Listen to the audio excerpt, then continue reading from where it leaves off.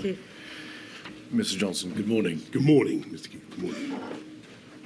May we start, please, on the topic of the reduction in the distancing rule from 2 metres to 1 metre? Yes. You'll recall that in the summer of 2020, on the 23rd of June, in fact, you announced the adoption of the 1 metre plus rule.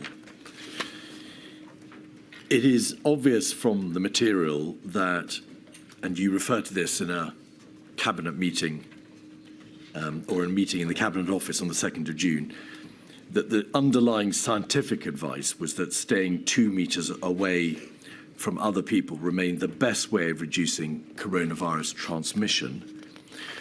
But it is equally apparent that there was clear economic pressure upon you to reduce the 2 metre rule in order to make business viable. Was the 2 metre, 1 metre rule issue a particularly acute example of that balance between public health, epidemiological considerations and economic? In a way, it certainly was. But I think I would it wasn't quite as simple as that, because the 2 metre, your observation that the scientists were recommending 2 metres is, of course, correct, or many scientists were recommending 2 metres. Some were not. Some were saying 1 metre was all right. But it was also true that 3 metres would have been better, or 4 metres, 5 metres would have been epidemiologically more effective than 2 metres. It was a question of where to draw the line. And there was plenty of evidence from around the world that other countries had gone from down to 1 metre. There were other international comparators that had done it safely. And so although you're quite correct that hospitality and other sectors were desperate to be able to operate, because it was very, very difficult under the 2 metre rule, it did not seem to me, on balance, to be epidemiologically unsound to do it. And I, of course, had to balance the very considerable hardship that was being caused to people by the effective closure of hospitality as a result of the 2 metre rule. I posed the question the way that I did because I've actually quoted your own words from the summing up of that Cabinet Office meeting on the 2nd of June.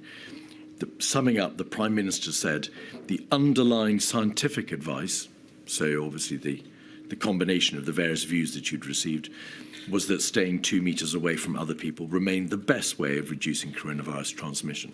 There was no doubt about 3 metres would have been even better. Indeed, but there was no doubt at all that epidemiologically the pre-existing 2 metre rule was the best way to proceed epidemiologically. But you were under understandably intense economic pressure to try to take a different path in order to be able to alleviate the economic burden. And there were plenty of other countries that had done the same.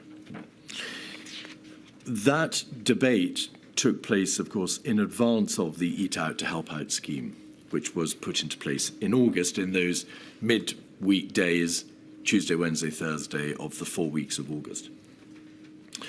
In your statement, you make plain that you and the Chancellor thought that there was a sound policy rationale for the introduction of the scheme.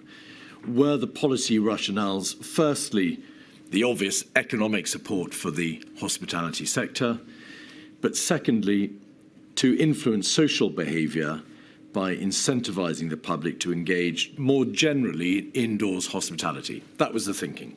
The thinking was that the country had made a huge effort, that we'd got the R down below 1, that the disease was no longer spreading in the way that it had been, and that within the budget of risk, it was now possible to open up hospitality. That being so, logically, if we were going to take advantage of that, if we're going to allow people to take advantage of, allow the hospitality sector to take advantage of the freedom that our collective efforts had won them, then it seemed to me to make sense to make sure that they actually had some customers. That was my thinking, and it seemed to me that if it was safe to open hospitality, then it must be safe for people to go to hospitality. Do you accept, as Professor Edmonds said in his evidence to this inquiry, it's one thing to take your foot off the brake, which is, of course, what had been done in terms of easing the restrictions in June and July, but to put your foot on the accelerator is, by implication, quite different. He, in fact, used the word perverse, but I'm just going to suggest to you that it's a different thing to do. Utmost respect for Professor Edmonds. All I would say is that at the time that the Eat Out to Help Out policy was being aired with me for the first time, it did not seem, it was not presented to me as an acceleration, simply something to make sense of the freedoms that we were already giving. And it was not, I must emphasise, it was not at the time presented to me as something that would add to the budget of risk. But it wasn't being presented to you by the scientists, was it? It was being presented to you by the Treasury and the Chancellor of the Exchequer. The material makes quite plain that they were the ones who proposed the scheme. The paperwork makes that absolutely plain. And at the same time, your Chief Medical Officer, Professor Sir Chris Whitty, in particular at a COVID-S meeting on the 22nd of June, was saying that in general terms, the proposed easing of restrictions with relation to in relation to indoor hospitality was at the top end of the risk boundary. So you knew that there was an element of risk in this. There had to be a degree of epidemiological gamble. That's logical and fair. I don't think that I thought that scheme in itself was a particular gamble at the time, and it certainly wasn't presented to me as such, nor am I confident that there is very substantial evidence that it did indeed add to the although, you know, I defer to what your inquiry has discovered, but I can't see anything that conclusively shows that it made a big difference. At the time, it wasn't presented to me as something that would. Could we have 232086 pages 1 and then 2? We'll stick with 1 for the moment. This is just to demonstrate, Mr. Johnson, that there was considerable debate between the Treasury and Number 10 in relation to a voucher scheme which became the Eat Out to Help Out scheme. This is an email from the Treasury dated the 22nd of May. It refers to the bottom of the page, the Chancellor asking her to thank all the teams as a meeting with you went very well. You complimented him on doing a great job. And then if we just go over the page to the middle, we can see a reference to presenting a plan for July.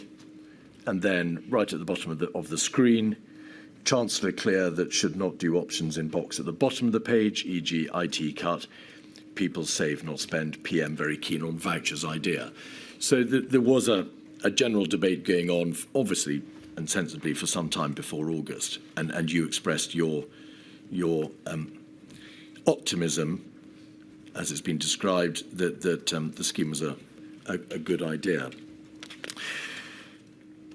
The material does indeed seem to indicate that there wasn't a significant increase in infection after the scheme, although there is in the material some suggestion it may have gone up to some degree in different parts of the country, as you might expect. But you knew that the Treasury and HMRC had not in fact sought scientific advice on the epidemiological consequences of the scheme. That must have been apparent to you. Well, I say in my statement that I thought that Chris and Patrick must have known or did know about Eat Out to Help Out, and I said that because it wasn't a very secret thing. It was I thought a pretty well publicised scheme, and I'm fairly confident that it was discussed several times in meetings at which I believe they must have been present. I understand that they don't feel that they were properly consulted, and I remember being, but I don't quite understand how that can have happened, to be honest. I remember being surprised later, I think it was in September, when Chris says this is Eat Out to help the virus, and I thought that's funny, because I didn't remember any previous controversy about it. Mr. Johnson, in June and July, you had a number of bilateral meetings with the Treasury and the Chancellor, Yes. which the scheme was debated. Yes. There were no scientists present at any of those meetings, were they? No, but it would have been normal for a project like that, a scheme like that, to have gone through the COVID-19 task force, and it seemed to me odd that the scientists hadn't been made aware of it. So you knew they hadn't been made aware of it. You knew that... Sorry, I don't think I said that. It's not what I understood. It seemed to me odd that the scientists... Oh, I see, sorry. Do you mean now it appears... So I thought it was... I apologise. I thought you meant at the time it appeared So my surprise was in, I think it was something like September 16th or thereabouts. It was quite a long time afterwards when I heard Chris in a COVID-S say, it's Eat Out to help the virus. And he looked at me meaningfully, and I thought, well, that's funny, because I didn't remember this being something that had previously seemed to attract objection or controversy. But please, may we be clear about this? No scientists have been present at any of the bilateral discussions That's about correct. the voucher or what became the Eat Out to Help. Well, certainly not as far as I can remember. No. The paperwork, and you obviously received a number of papers, made no reference, did it, to this scheme being supported or proposed by the epidemiological experts? It wouldn't. It didn't say that, but that, on the other hand, I wouldn't necessarily have drawn the conclusion from that it had either been opposed or that it had not been discussed with them. And in your statement, you do say in terms, the scheme was, quote, to use your words, properly discussed, including with Chris and Patrick. I did say that, and that was my belief. And I don't understand how that. I don't understand how something as well publicised as that could have been smuggled past the scientific advice. I don't see how that could have happened. So that we're entirely clear about this, your statement appears to positively suggest that it was properly discussed, including with Chris and Patrick. You're the one who suggests in your statement that the persons with whom it was discussed included the CMO included the CMO and the GCSA. But now today, you're saying you're not sure whether it was discussed with them, and you're surprised that it wasn't. Is that the position? The reason I said that in my statement is because I frankly assumed that it must have been discussed with them, and I'm perplexed as to how something as significant as that can have got through. I mean, there must have been several meetings of COVID-S and COVID-O, which it was discussed. So You understand that you make a positive avowal. It was properly discussed. That word "properly" is your word, Mr. Johnson, not the inquiry's. Well, that's indeed my memory, and I remember the scheme coming up several times, and that's why as I've told you, I was surprised when later I heard that Chris was calling it Eat Out eat out to help the virus, and taken aback. Enforcement. There was at the same time, of course, a constant debate as to whether or not, in order to promote proper self-isolation, in order to ensure heightened compliance with the guidance and the regulations, further enforcement was required, or whether or not, or perhaps alongside it, additional financial support should be provided. It was an obvious debate that had to be had. Did you have a position in relation to whether or not the cure for lack of compliance or for difficulties with self-isolation should be greater enforcement, tougher enforcement and bigger fines, or for the setting up of a more generous system for financial support for those who were self-isolating? Do you recall? We did both. We instituted a compensation scheme for payments for those who are self-isolating from September, I think of about £500. But I also took the view that if we were going to have a system of enforcement, then it needed to be pretty firm. Do you recall whether or not the amount for the payment went up between March 2020 and September? Was there any increase before September, Mr. Johnson? Do you recall? Well, I remember the top whack fine was £10,000. Well, indeed.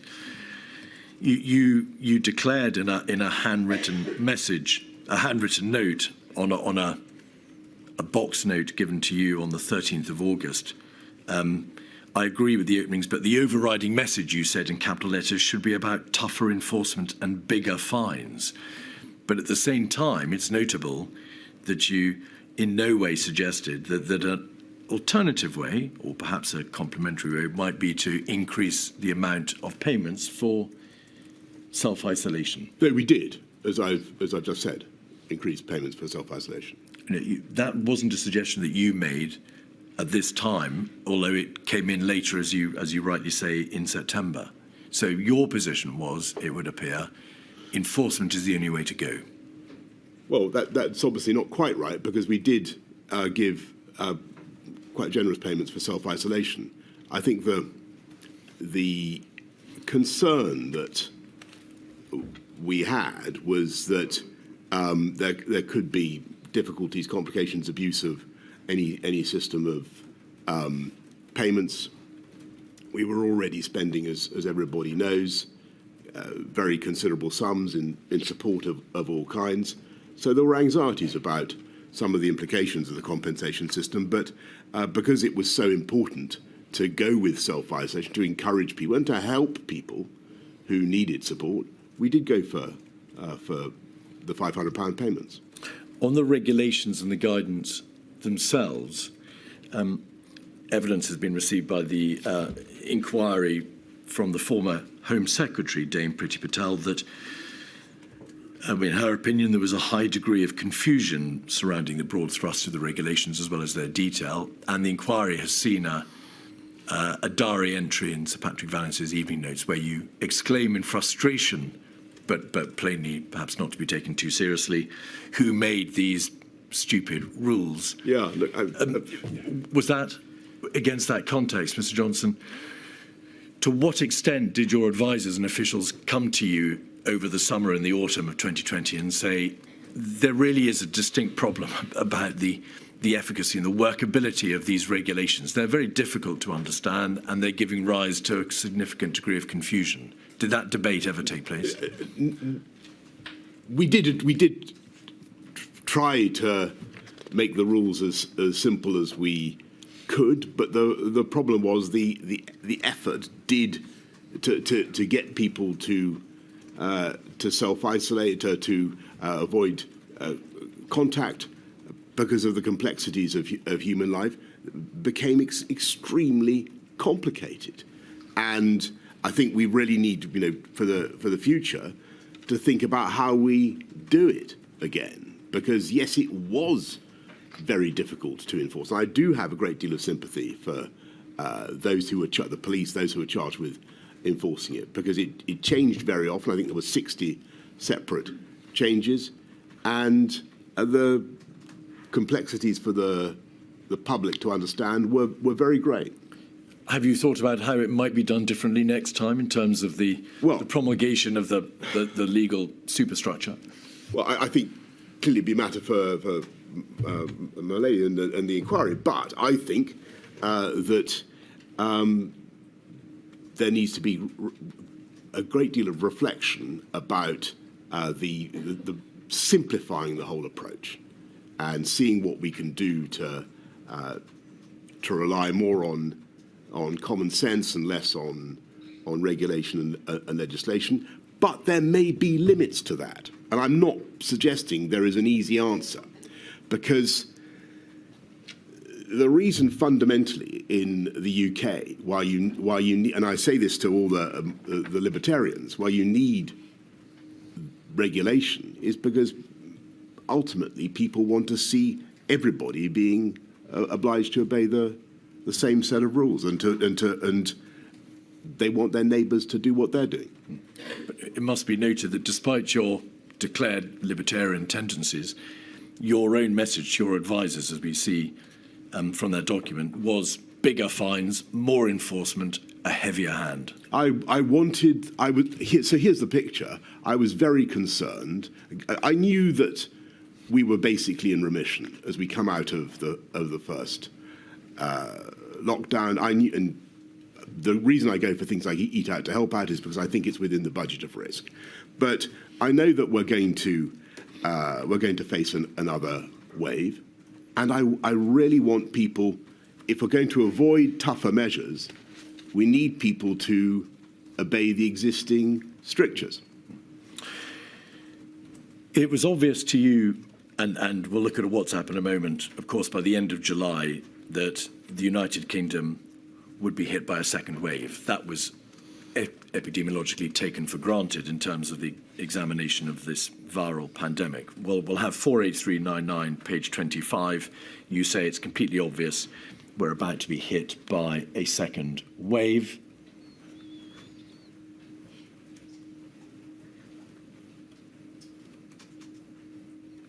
It's about halfway down, just not halfway down the page.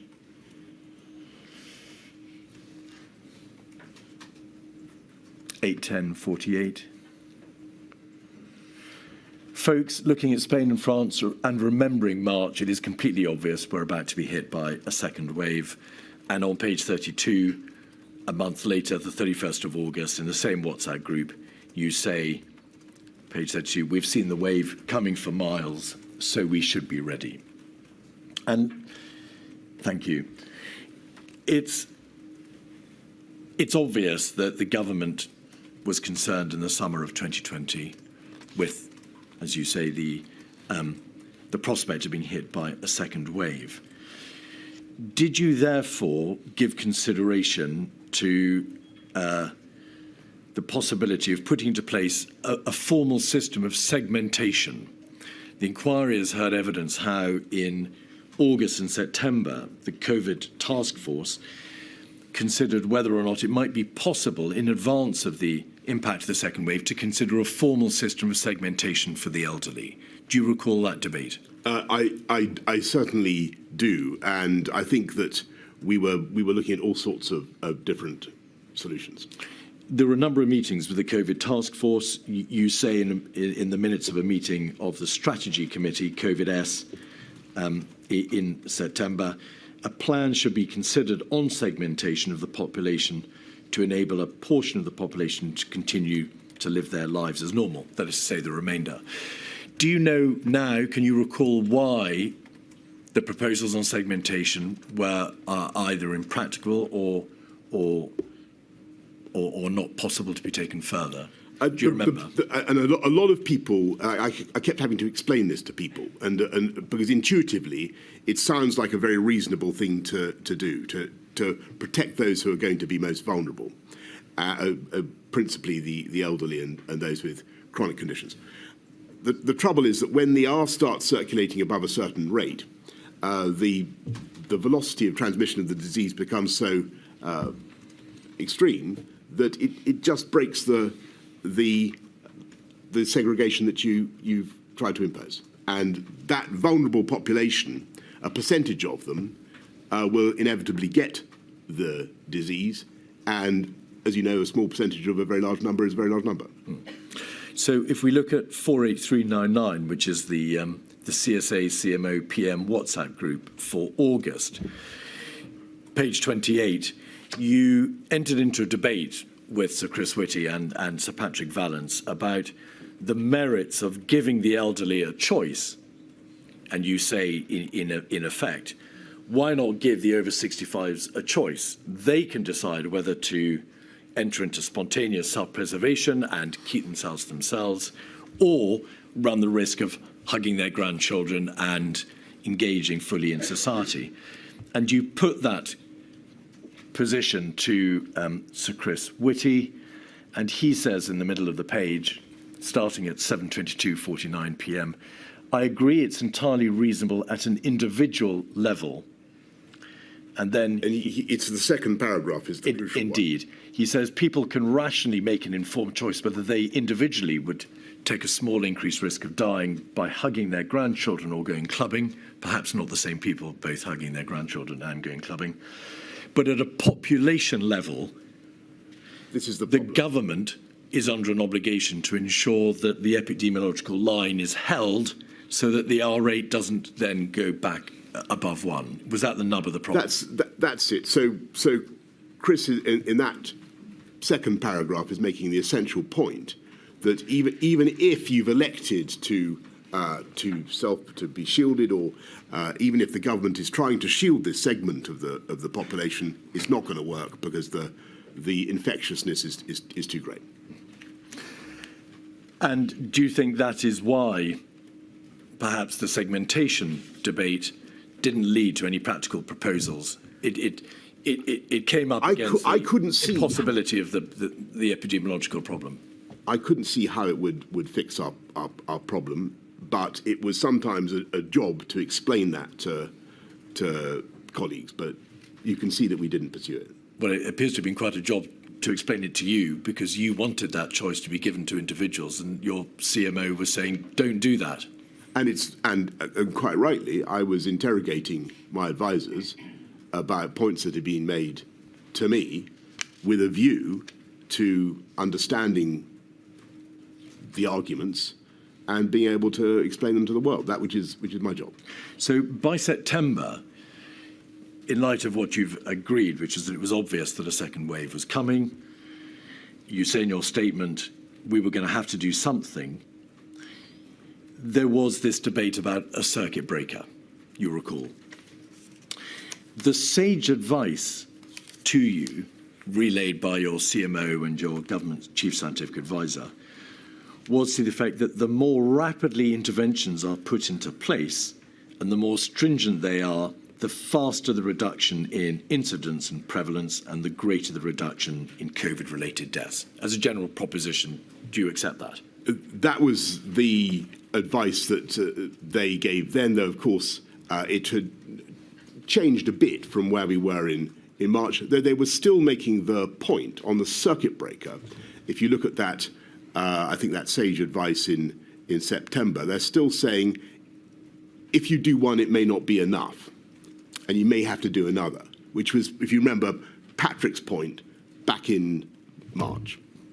So if we look at 102265, page 2, this is a WhatsApp communication on the 17th of September, we can see that Mr. Cummings says we should consider a 2-week circuit breaker, keep schools open but close bars, restaurants, etc.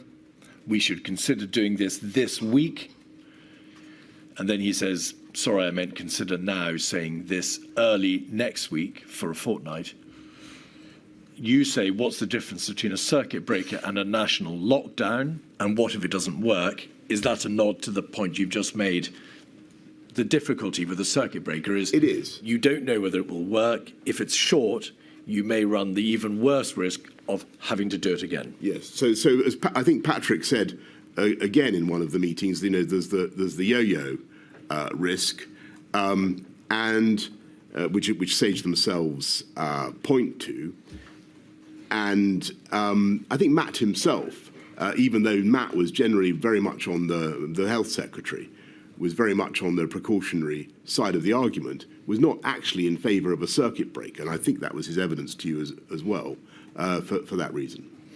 Patrick Vallance at the bottom of the page says, yes, lesson is go fast, go a bit harder than you think you need, go a bit wider in geography. So the scientific or epidemiological advice, Mr. Johnson, was there may be risks, but in the general epidemiological context, in the public health context, the advice is you've got to go the extra mile. And that, therefore, would mean a circuit breaker as opposed to local restrictions or varying degrees of stringent restrictions being applied. But your position was, well, ultimately, I don't think that the epidemiological argument is made out. I want to take a different path, and of course, circuit breakers were not applied. Yes, is that the nub of it? I want to try to just remind everybody of the context when we're coming out of the first lockdown, because what's happening is that the disease is very diversely spread, shall I say, over the country, and there are parts of the UK where it's barely present. Some places, sadly, Leicester, some parts of the northwest, where they barely came out of restrictions throughout 2020. And so the question would have been, do we continue with national measures the whole time, which would have been which is the logical tendency of some of the submissions I think that you've had. That would just write off 2020. Slow down, please, Mr. Johnson. Or do you try what we tried, which is to respect and reflect the geography of the outbreak, and to say, well, we're not going to close hospitality in Devon and Cornwall because of whatever is happening in the West Midlands or elsewhere. And that, for a while, seemed to a lot of people to be a sensible way forward. And I will probably come to this, but I'm trying to the defects in the tiering system. But that led to tiering, and I think it was worth a try because of the difficulties with the circuit breaker concept, which Patrick and Matt and others have alluded to. So that was my hesitation. It wasn't that I was against going into a national lockdown per se, or that I had set my mind absolutely against it. If you look at what I said to the Cabinet in July the 21st, I said we've got to keep this as part of our arsenal. But I thought that a local approach was a sensible, or regional approach was a sensible way to go, and it was worth trying. This was a matter of spread of infection and death.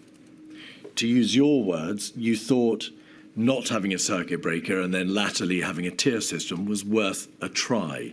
Was that the correct approach when dealing with matters of such momentous importance? The scientific advice, and admittedly, Mr. Johnson, the advice is never phrased in terms of you, the Prime Minister, must impose a circuit breaker. It is perhaps a little more coyly expressed in terms of more rapid interventions are required. Go fast, go early, do more. Yes. So they gave you, by implication, the room to make the decision yourself. But was that the right approach? Why didn't you apply what you knew to be the lesson learnt from March, which is go early, take a precautionary approach, and go the extra mile epidemiologically? So there were some areas that had outbreaks of the disease that were in very tough measures. And it's not as though we didn't do anything nationally throughout the period. On the contrary, so we ratchet up the measures throughout September and October, and we intensify the pressure on the virus. So September the 9th, we go to the rule of 6. September the 22nd, we go back to working from home and a curfew. October the 14th, we move into the tiering system. Some places go straight into lockdown, and so on. And we intensify the tiering system, and we then go into the full lockdown at the end of the month. And I actually think that programme had a very good chance of working. And if you look at where we were by November, the 22nd, the disease was starting to turn down. Incidence was turning down, and the thing that really threw us off was of course the Kent variant, the Alpha variant. But you've now moved further, of course, into November and December. On the 17th of September, yes, as this debate indicates quite plainly, your chief advisor was saying we should consider a 2-week circuit breaker. Your government chief scientific advisor was saying circuit breaker would be for 2 weeks. We can get the paper round tomorrow on that. You can even think about doing it regionally. Your Secretary of State for Health and Social Care was saying, if we want to avoid a national lockdown, we need to act fast. We're going in the wrong direction. And your scientific advisor again says, go fast. You didn't, however, accept the advice set out there, which was go for the 2-week circuit breaker. Well, we did go. We went immediately. So a few days later, we go for the working from home and for the curfew. The health you go for a 10 p.m. curfew, do you not, Mr. Johnson, and advice on working from home? And the health secretary himself was opposed to, and already I think by the 22nd of September, 10 million people in a country of 67 million are already in tier 3, effectively in lockdown measures. So it's not as though nothing is happening in that period. Nobody has suggested nothing was done. There was, of course, the rule of 6. There was the curfew from 10 p.m. There was the package of measures, which you described as the package A measures, yes, of late September. But the circuit breaker was not the national circuit breaker. No, because I wanted to keep going with a regional approach. We had 10 million people in lockdown on the 22nd of September. It was not as though the country was not going through, or large parts of the country were not going through another lockdown. Well, the issue was whether there was any support for a continued regional approach. And actually, if you look at the October, even October the 20th cabinet meeting, you'll see that the CMO says that the country, and I think the JVT also, Jonathan Van Tam also said this, the country is basically divided into 3 parts. Those where the disease is flat, those where it's increasing slowly, those where it's rising fast, and a regional approach is therefore still justified. And that is what, as far as I remember, Chris said in that meeting. And so I'm not going to pretend that this was an easy decision, and it certainly wasn't. And it was one I agonised over. But I thought that a regional approach could still save us and could still help us. You have said twice that part of the rationale for not having a circuit breaker in September was that you said it was not as though the country was not going through, or large parts of the country were not going through another lockdown already. Is this the position? Obviously, from July, there were areas and local restrictions, notably Manchester, Liverpool, and parts of the northwest of England. There was the national rule of 6. there was then the Package A measures of the 22nd of September, which was a 10 p.m. curfew and advice to work from home. Yes. But the majority of those regions, which, to use your words, were placed in lockdown, were not in fact placed in lockdown unless and until they went into Tier 3 in the tier system, which wasn't introduced until the 14th of October. Yes, but there were there were already restrictions around the country, which were very severe, and they were not, with respect, comparable to lockdown, were they? Well, people faced restrictions around the country on the basis of where the disease was prevalent and where it was spreading, and I thought that we'd learnt a lot in that period.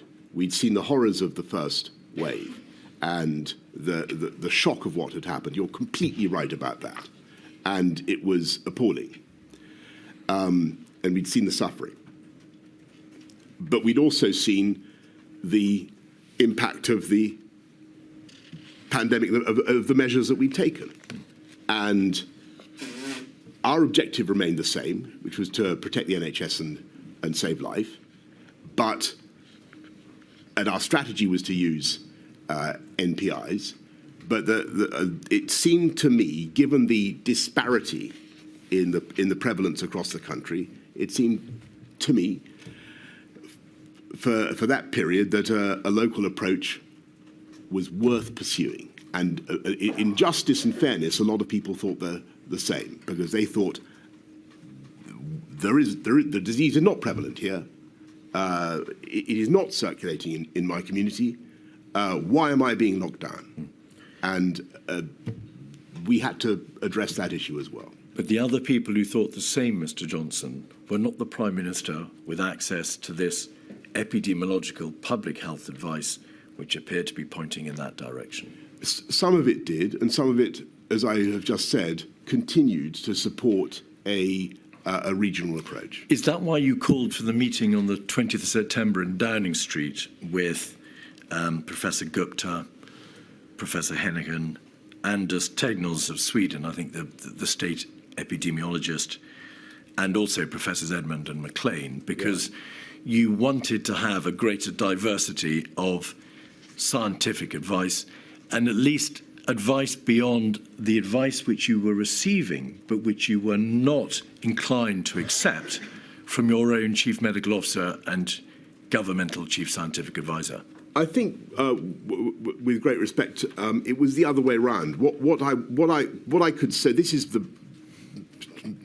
towards the end of September, middle of September, and I can see that things are going to deteriorate. There's no question, and I can see the direction of travel. I still want to use tough local measures to try to achieve what we need to achieve, but I can see that, as I've told Cabinet, and as I think I've told the public as well, we're probably going to have to go back into international measures. And what I want to, and I know that when I do that, whenever it comes, there will be, of course, a lot of downsides. And people are going to complain and to object for all sorts of good reasons. I need to have the arguments. I need to understand what a lot of people talk about, the great Swedish success, and how they managed to do it without lockdowns. And if I'm going to impose another lockdown in the course of the next few weeks, which is indeed what I ended up having to do, I need to know what the counter arguments are. Mr. Johnson, your government and you personally had declared that you would be following, by which you mean you'd be guided by the science. Throughout the course of that year, you had been guided by, accordingly, the Scientific Advisory Group for Emergencies and by your CMO and GCSA. Why did you not continue to follow, to be guided by that advice in September 2020? Why did you deliberately allow yourself to depart from that stated position? First of all, because the scientific advice was not clear, there was a push for a circuit breaker, but that was not supported by the health secretary, as he's testified to you, and he was normally in the amongst the toughest in wanting to impose lockdowns. There were question marks about the circuit breaker and its efficacy, and indeed, where a circuit breaker was tried, as you know, in Wales, it's not clear that it actually worked. So that was later. It wasn't, of course, imposed until October. Sure, but what I'm saying is that there were perhaps legitimate grounds for thinking that a circuit breaker was not a panacea, and I was keen to continue with a local or a regional strategy which continued to have scientific support for being reasonable, as I've said. The nature of the specific intervention may not have been absolutely clear, because Sage posed the issue to you in terms of interventions being required. But the debate was plainly, and you understood it to be plainly, about the merits of a circuit breaker. So there was a clarity about the debate. What lacked clarity was what ultimately, what political decision should be made by you. You were unclear as to what the way forward should be. The meeting on the 20th of September... That's not true, but for great respect. What we decided to do was to continue to tighten the measures that the national measures that we had, but also on October the 14th to go for the tiered system. On the 20th of September, you deliberately arranged for a meeting at which you allowed yourself to hear from scientists on either side of a completely different debate, which was not to do with the merits of a circuit breaker, but to do with whether or not, as a general policy, the Great Barrington approach, that's to say, to use another word, another expression, the let it rip approach should be applied, or whether or not the general approach of caution should be applied. That was the debate on the 20th of September. No, well, actually, I don't remember people discussing the Great Barrington Declaration, but the approach which is later reflected. Well, what was so interesting about the debate on the 20th of September, to which, as you can imagine, I listened with great care, was that actually the scientists who had been billed as, to use your words, the Let It Rip brigade, did not really support that approach.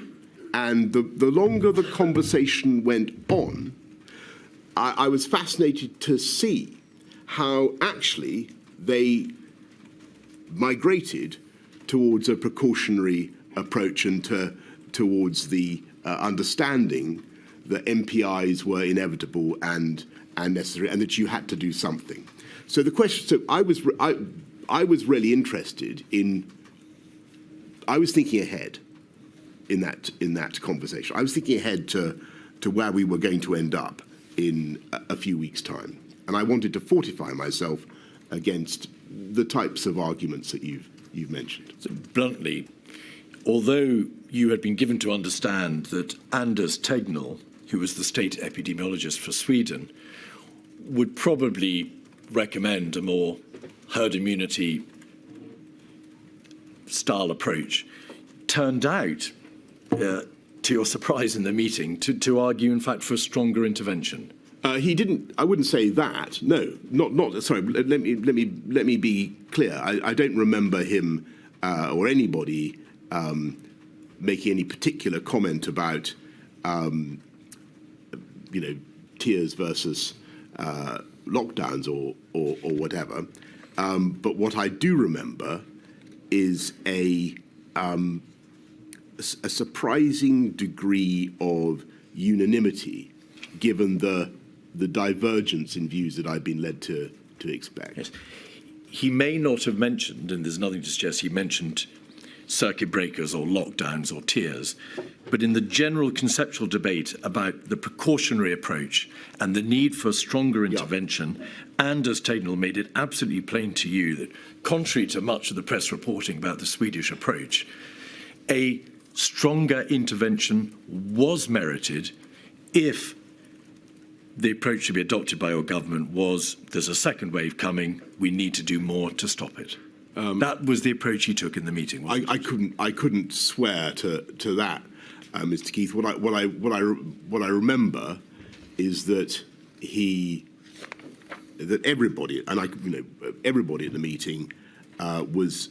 I mean, it was more abstract, I think, than concerned with the details of the current UK position, about which actually I don't think they necessarily. Some of them knew or I don't think. Is that right? You received one-page papers from every single attendee about inviting them, and they produced information about the approach that the United Kingdom government should adopt.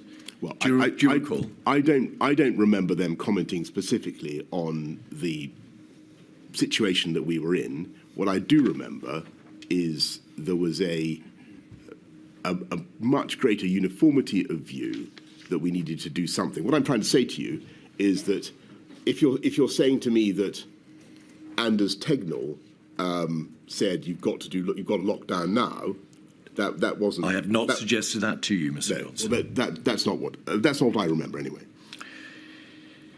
At a COVID-S meeting on the 21st of September, the following day, you said, and the minutes record that you said, the events of the spring showed that the consequences of making decisions too late. So you were well aware of the need to get on and make decisions and to avoid the mistake of the spring, yes, which is to leave the most stringent interventions to the last minute. Correct? Well, the mistake of the spring, if you remember, was that.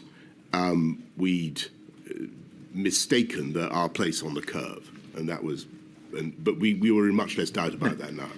The mistake in the spring was making a decision too late. The fact that one of the reasons for the decision, for that mistake, Mr. Johnson, may have been a misunderstanding as to where we were on the epidemiological trajectory is quite different, is it not? No, we couldn't have made the decision earlier because the facts as we understood them were different. Your summary in that meeting. Oh, you're both. I'm so sorry. No, you're both talking over each other. Exactly, that may be part of the problem. But also, can we make sure that we know which period we're talking about? Because we've been talking about the spring and the autumn. Just in clear. In the autumn, I suggested to you, you had said in a COVID-S meeting, the 21st of September, by reference back to the spring, the events of the spring showed the consequences of making decisions too late. Regardless of why those decisions were taken, Mr. Johnson, what were the consequences of making decisions too late? Your reference. Yeah. What did you mean? Sorry. So, just to clarify this point, in the spring, we couldn't have made the decision any earlier because we didn't know the relevant facts. When it came to the curve in September, October, we were much more on top of it. We could see where it was going. And the relevant facts are that the virus was not evenly distributed across the country. And that was the key thing.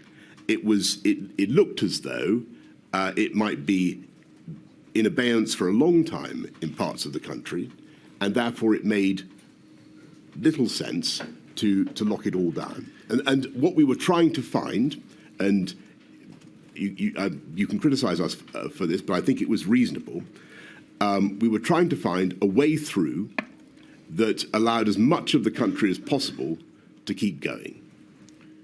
Mr. Johnson, what were the consequences of making decisions too late? When you said those words to your colleagues on the COVID-S meeting on the 21st September, what did you have in mind by consequences and the decision-making having been too late? Clearly, if you make any decision too late, then there's going to be a cost, and in the case of COVID, there's a cost in human life. But what I wouldn't accept is that the decision in all the decisions in September, October, November were too late. Nor would I accept, knowing what we did then, that the decision in March was too late. Well, there we are. On the 22nd of September, you announced the Package A measures. You recall that you were presented with a paper which had Package A measures, the majority of which were described in the very same paper as being unlikely to bring R below 1, some Package B measures, Package C measures, the more stringent, plus the possibility of a circuit breaker. And you went for all the Package A measures and some of the Package B. So largely, the measures which your own CMO had advised would be unlikely to work, even in combination, to bring R below 1. But that was your right. You announced that your government would not listen to those who say, let the virus rip, nor to those who urge a permanent lockdown when you announced those measures. But the phrase, let the virus rip, and the notion that you as a government would let the virus rip was your own phrase, was it not? Well, so, no, I'm sad to say there were plenty of people who had used the phrase in conversation with me. I was trying to represent a view which was sadly quite widespread, which was that, as you've said already, the approach might be to segment the most vulnerable and to protect them, and to allow the vast majority of the population who were much less vulnerable to gradually acquire immunity. Now, that was not, as we've discussed repeatedly, an approach that I could take at all. And I was saying that in order to explain to the public why it was not an approach that we were taking, any more than going into permanent lockdown was an approach that we could take. We faced an appalling... The problem with this whole period is that we had come out of... We'd found a way out of lockdown, and we'd got the R below 1, but we didn't yet have either good enough therapeutics or a vaccine. And so our only tools remained NPIs. And the question was, do you go straight back into lockdown, which is what a circuit breaker is? I mean, a circuit breaker sounds like a pretty it's a glib phrase. It actually means an immensely difficult, costly exercise, which falls hardest on the poorest and neediest in society. You then might have to do it again and again. And even then, there's no guarantee that it's going to work.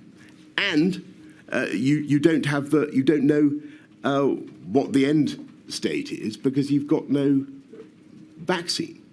And that was why I thought it was sensible to continue to throw everything we had at a combination of intensified national measures plus the regional system, the tiering system. My question to you was whether or not you, whilst announcing that you would not listen to those who had said, let the virus rip, had used the words used the words yourself. You deny that. So could you please look at the diaries? Sorry, what I'm saying is that this was a phrase in common parlance at the time, and remains so. Sir Patrick Vallance's diary is 273901, page 92. Yes, Actually having a discussion, a meeting with the PM about, quote, letting it rip, page... But I don't wish to be I'm just going to put... repetitive, but this is exactly what you'd expect me to be talking about at this stage. Page 245. This is June 2020. I'm going to show you all the ones, Mr. Johnson, out of fairness. The Prime Minister meeting begins to argue for letting it rip, saying, yes, there will be more casualties, but so be it. They've had a good innings. 608.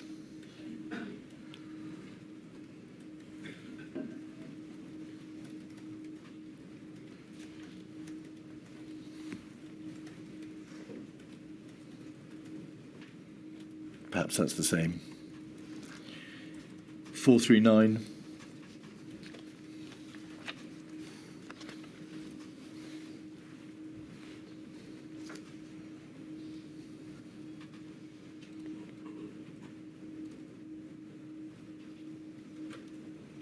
We should let it rip a bit. 150.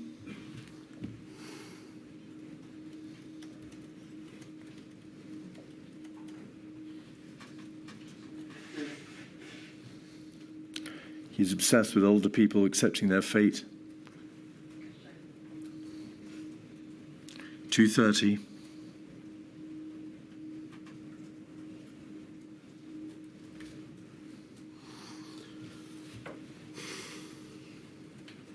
Obsessed with the average age of death being 82, which is longer, you believe, than the average life expectancy. Get COVID, live longer, you said. 245.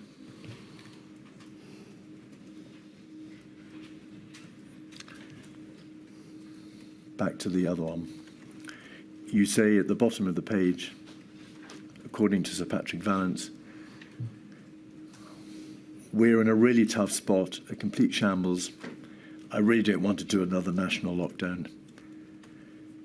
You are told that if you want to go down this route of letting go, you need to tell people, you need to tell them you're going to allow people to die.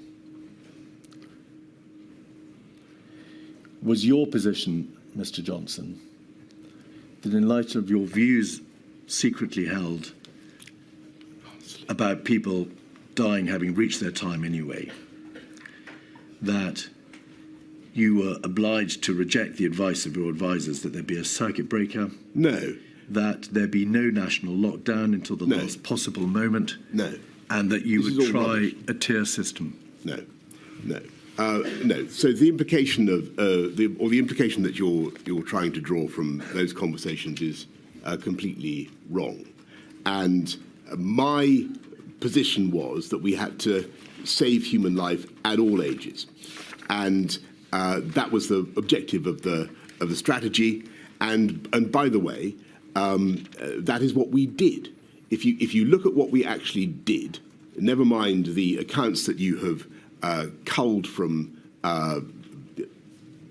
people's jottings from meetings that I've been in. If you look at what I actually said and what I actually did, and there is abundant quotation from me, millions of words that I spoke in Parliament or in press conferences or whatever. If you look at what we actually did, we went into lockdown as soon as we could the first time round, and we sensibly went for a regional approach when the disease picked up again, and then again went into lockdown on the 30th, 31st of October.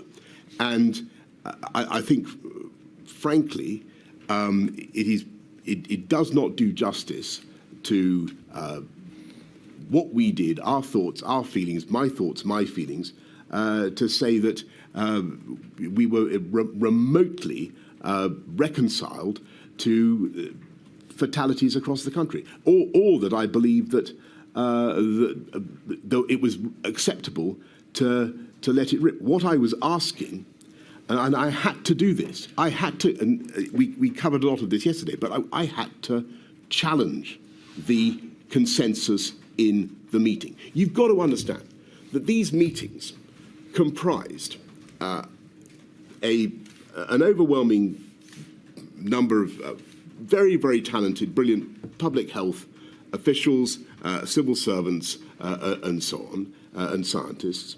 And I was representing the only layperson in the meeting. Well, apart from the occasion there would be other politicians, but I was basically, I had to speak for everybody who wasn't in the meeting and who wanted these points put to the scientists before I went out to explain them. I had to get their version of why this wasn't the case.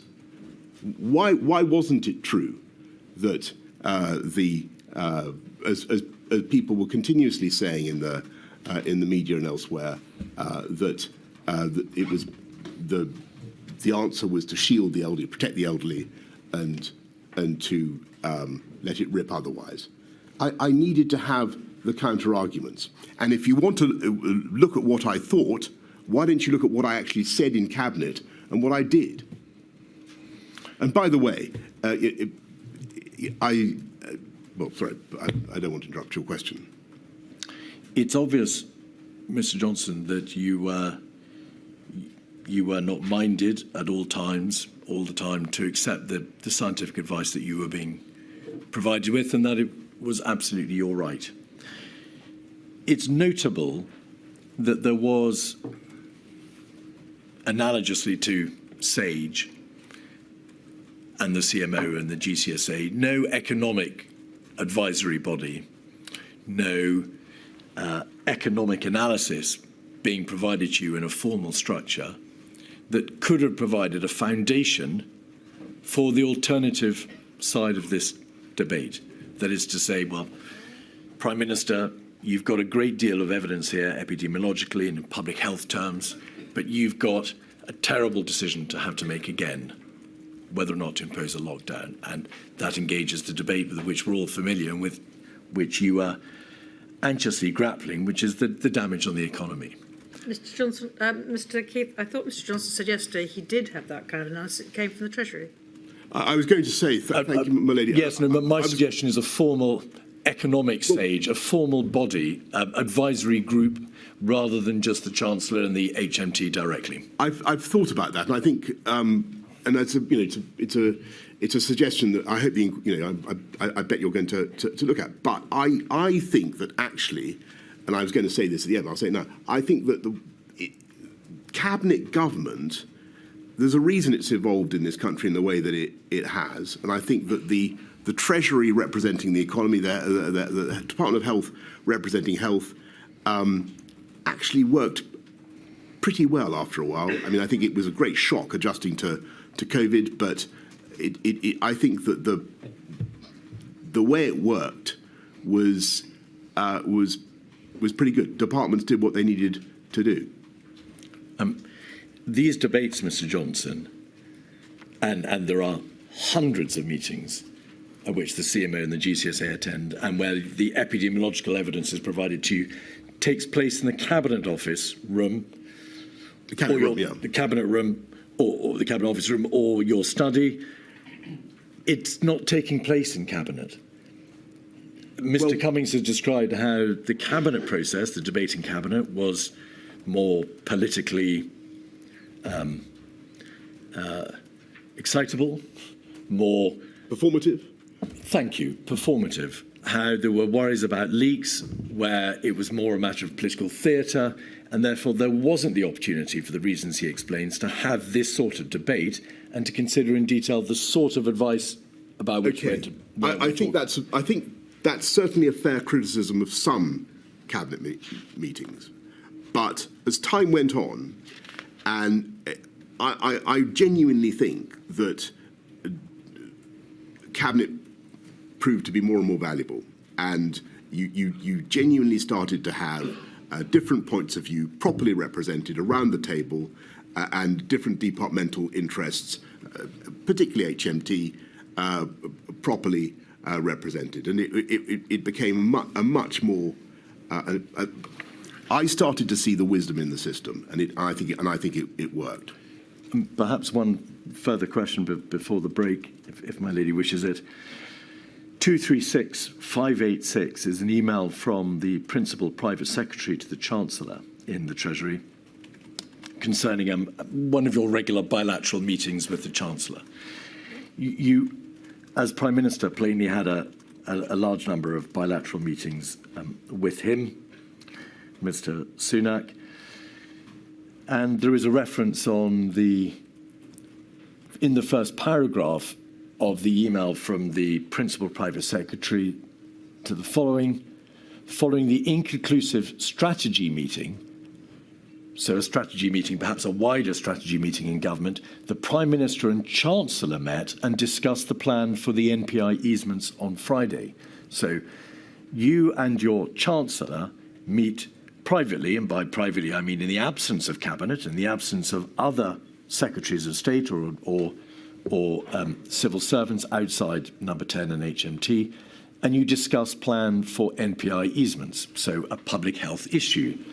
No other minister included shows the strength of the Chancellor's voice in these discussions. So, with reference back to my earlier question about a more formal, open, perhaps transparent process of enabling the Prime Minister to receive economic advice, do you think that these private bilaterals, where you discuss with the economic voice in government, the Chancellor, matters of public health, were the right way to have done this? I can't remember the meeting that I think it's Elizabeth Perelman is referring to. It's a normal bilateral. These would be normal conversations that I would have with Rishi. You'd expect me to have them. The plan for NPI easements that she refers to is not something that we have devised at this meeting. It's something that we're discussing, and presumably we're discussing the funding implications or the economic implications of what's envisaged. Well, there are references to SAGE, there are references to MPI. It's obviously a public health argument. Yes, debate.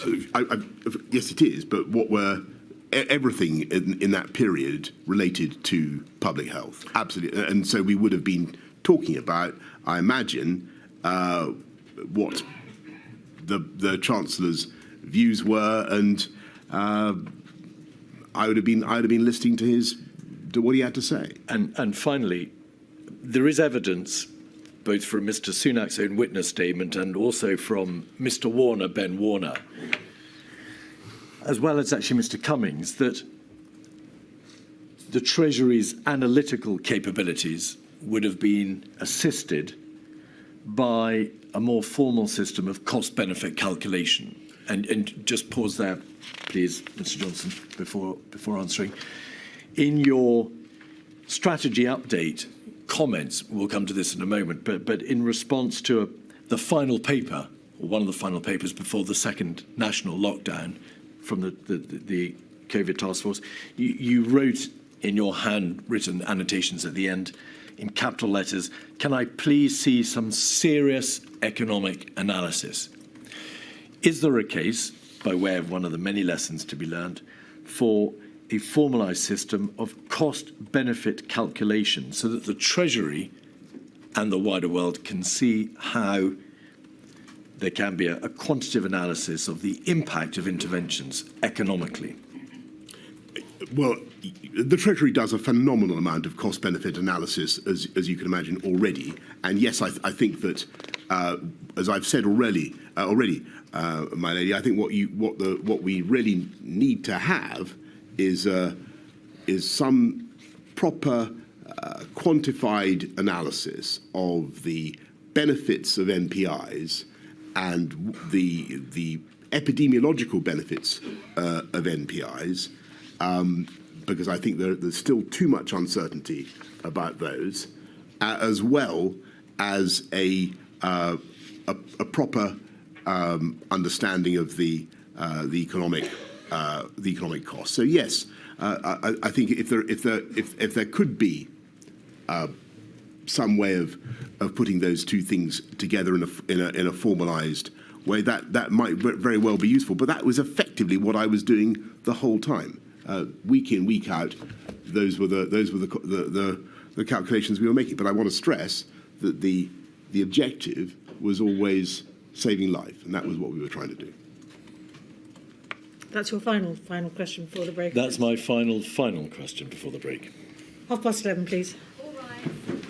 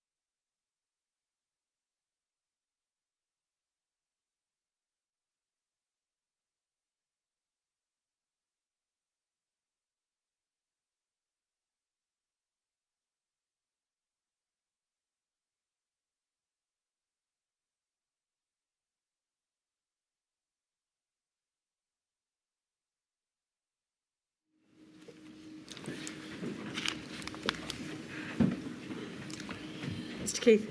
Mr. Johnson, the tier system, Yes, about which you've spoken, thank you. Briefly, you received advice from the COVID task force on the 7th of October, just to put this in its chronological place. There was a discussion in number 10 that day about regional lockdown measures. A major meeting on the 8th of October, yes. Yourself, the Chancellor, CMO, GCSA, and the Chief Executive of the NHS, Simon Stevens.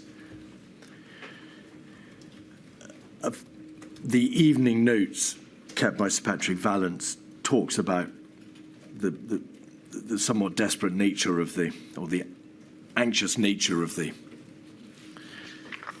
the decision having to be made by you and the issues which you've ventilated, which were troubling you.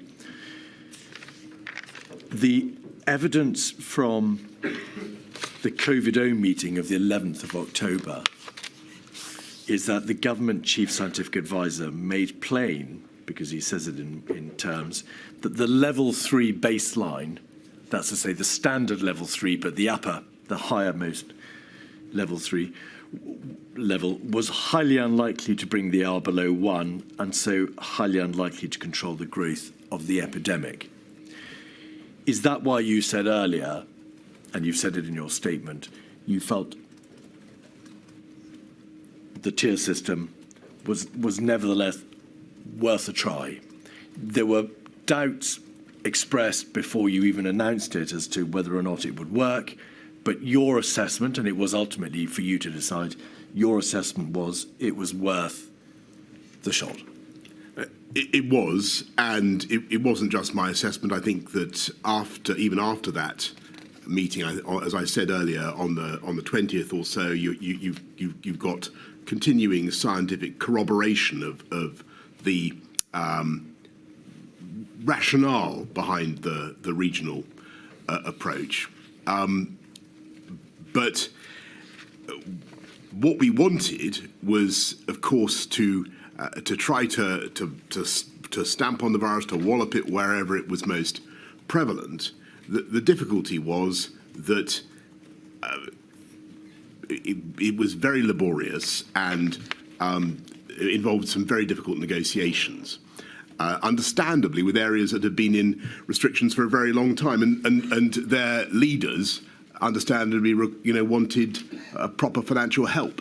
And to get the tougher measures put on was proving, in a voluntary way, was proving time-consuming and costly. Is it right to say that there was continuing scientific corroboration for the tiers? The material in COVID-0 was to the fact that even the highest level, level 3, would be unlikely to work. Sir Patrick Vallance's notes make plain that at that meeting, he felt he's being asked to approve measures knowing that they weren't enough. And the public health epidemiological support appeared to be quite slim. However, the scientists and the public health experts recognised that the public health issue was only one half of the debate. It was for you to weigh up the many issues that you've described, including the economic considerations, and to balance them. That wasn't their call; it was your call. Well, I had to balance them, but there were two things.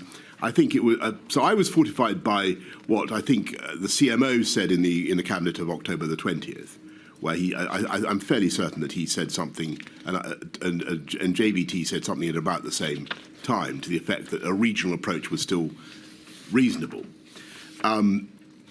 What we wanted out of the tiering system, and we've got to be clear, we didn't achieve it, was really to crush the virus where it was most prevalent. And I've explained that one of the difficulties was, getting local leaders to put in measures fast enough. I think it's possible, and I think that there's even some evidence from Patrick that we had a fighting chance of getting the R below 1 if we'd been able to get some of those measures put in harder and faster in those areas. I think it might have worked, and there are other people who think that too. The point, Mr. Johnson, is you can't rely upon what was said on the 20th of October about the general nature of regional restrictions, because you made the decision to go for tiers on the 11th of October, over 8 days before, and the announcement was made on the 12th of October. Yes, but So what was said, what was said subsequently on the 20th of October in relation to the merits of regional restrictions can't be relied upon as a justification for your decision-making 10 days before. Great respect. I think what it shows is that there was, around that time, there was continuing scientific support, as I took it, for. I'm just giving you what I felt. Support for a continued regional approach, and by the way, it was also my feeling that although the suggestion from SAGE had been for a circuit breaker, I didn't feel, listening to the arguments, and this may have been my mistake, but I didn't feel, listening to the arguments, that the pressure for a circuit breaker was particularly strong, and that may be my mistake, but it wasn't coming from the health secretary, and it seemed to me that there were countervailing arguments as well. In the event, the tiers, as we know, didn't work. Well, they didn't, and I'm very sad about that. But I think that they were logically, rationally, as we came out of the restrictions in the summer, they were worth a try. The trouble was that they became very invidious as between areas, because one village would suddenly find itself in very heavy restrictions, and the village next door was not, while the incidence of the virus was exactly the same. Local politicians of all kinds became very worked up, sometimes quite paranoid about the tiering approach. It clearly was proving divisive and difficult to implement. Though I want to say that Eddie Lister, who was in charge of the negotiations, did a heroic job in trying to get government to local government to regional government to agree. And in addition, the evidence would appear to suggest, of course, as ever, a matter for my lady, that not only were there problems that you've identified, Mr. Johnson, but as Mr. Ridley has said, the process overall was entered into extremely quickly, which gave rise to problems of its own. Yeah. The negotiations were difficult and prolonged, and of course, when dealing with epidemiological exponential growth, and the virus isn't interested in all this. And the virus indeed, and also logically, because the virus was spreading, ultimately, as proved to be the case, it spread to all areas, and therefore there was a degree of, it's been described as epidemiological levelling up. Everywhere would have to eventually go up into tier 3, and that would, of course, defeat the whole purpose of it. That's completely right. All right. I think that's a pretty fair summary. Mr. Hancock told the inquiry that he knew on the 14th of October when you announced, the 12th of October when you announced the tier system, that it wouldn't work. Did he tell you that? Not to my knowledge, not that I can remember. We then come to the lead up to the second lockdown.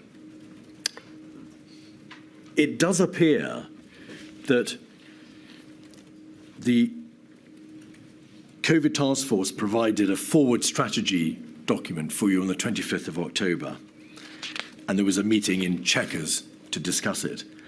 You then received a further task force advice on the 28th of October, and then another paper for a COVID-0 meeting, and then there was ultimately a meeting at which you decided that there had to be a lockdown. And my question is this: why were there a number of papers and strategy documents given to you in the same week, all broadly recommending a lockdown? It rather looks as if the COVID task force was trying to bring you to a particular conclusion. I don't know the answer to that. I do remember the papers, and I think it was the James Bowler paper that I got on the 28th, for instance. There was a lot of good papers. The COVID task force, by the way, was determined to make the tiering system work. They thought we began full of hope that it could work, but it was clear by the end of the month, towards the end of the month, that it was just running out of road. Let me be more direct. Mr. Shafi's notes of a meeting on the 25th of October, the forward strategy meeting, record you as recognising that the country was in a very tough spot. You say, according to him, that you're deeply sceptical about a national lockdown, and you say, we're not, or I'm not going to be stampeded into a national lockdown yet. That's over the weekend. Then 3 days later, the task force comes to you and says the situation is continuing to deteriorate. We don't think the tiers are working. There's got to be a lockdown. And the point I made to you is to what degree, if any, do you assess that the COVID task force was trying to impose on you, or in trying to recommend a lockdown because it was aware that you had already said on the 25th, I'm really not going to be stampeded this time. Yeah. But it was quite right not to be stampeded into any course of action. But the virus, irrespective of the COVID task force, the virus was spreading, and it was spreading exponentially, and that was clear from what James Bowler had to say, and that was clear for a long time that it was spreading in areas where it had seeded. We wanted to try the tiered approach. We wanted to try the local approach. That was gradually running out of road, and we had to go for national measures. But I always knew that that was on the cards. Having tried measures which didn't prove to work, having been told from July that a second wave was inevitable, do you accept that there is at least a good argument that the tier system should have been conceptualised and put into place earlier, at a time when the prevalence was lower, and therefore the tier system may have been more likely to work, so for September? Alternatively, that a circuit breaker should have been applied in September so as to avoid, possibly, and we will never know, possibly the second devastating national lockdown which you were forced to apply. So on the point about the circuit breaker, I think we've been round that quite a bit. There were arguments for and against. It wasn't actually presented to me as something that we urgently needed to do. It was an option. The health secretary was against it, and there were clear downsides because of the problem of bounce back. And people, as I say, a circuit breaker is not just flipping things on and off. It's a very, very a massive intervention. You've got to get it right. And like a lockdown, and it's a complete lockdown. So, and on the your point about tiering, should tiering have been introduced earlier and formalised earlier, which is I think what you asked. That's an excellent question. I think that the truth is that we already, for a long time, had a kind of tiering, in the sense that some places remain. Leicester, the Northwest, remained under measures for a long time. It took a while. I'll be honest. It took a while to work out the LCAL system and to work out how to move places up and down. And I think one of the lessons of the whole experience is that when you set up these artificial boundaries between epidemiological areas in using council boundaries or whatever, you're going to create huge problems or parliamentary constituents. You're going to create huge problems, and we ran into those. And I say in my statement, I don't think that it in the end worked, but logically it appeared to be the right way to go as we came out of the first lockdown. And do you accept, Mr. Johnson, that the position that was ultimately reached was that you did have and you imposed a roller coaster lockdown process overall? Epidemiological evidence has been given to this inquiry to the fact that if you impose lockdown, circuit breakers, whatever they may be called, earlier, there is a greater chance you can get on top of the virus earlier. You then don't need to have such a long circuit breaker or lockdown. And when you come out, prevalence is likely to be lower, thereby obviating the need for yet another lockdown. The answer If you just let me put the question. The evidence suggests that if, however, you wait to the last minute before imposing a lockdown, you have more of a pronounced roller coaster approach, and prevalence is unlikely to be as low as it would otherwise be, and the lockdown, in order to work, has to be longer, harder, and more brutal. Right. That's what you ended up with. No, so a lot of points there, if I may. So first of all, we didn't delay and then do something at the last minute, as though there were. So neither in March nor in September, October did we do one single lockdown. And I think this is one of the most important points that people need to remember, because it's been slightly forgotten. In March, there are a crescendo of measures beginning in I think on the 9th, when I first tell people to avoid contact and so on. There's schools closures, hospitality closures, non-essential retail closure and so on. Then the lockdown on 23rd. When it comes to September, October, again, there's a series of steps that we take nationally in addition to the regional measures.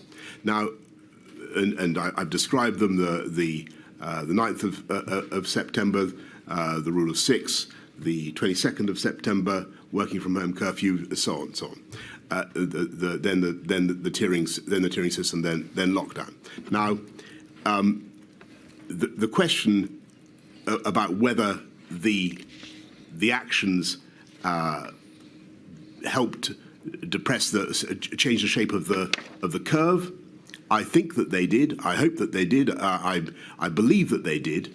But epidemiologists will have, and I think it's one of the most important things that the inquiry has to evaluate, in my view, is the exact extent to which those NPIs deflected the progress of the virus. What I also think is that if you look at what happened, particularly the second curve, the second wave, it's very interesting that the first it's two parts to it, and the first wave, you can see that the collective impact of what we're doing from September onwards, because we're following it very closely by this time, does bend the curve. And again, I will leave it to you to evaluate the exact extent to which that worked and that happened, because that's the crucial thing. We need to explain it properly. But then what happens, as I said earlier on, is that you get alpha, and that we hadn't budgeted for. And that's why the second curve describes the shape that it does. And would you just explain what the significance of alpha was in terms of its additional transmissibility? Yes, well, alpha is alpha is the Kent variant, which was identified in early December. I don't know why we called it the Kent variant. It didn't originate in Kent, but it was much more transmissible than the original coronavirus. To a very large extent, is this right? The emergence of the alpha variant swept all the pre-existing considerations before it away, because yes, so transmissibility meant that the government's room for manoeuvre was very much more constrained thereafter. That's right. So when you talk about a roller coaster, I would say that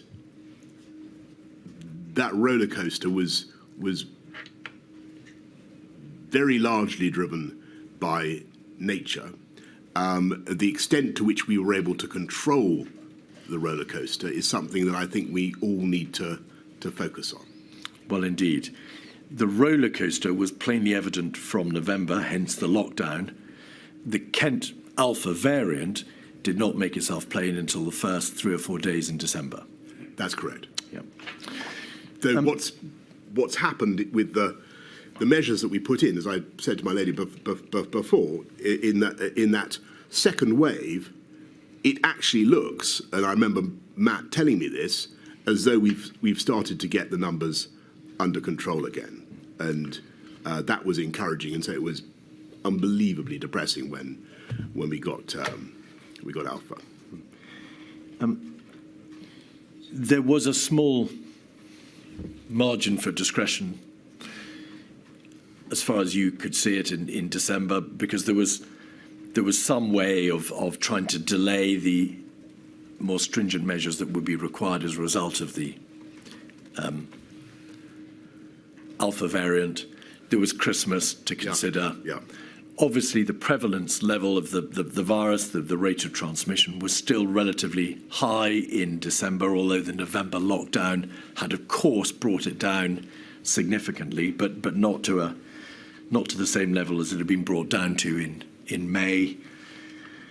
And therefore, there was no possibility, was there, of opening entirely in December. There had to be fairly stringent restrictions applied, continue to be applied, whatever view you reached of the public health crisis. Yes, Is that a fair summary? Yes. So our initial plan, as you know, was to open up on December the 2nd, which indeed we did. We then see incontrovertible evidence of Alpha, and we know we're basically heading for a lockdown, a full lockdown in January, which is what we do. There was a debate, of course, about the degree to which you could ease to the limited extent that you could in December. Yeah. Bearing in mind your very clearly stated wish that as much could be done as possible to allow families to spend Christmas together.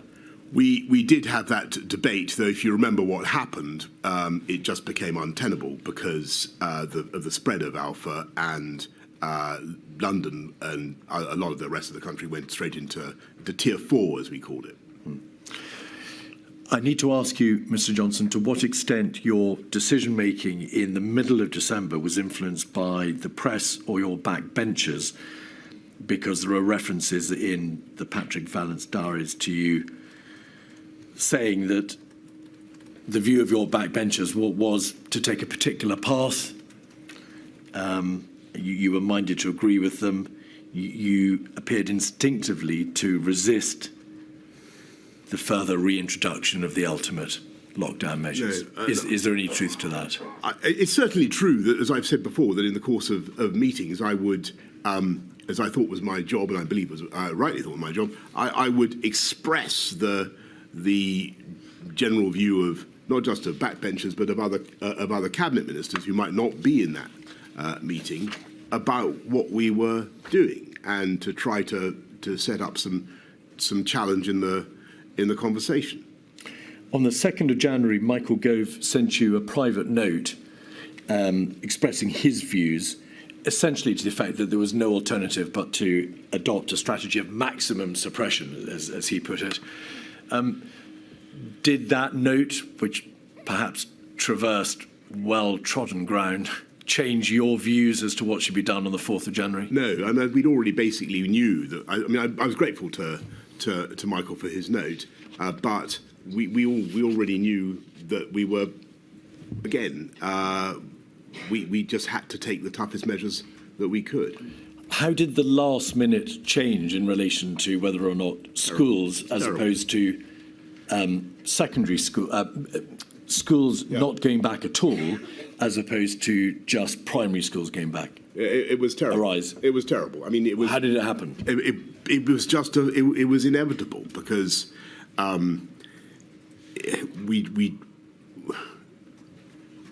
if you remember in the October-November lockdown, we've kept the schools open because of the massive detriment to people always the most vulnerable families. It's the poorest kids who come off worst from school closures, and that was definitely the case. We'd seen that in the first lockdown without a shadow of doubt. So we were desperate to keep schools open. Yes, did I fight in my heart and head to keep schools open? Yes, I did, and I really wanted to do it, but it just wasn't. It wasn't a runner, and we had to lock everything down. How hard did you fight in your heart and head, Mr. Johnson? I ask because Mr. Williamson says in his witness statement that when he and you attended the cabinet meeting on the 4th of January, he made clear that he didn't think, of course, he's the Secretary of State for Education, he didn't think schools should close again. If they had to close, then they must be opened again by February half term. And he says, I didn't have complete autonomy to make core decisions, especially those regarding school closure and school reopening. So to a significant extent, the views of the Secretary of State for Education were overridden. There were, and your cabinet approved the changes. I listened respectfully to what cabinet had to say, and indeed many colleagues who thought that we should try to keep schools open, and I just couldn't. The fact is that sadly schools are terrific reservoirs of the virus, and in the cold winter months. They were going to be a big vector of transmission for elderly people, and it wasn't a runner. Now, may we move forward, in fact, almost a year to Omicron in 2021. Without going into the details of the somewhat arcane and complex issue of Plan A and Plan B and Plan B plus, was this the position from the beginning of December, or the end of November and the beginning of December? The Omicron variant became apparent. Steps you declared to Cabinet had to be taken to protect the public from the variant. For good precautionary reasons, a plan was devised and put into place, which essentially meant moving from the pre-existing Plan A to a Plan B.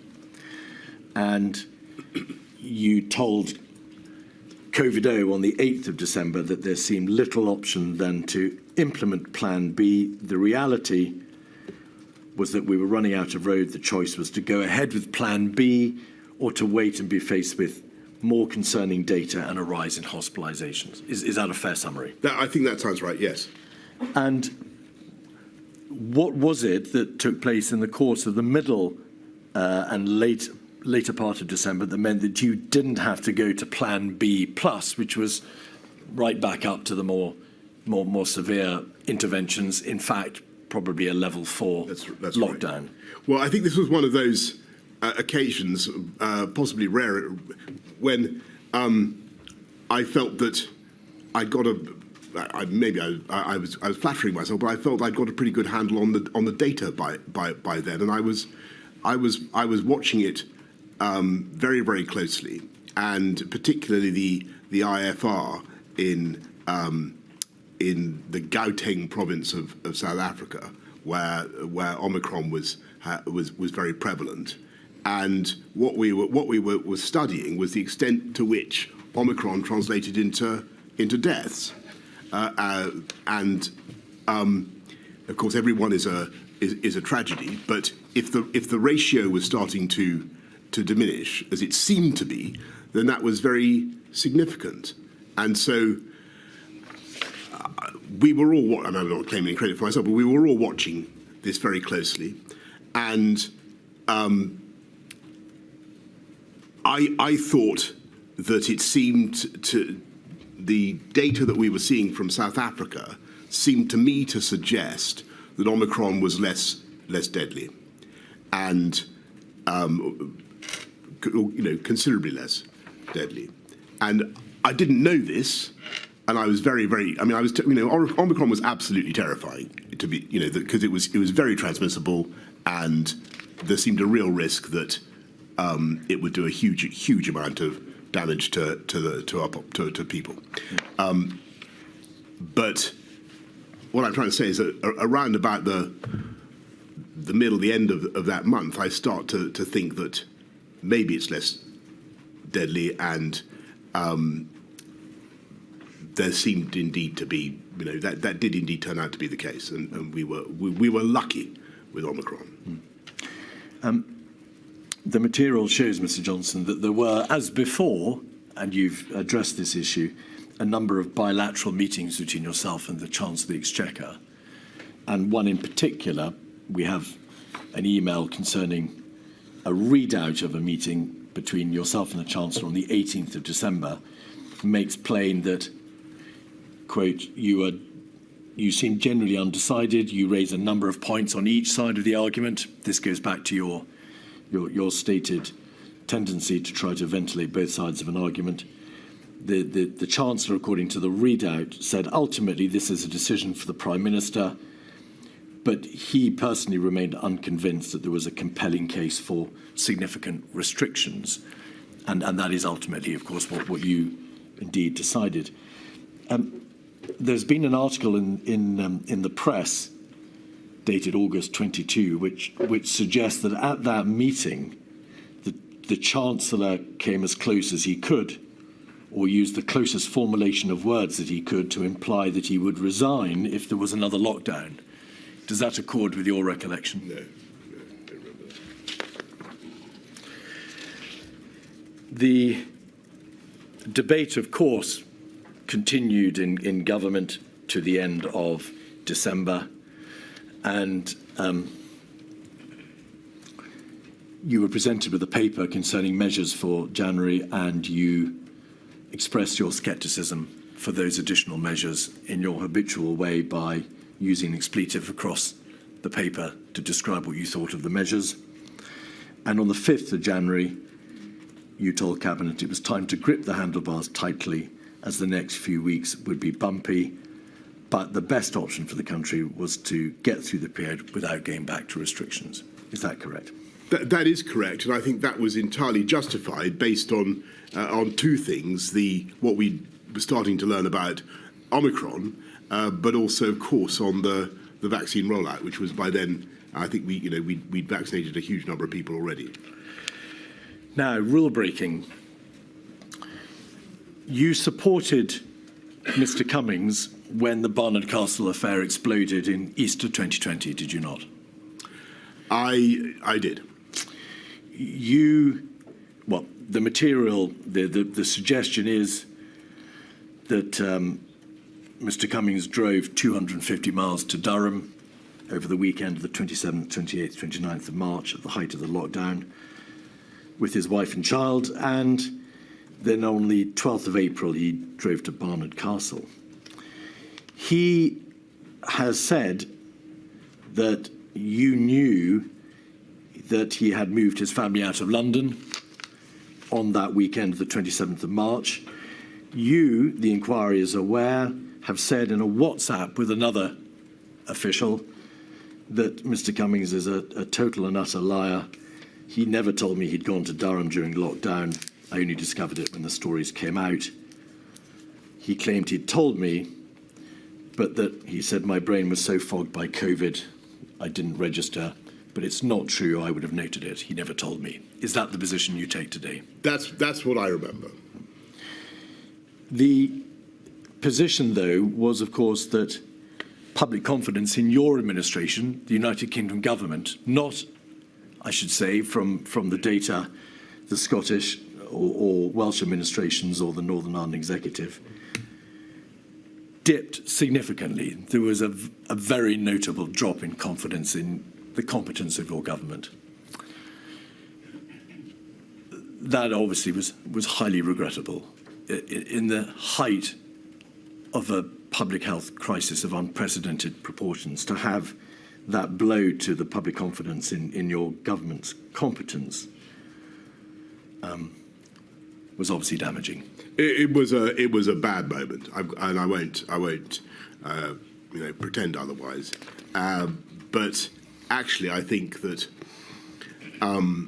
what happened thereafter was fascinating in that the whatever the rights and wrongs of the position I took on that episode, people continued to want us to get on with the job of fixing the pandemic, and they continue. In spite of what you say about the confidence factor, they continued to be more than willing to work together to defeat the virus, and that's what they did. Is that right, Mr. Johnson? The same data which established the significant drop in confidence in your government, data from UCL called the COVID-19 Social Study, also appeared to suggest a drop in self-reported adherence to guidance. So there was not just you would say a communication or political or presentation issue, there was a substantive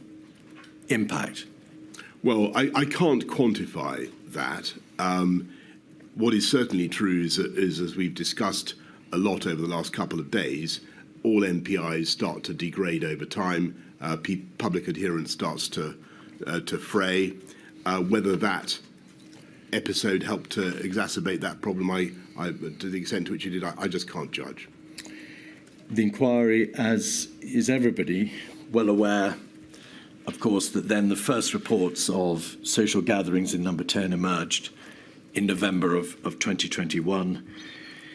You were issued with a fixed penalty notice on the 12th of April 2022 relating to an event in Downing Street on the occasion of your birthday, the 19th of June 2020, just a few weeks after the Barnard Castle affair. Putting aside the issue of your own fixed penalty notice, did you, and it's important I ask you this, did you apologise for the impression that had been given that staff in Downing Street take the rules and the regulations less than seriously? You, in fact, I think, described yourself as sickened yourself and furious. I did, and I repeated that on many occasions. But you acknowledge, of course, that all the breaches proved to have taken place, but the general behaviour took place in Downing Street on your watch.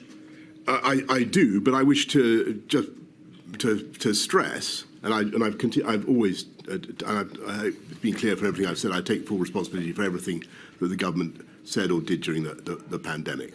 I continue to regret very much what happened, but I really want to emphasise, and you talk about the impression, the version of events that has entered the popular consciousness about what is supposed to have happened in Downing Street is a million miles from the reality of what actually happened in Number 10. And I speak on behalf of, I know, of hundreds and hundreds of hard-working civil servants who thought that they were following the rules.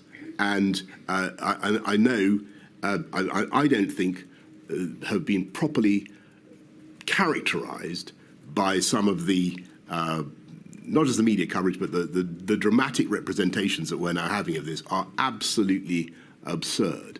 And I want to repeat that. They're a million miles from the reality of what happened. Mr. Johnson, one of the problems is that I've received a number of messages from bereaved people as I've travelled around the United Kingdom, and so many of them who suffered horrific grief during lockdown. Yes. We all know that it's far more traumatic even than many other kinds of grief. And then I'm afraid Partygate has been called exacerbated. Of course, and I totally understand their feelings, and what can I do but again apologise for mistakes that we made in Number 10. What I'm trying to tell you and to tell the inquiry is that I think that the characterisation, the representation there has been of what civil servants and advisors were doing in Number 10 has been a travesty of the truth. They thought they were working very, very hard, which they were, and I certainly thought that what we were doing was, as I've said before, within the rules. So that is in no way to attempt to mitigate or to offence that has been caused, and I understand the offence that has been caused, and I apologise for the offence that has been caused. And if I had my time again, of course I'd have done things differently in number 10, and I would have sent repeated messages round saying, please, make sure that everybody can see that you're properly following the guidance. So, frankly, I think, as some of your witnesses have said, it was logistically impossible to do that. But anyway, Mr. Johnson, I think people know my views on this. you say it was a million miles away from the reality of Downing Street. One of your most competent and sterling civil servants, Helen McNamara, said in live evidence to my lady, I'd find it hard to pick one day when the regulations were followed properly inside that building. But that's the point I'm making, because Are you saying that this was all a matter of breaches of the regulations on account of what if you look at carefully the formulaic obligations of walking down corridors and having to work in the building structure of Downing Street? If you read what Helen said in her evidence to you, I think actually that is what she was driving at.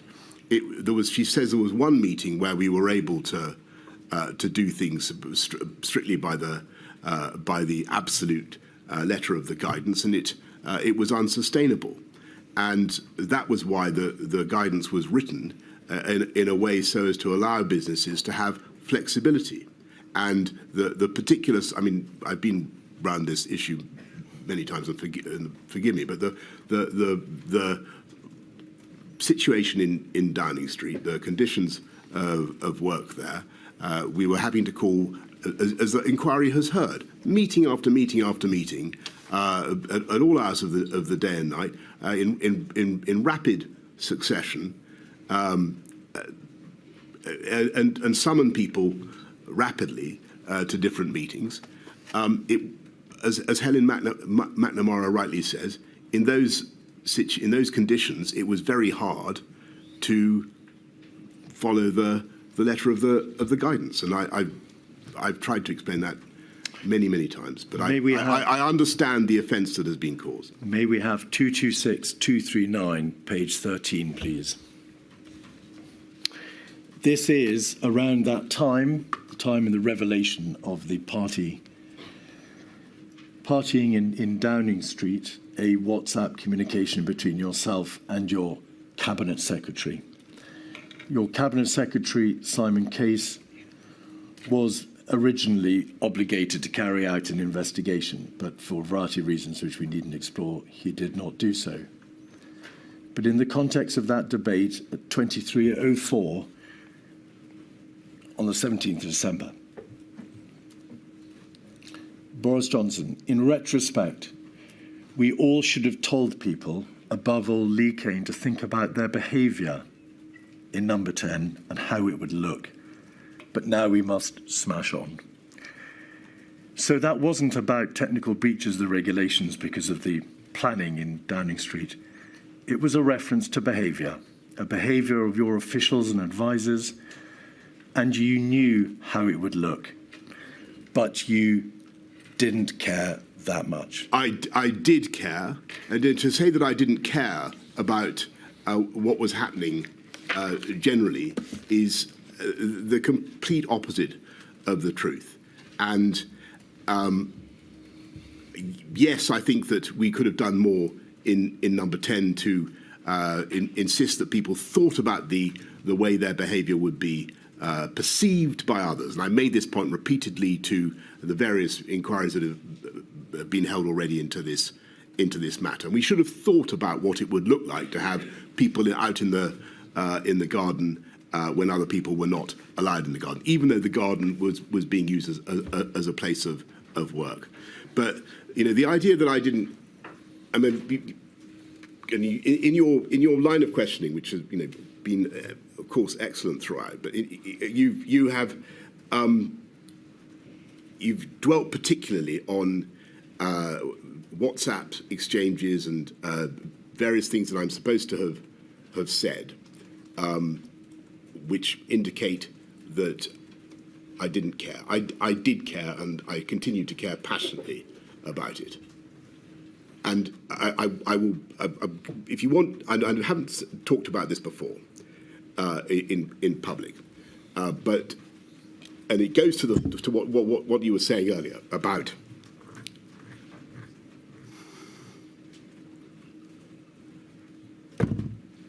elderly people and my what you claim is my indifference to the pandemic. I just want to remind you that when I went into intensive care, I saw around me a lot of people who were not actually elderly. In fact, they were middle-aged men, and they were quite like me. And some of us were going to make it, and some of us weren't. And what I'm trying to tell you, in a nutshell, and the NHS, thank God, did an amazing job and helped me survive. But I knew from that experience what an appalling disease this is. I had absolutely no personal doubt about that from March onwards. To say that I didn't care about the suffering that was being inflicted on the country is simply not right. Mr. Johnson, I have never suggested you didn't care about the suffering.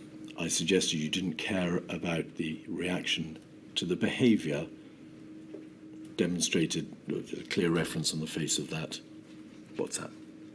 Well, I thank you for that clarification. My lady. Thank you. Mr. Weatherby, I think you're going to ask some questions, and then Ms. Campbell. I want to make sure that we don't have too long a morning. I'm happy to crack on as long as you are and the stenographer and Mr. Johnson is. So if we crack on for about 20 minutes? Yes, indeed. Okay.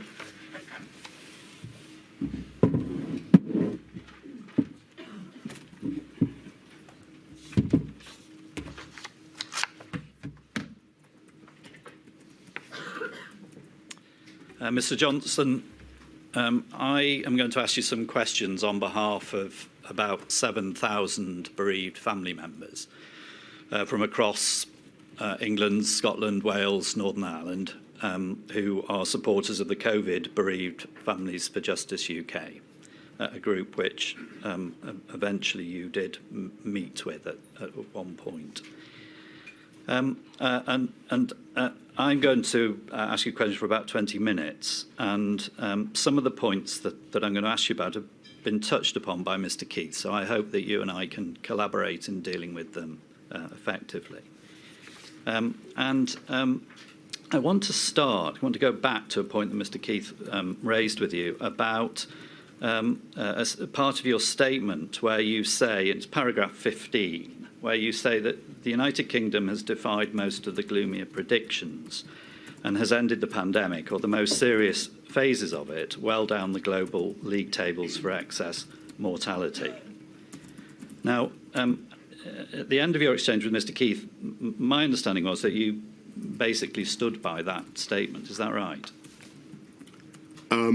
Well, first thing to say is how glad I am that you and the representatives of the bereaved families are here and taking such a big part in these proceedings. I think that's a good thing, and I think it's very valuable for the inquiry.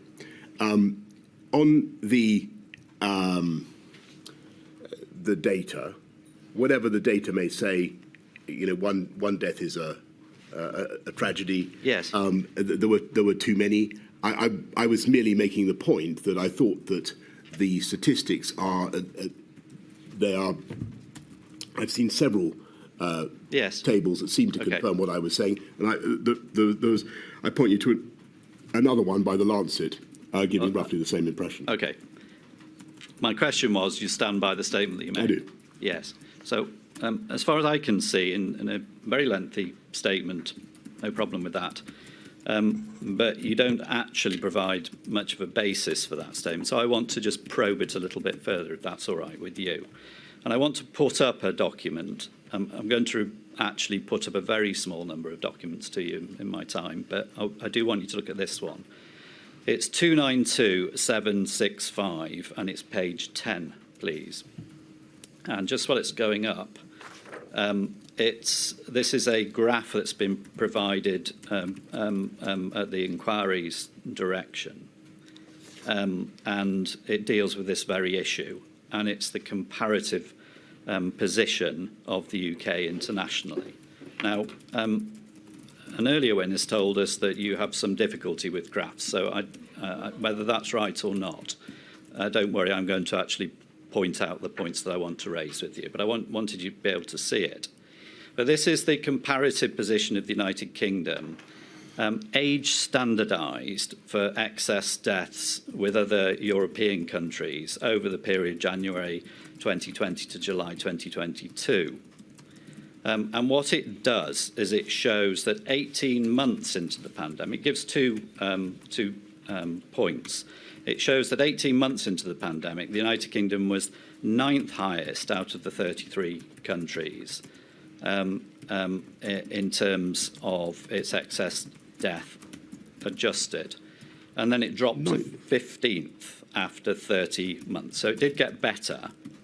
But the important point that I want to highlight and want fairly put to you with the document in front of you is that only Italy, amongst comparable countries, had a higher excess mortality rate. So it's right that the UK is in the middle of that graph, but in terms of comparable countries, only Italy has a higher mortality rate, and you'd agree with that, I assume, looking at that graph. Well, I don't quite understand what you mean by comparable in that context. Okay, well, let me explain then. It's important, of course, that we don't compare apples with pears, as I'm sure you'll agree. So if it's right, your statement, the UK defied most of the gloomier predictions, your words, we would be looking at comparisons, wouldn't we, with countries like France or Belgium or the Netherlands, rather than Bulgaria or Poland, which are very different countries. I'm not deprecating Bulgaria or Poland. What are you doing with Bulgaria then? But I'm asking you, if you're going to say that the UK defied the gloomier predictions, then the real comparison is with countries such as France or Belgium or Spain or Germany. Is that right? Well, if you look at the point I was making, and which I stand by, is that the UK, the tables I've seen, actually comes about halfway down. And it's not just this table, it's I think there was a Lancet study as well. I think the former health secretary alludes to it in his evidence. This is not in any way to diminish the pain and the suffering of people who lost family members during COVID. I understand it is simply to point out, it is simply to reflect the enormous effort made by the whole of the UK to protect the NHS and save lives. Can we stick to the question? And I believe that it did. Can we stick to the question? You've raised this in your statement. You made a sweeping assertion that the UK defied the more gloomy predictions. I'm putting to you some cold steel of evidence, and that's what I'm trying to do here. I don't believe that I don't believe that your evidence stacks up. Okay. And I think that actually, if you look at, could we just pause, please, Mr. Weatherby, Mr. Johnson? I'm sorry. I know that emotions are running high, but I have to ask those in the public gallery to keep quiet, whatever their emotions, because it's going to disrupt the proceedings and it affects the live feed, the streaming for other people who are trying to follow. I'm really sorry. I do understand, but it has to stop. All right? Thank you, milady. Now, Mr. Johnson, the point I'm getting at is that you've raised this. I'm actually now trying to present some evidence. The inquiry has sought this evidence itself. Now, before you, I'll give you the opportunity to answer. But this evidence is based on ONS, Office of National Statistics material, and Eurostat material that they've got. And there's a document accompanying this. I'm not going to put it up. It's quite a detailed document, but it's been provided to the inquiry. I'll give it for the record. It's 271350. But that explains the basis of these figures. The age standardisation, which deals with the difference of population and difference of age spread. And it deals with the robustness of the international data that is used.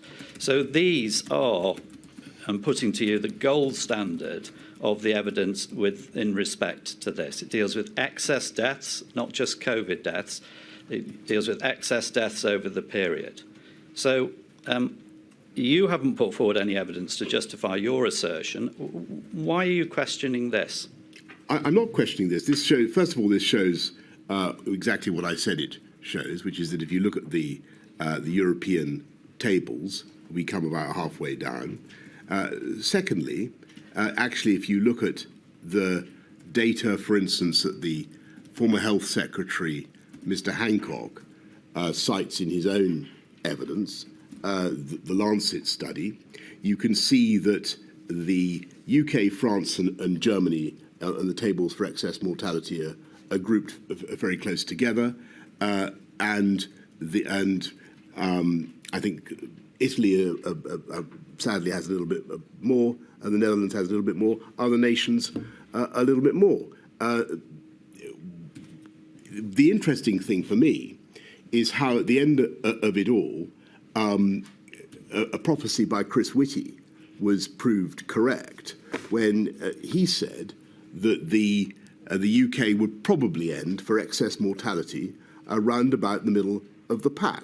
Yeah. And that is indeed what has happened. Okay. And that does not in any way diminish the individual tragedies of people who have lost lives. You've said that, but just dealing with these ONS statistics, this is what the King's Fund said. Now, the King's Fund, as I'm sure you know, is a prestigious independent healthcare institution, said well over a century ago. This is what it said. These figures show that, although all European countries have experienced devastating death tolls from COVID, and the impacts varied geographically in terms of timing and magnitude, excess mortality in the United Kingdom during the pandemic exceeded that of most comparable Western European countries. And it went on, the UK also had the highest excess mortality rate compared with the baseline among people under 65 in Western European countries, such as France, Belgium, and Sweden. So I'm going to move on, but I'll put it to you once more that this gold standard of the data available does not support what you say in your statement, does it? Well, I think, with great respect, I think that actually it does. And what I was responding to in my, and if you look at the Lancet document, the Lancet study, the UK is, I think, about 102nd of 190 or so countries. But in a way, I think this argument is irrelevant. All I was trying to do was to. I didn't want the inquiry to run away with the impression that there was something uniquely awful about the performance of the UK's services. I've put the evidence to you. I've put it from what I'm describing as the gold standard. I've indicated to you that it's age standardised, it's excess deaths. One further point on this. Looking at the global picture, the Johns Hopkins University Institute of Medicine has done a review or a research per head of population. The UK comes out as number 20 in its global table of 173 countries for COVID. And similarly, the Worldometer website, which is a data set provider, which includes providing data to the UK government, has the UK at number 18 out of 231 countries. So again, the UK did far worse than you're trying to suggest, didn't it, Mr. Johnson? I don't agree with that, and I think that if you look at the age of the UK population, as I said earlier in my evidence, the comorbidities that we sadly have, the density of the UK population. Well, let's look at that. I think that the original prophecy of the chief medical officer has turned out to be broadly correct. Okay, well, let's look at that. You raise age and density. South Korea, a comparatively wealthy country, 52 million people, has an older population than the UK. It has a population density of almost twice the UK, and it had a quarter of the UK's deaths. Can I try? I'll venture an explanation for Absolutely. that. And I think the answer is well known to people who followed it, and that is because, in no way to detract from the wonderful efforts of South Korean healthcare, but they already had substantial experience of plague, SARS, and other such diseases, and were well prepared, and arguably better prepared than the UK. Yes. To tackle something like this. If you look at the, notwithstanding what you say, if you look at the comparator countries in Europe, you haven't mentioned the United States, which had significantly higher mortality. The UK, given the elderliness of the population, the comorbidities, I do not think it is fair to say that the UK did significantly worse than others. With respect, that's deflecting from my point, isn't it, by going off and talking about another country? I've given you the full picture here and asked you to comment on it. I'm giving you... Sorry, you asked me for my opinion about South Korea. Now you're saying that I shouldn't be talking about another country. No. Well, okay, South Korea, that segues me into my next point about what happened in March. So it was only by mid-March, wasn't it, that the United Kingdom government was serious about sourcing ventilators and oxygen supply and PPE and protective clothing. And it had failed to source anywhere near enough tests, as evidenced by much of the evidence that no doubt you've followed in this inquiry. That's the reality. You got to mid-March without having addressed all of these issues of testing and PPE. Well, it took a long time before we had a convenient lateral flow test that everybody could use anyway, and that it took a while before that had been devised, partly thanks to work done at Port and Down. Well, and yes, it is, but yes, and I think it's one of the things that the inquiry needs to focus on is, yes, our diagnostics industry and capability was not strong enough at the time COVID broke. No doubt. That's absolutely true. No doubt. One of the legacies, and I should have said this since you've mentioned test, it allows me to segue conveniently into a point I wanted to make but didn't. Actually, what happened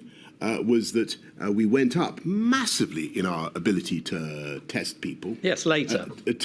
By the end of that year, we were doing, I think, 300,000 by September and 500,000 people. Okay, let's stick to the point. And since you make other comparisons with other countries, yes, it is worth bearing in mind. Okay, but let's our stick to the point. Our testing ability was by far the biggest in Europe. Okay, going back to the point about South Korea, by mid-March, South Korea had actually tested 5 times the number of people that the UK had tested.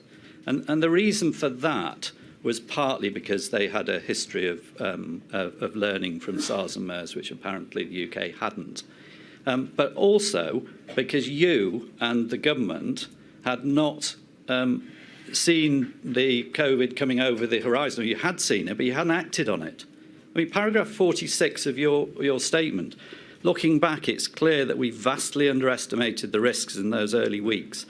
if we'd properly understood how fast COVID was spreading, and the fact that it was spreading asymptomatically, there are many things we would have done differently. If we realised that what this virus could do, then we would have immediately laid down stocks of PPE, checked PHE had diagnostic abilities, started the race for a vaccine and started to socialise the public with the idea that they were going to have to do NPIs. That's your own words, that you failed to act on things like ramping up testing and PPE until it was too late. So what my words say is that we didn't know at the time what we needed to do. But even had we known, we would not have been able, in the time available, to build up anything like the diagnostics capabilities that were necessary for a test and trace scheme. And the test and trace system was rapidly overwhelmed in every European country. Well, the problem is you hadn't got started with it, Mr. Johnson. That's what you're saying in your self-reflection in your statement, isn't it? The reality is. No, that's not true. We had a test and trace system, and we could already test and trace people, but it was nothing like big enough. And what I hope will be one of the legacies of this exercise is that we will have a much bigger diagnostics industry, as indeed we now do.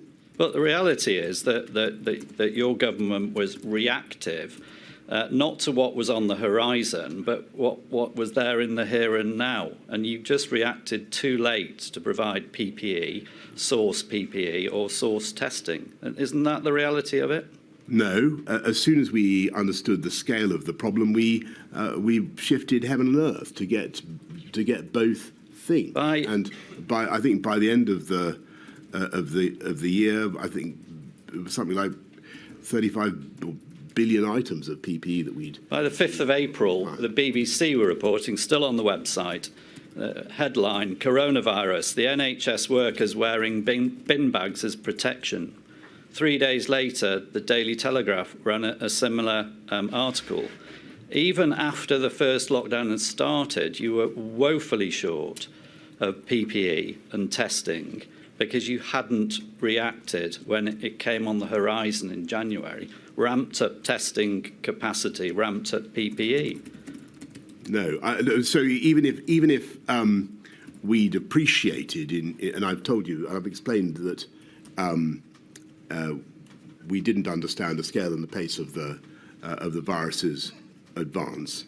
But even if we had, I don't believe that it would have made that much difference in January, because the stocks were not great around the world. And if you remember what happened, we had a terrible situation in March when there were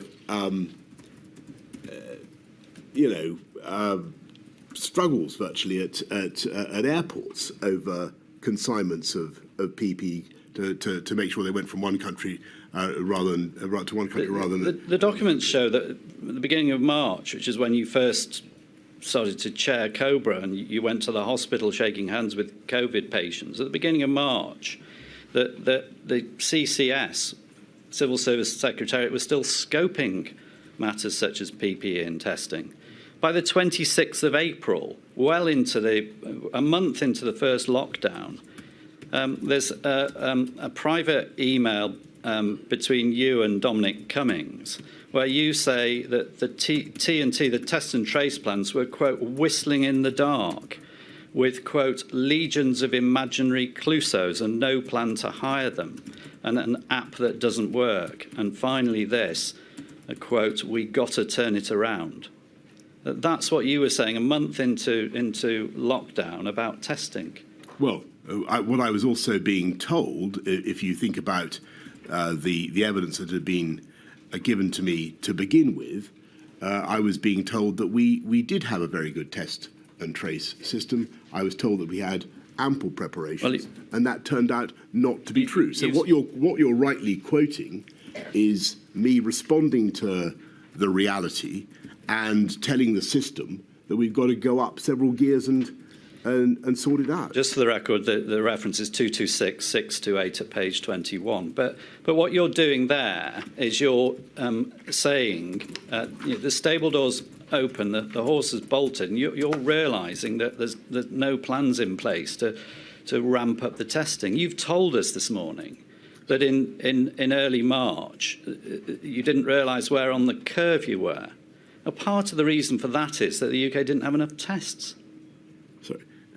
The UK's diagnostics industry was not as well developed when the pandemic began as others. That's absolutely correct. And your government didn't do anything about it. And that was because I was being told in those early weeks that we were well covered. And I think if you look at what Chief Medical Officer had to say, what Yvonne Doyle had to say at around that time, you can see that they believe that we have a big testing capability. Okay. And that was what I was picking up. That turned out not to be true. We reacted. We then set up one of the biggest testing, well, I think probably certainly the biggest testing industries in Europe. And I want to thank Dido Harding very much for everything that she did. Well, she did a tremendous I put the point to you. And I want to thank Paul Dighton for what he did on securing PPE. You're deflecting again, Mr. Johnson, aren't you? No, I'm telling you what we did. I'm going to move on to a final point, if I may. And I'd like you to look, it's a different point, jumping to September, the 11th of September. Can we have up on the screen, please, 280061, page 153. Now, this is September. Mr. Keith's dealt with much of this, so I can deal with it very quickly. This is a page from Professor Valence's diaries relating to that day.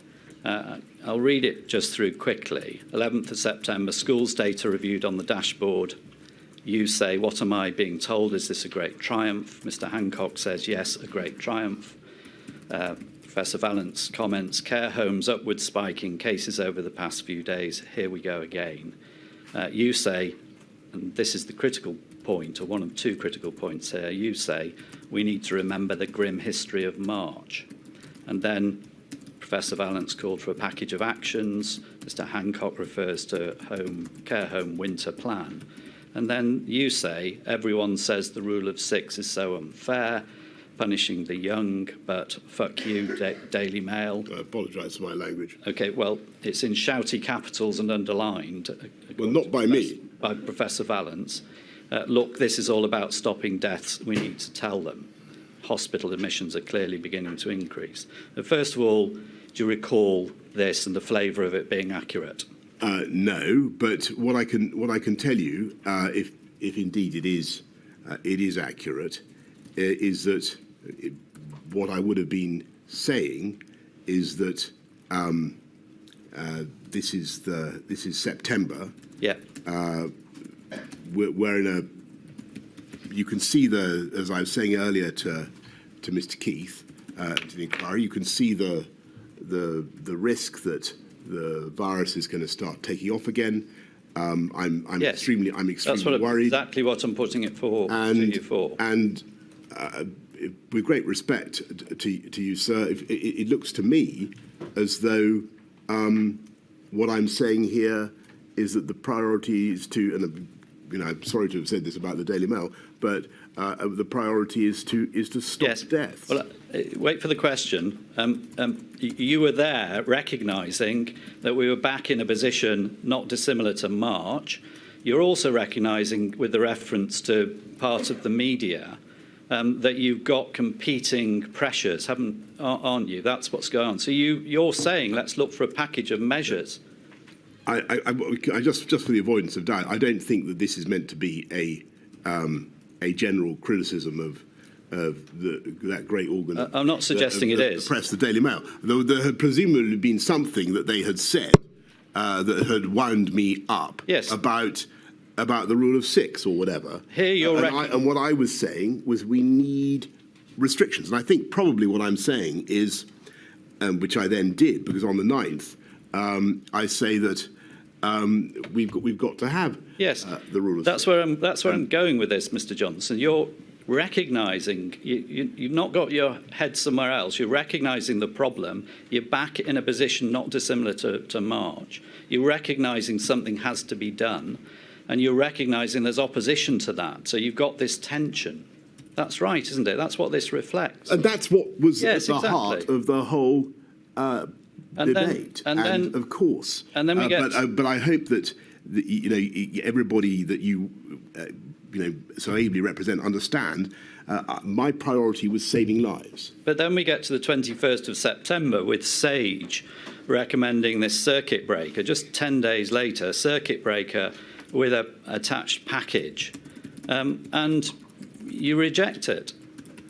You go with a tier system, which you never refer back to SAGE. SAGE never gets to look at SAGE. Great respect. I think I can repeat, if you like, what I said to the Council for the Inquiry. But the gist of it is that I thought there were downsides to the proposed circuit breaker. It wasn't as simple as all that. It was immensely destructive. The risk was you'd have to keep doing it, as they themselves acknowledged. The Health Secretary himself didn't support it, and I thought that the best thing for at least for a while was to see if we could intensify the national measures and then go to. Yes, you've said that. Just this before I sit down, that what this demonstrates is that you understand the problem. You're caught in this tension between two sides, and you delay, and you're indecisive. No. And the actual proper measures that bring R down eventually are punted off until the infection has spread, and more people die. I may respectfully say that's total rubbish. And but I've tried to deal with that argument. I don't think it stacks up. I think if you look at both the timing of events in March, the sequence of things that we did, then the sequence of things that we did in September, October, November, they were reasonable. Our priority was to protect the NHS and save lives. And by the way, unlike some other countries, we did not have our healthcare system overwhelmed. And in that respect, at least, unlike the scenes we saw in some other countries, the healthcare system was not overwhelmed in this country. And in that respect, I think that the efforts of the British people paid off. Thank you, my lady. Thank you very much. We'll break now. The stenographer's had too long a morning, and I'm sorry for that. Mr. Johnson, this afternoon, when you do answer the questions, I appreciate it's very difficult, but keep your answers slower, because the stenographer is trying to keep up. And I don't want to have to repeat my warnings. Please heed what I said this morning, because otherwise I'm going to have to ask other people to leave, and that is the last thing I want to do.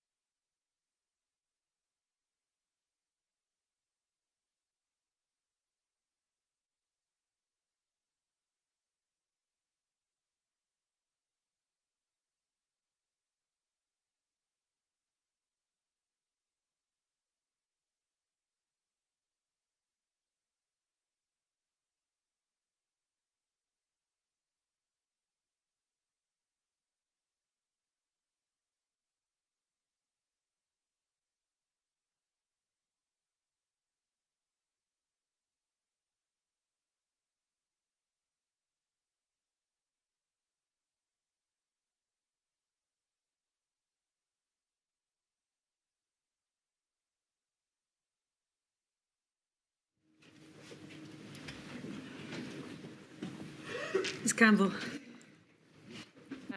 Mr Johnson, my name is Brenda Campbell and I ask questions on behalf of the Northern Ireland COVID bereaved Families for Justice, which means that I ask questions on behalf of people who are members of a club that they never wished to be members of, but having become members by virtue of their bereavement, they have campaigned for this inquiry. They have listened intently to all the evidence, including yours, in search for answers.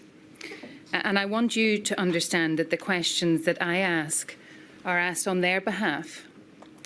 And so if I may, can I ask you please to answer with clarity and with brevity those questions on their behalf? To put it bluntly, Mr Johnson, where a one-word answer is sufficient, I'll take it. It's plain from your evidence today and yesterday that you have followed a great deal of the evidence at this inquiry and that Her Ladyship has heard. You told us yesterday that you have seen the impact video that was played at the start of this module, and the impact of long COVID was reflected powerfully in that. You'll also recall, having watched that it captured the experience of our client, Martina Ferguson, who lost her mother, Ursula Derry, on the 4th of January 2021. But can I ask you, have you also listened to and watched the oral evidence from the bereaved in this module and in Module 1? No. Well, the question might be, why not? Because I'm afraid I haven't been able to watch all the evidence in this inquiry. Had you watched it, in Module 1, you would have heard the evidence of Brenda Doherty about the loss of her mother, Ruth. And at the outset of this module on the 5th of October, you would have heard the evidence of Katrina Miles, who lost her father, Gerard McLarnon, 3 years ago, in fact, this month. And if you continue to listen to further modules, you'll hear stories of further bereavement that Her Ladyship has invited to be told, understanding the pain and the distress that families feel. But one of Miss Miles's points that she told us about was a galling juxtaposition of being told on the 18th of December 2020 that her father, aged 67, was going to die in the coming days from COVID, and that he died alone. His time of death is not known. 5 days later, on the 23rd of December. The juxtaposition that she told us about, that in her words was sickening, was that on the 18th of December, there were one of several Christmas events in Downing Street and around the area to have taken place that month. This particular event was a wine and cheese party and a secret Santa during a so-called business meeting.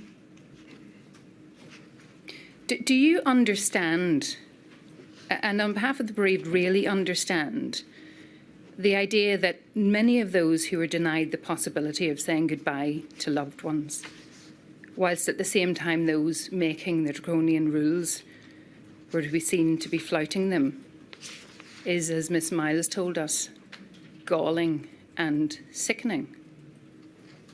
Do you understand that? Thank you. And the short answer is, as I told the chairman of the inquiry, yes, I do understand people's pain and people's offence, of course. You see, sadly, her experience and that of her family is far from unique. The revelations of the unlawful parties and gatherings in Downing Street have, as Her Ladyship has acknowledged this morning, compounded the distress and the grief felt by families who were denied the opportunity either to say a final goodbye, or to host a wake, or to host a funeral for their loved ones. If you do understand that, as you tell us you do, why was it allowed to happen? Thank you. I've extensively tried to explain how I think that came about and why I think the people who were working in Downing Street for a very long time and very hard believed that they were working within the rules at the time. Though, as I say to you to those you represent, and again to the to Mane. I understand fully the point that you are making, and I regret it very much. I'm going to move on from this topic, but it's perhaps important to note that by the 18th of December 2020, there had been 86,886 COVID-related deaths that year. This, I'm going to suggest, is not a matter of hindsight. It was plain that the country and that those who were bereaved were in extreme pain and distress. Could you have done more to stop it? To stop the pandemic? The gatherings, the Partygate, the wine and cheese parties, the Secret Santas, the pub quizzes or the Zoom quizzes. I had no knowledge of the event on the 18th at the time. That was not my question. At the time that it took place. Could you have done more to stop it? I think that the trouble was, as I've said, that people were working extremely hard in Mr. Johnson, I'm going to. We've heard that. If I'd had my question is, sorry, please go ahead. And this may be one where a yes or no answer would suffice. Could you have done more to stop it? I think the answer to that is that, given what I knew at the time about what was going on, the answer to that is no. But what I possibly should have done is issued a general instruction to everybody to be mindful of the rules and how things would appear. And as I say, I think in one of the WhatsApps that was earlier quoted by the counsel to the inquiry, that's my view. That WhatsApp was dated almost exactly 1 year later, on the 17th of December 2021. Ms Campbell, you need to move on. I'm You've gone moving beyond my permitted Yes. questions already. On the keeping on the theme, if we may, of perhaps not doing quite enough, may I return to the issue of your communications with the devolved administrations? And you touched on this yesterday. You told us why, in your view, COBRAs at which the leaders of the devolved administrations attended were not working, and we heard about the concern of leaks and so on. But you knew when COBRAs were stopped in May 2020 that left no formal means by which you could meet the leaders of the devolved administrations in the middle of this global pandemic. You understood that, didn't you? I don't think that's quite true. There were obviously plenty of opportunities in which I could meet the leaders of the devolved administrations.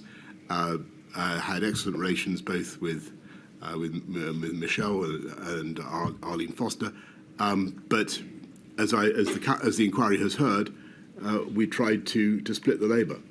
Well, in fact, the decision, if you call it to split the labour, and the consequence of it was that between May and October, September 2020, you didn't have any direct meetings with the leaders of the devolved administrations. That's a fact.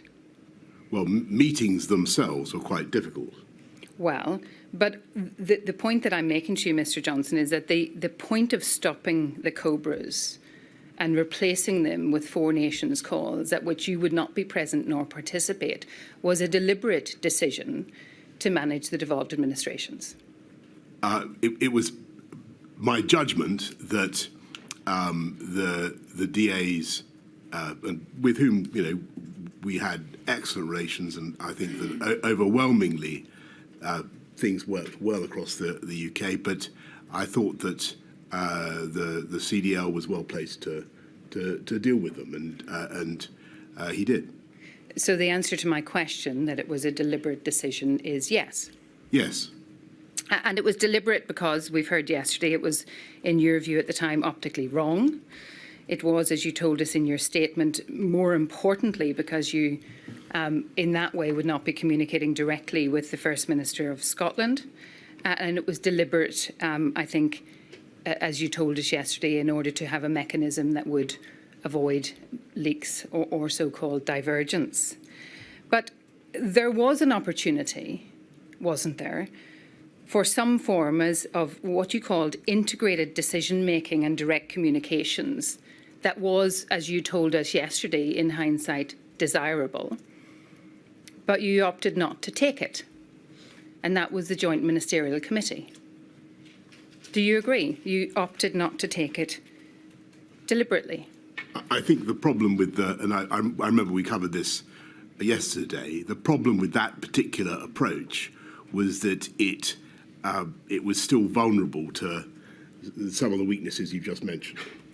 The benefit of that particular approach is that it would have been an independent stream, a committee chaired by you, in which you would have met and discussed with the leaders of the devolved administrations the great crisis that this country was facing at the time. It may have been constitutionally weird, to use your word from yesterday, or perhaps even imperfect, but it was an option available to you, wasn't it? Yes, that's certainly correct, though I want to stress that I think that the overwhelming result of the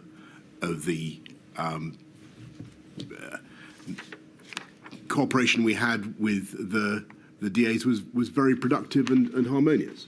Your evidence yesterday, Mr. Johnson, was that perhaps you should have done more on reflection. I think what I said was that I would like what we need is some sort of leak-proof integrated system. That's the grail. Well, surely what you needed was better forms of direct communications with the leaders of the devolved administration in an environment that best benefited communication across all of the devolved administrations. I think we had excellent communications across all of the DAs, and I think that the overall performance of the UK in the pandemic as a single entity was remarkable, and every part of the UK played an important part in the effort. If you look at it, there was a huge amount of joined up work going on across the whole country. Well, what credence then do you give to the complaints coming from the leaders of the devolved administrations, and I mean across the board, not just in Northern Ireland, of a high-handed, incommunicative approach from Westminster? Well, I don't recognise that version of events. So, just to be clear, you reject the idea of a high-handed, incommunicative approach by Westminster as complained about by the devolved administration? I do, and I think that we had a huge amount of contact between Number 10 and the DAs, between central government and the DAs, and every effort was made to bring along everybody together. I'm going to move on, if I may, then, to what you suggested in your statement was a way in which we could have brought everybody together, and that is your proposal for a pan-UK Civil Contingencies Act. Although that is the position in your statement, should we understand that your updated position is that there are powerful arguments against that proposal?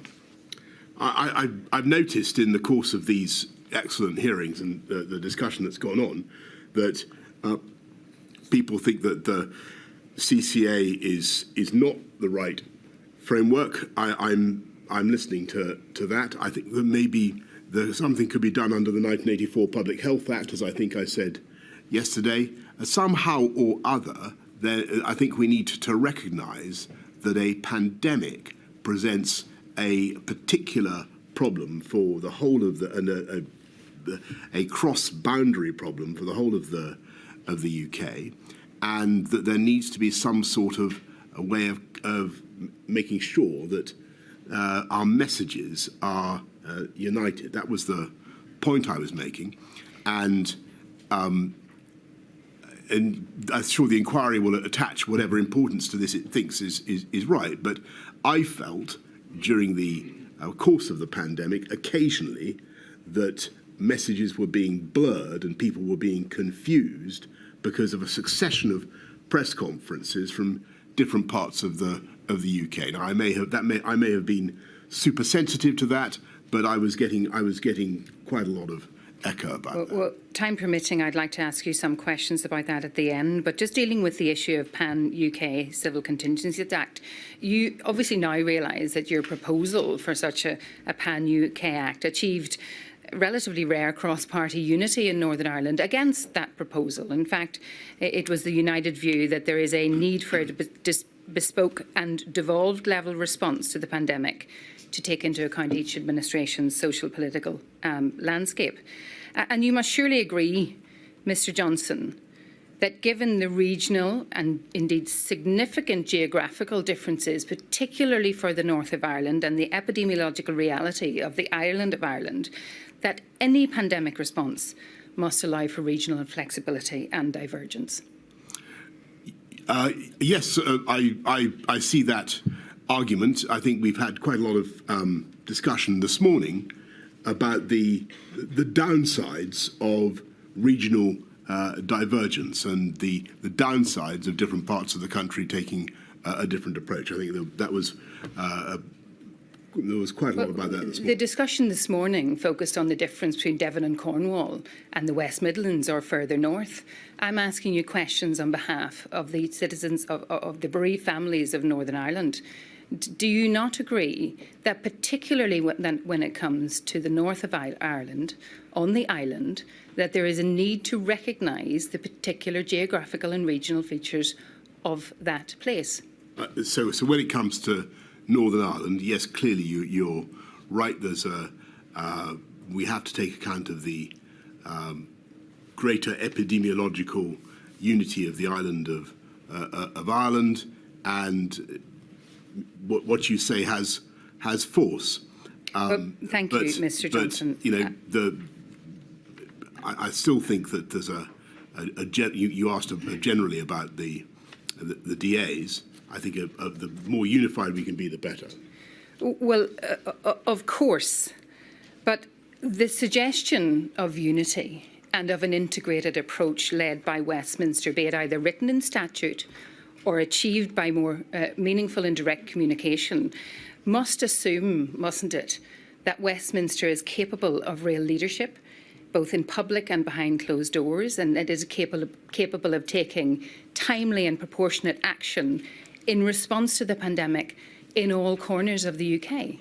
And indeed, that's what Westminster did. And I remember vividly going to Northern Ireland in early 2021 and seeing how very, very much faster the vaccines were being rolled out in Northern Ireland than they were in, and you know, nobody will thank me for saying it, but I've got to say it, than they were over the border in the EU. And there are reasons for that. And I think that Mr. Johnson, again, the Westminster brevity, approach that you've deprecated led to significant benefits for the people of Northern Ireland. Does it follow from your agreement with that suggestion that you would not countenance binding the devolved administrations to a one-nation approach led by Westminster that flip-flopped, dithered, delayed, exercised indecision and or poor judgment? I don't think I agreed with your approach, and it does not follow. Divergence and clarity in messaging is something that you touched on, and my lady, it's my final topic. You blame divergence of the devolved administrations, some getting more blame than others, but you blame that divergence and differentiation of approach for the lack of clarity in messaging. And you know that the devolved administrations and the leaders who have provided statements to my lady don't necessarily agree with you. That the concerns raised by Paul Given, to take one example, is that if there is a need for divergence across the four nations, the communication around it simply needs to be managed. This was something that was not done well at the early stages of the pandemic. The Prime Minister tended to speak as though he was speaking for all four nations rather than giving space to the devolved administrations to manage communications. And my lady has heard a great deal of evidence about England-focused data being cited, about an England or even London-centric approach being adopted by Westminster. To borrow the words of Professor Henderson, if you choose not to be clear in your messaging, Mr Johnson, do you accept that that's your choice? I think the issue was that within the UK and accepting the particular issues raised by the island of Ireland, it's a single epidemiological unit. The trouble was that we were From time to time, and we mustn't exaggerate this, from time to time there was a dissonance in the message. I think that when message was so important, it would have been ideally we would have had complete coherence, because I think sometimes people found it hard to follow and couldn't see why one area was different from another. Was a reason for that confusion, to the extent that there was confusion, because of your government choosing a lack of clarity in message and not respecting the clear and giving a clear understanding of the need for regional differences? No, I think the reason was the difference in the messaging and people being confused as to what exactly they were being asked to do. Thank you, my lady. Thank you, Ms Campbell. Ms Harris. Now, if you look around the pillar, Mr Johnson, Ms Harris is in the back.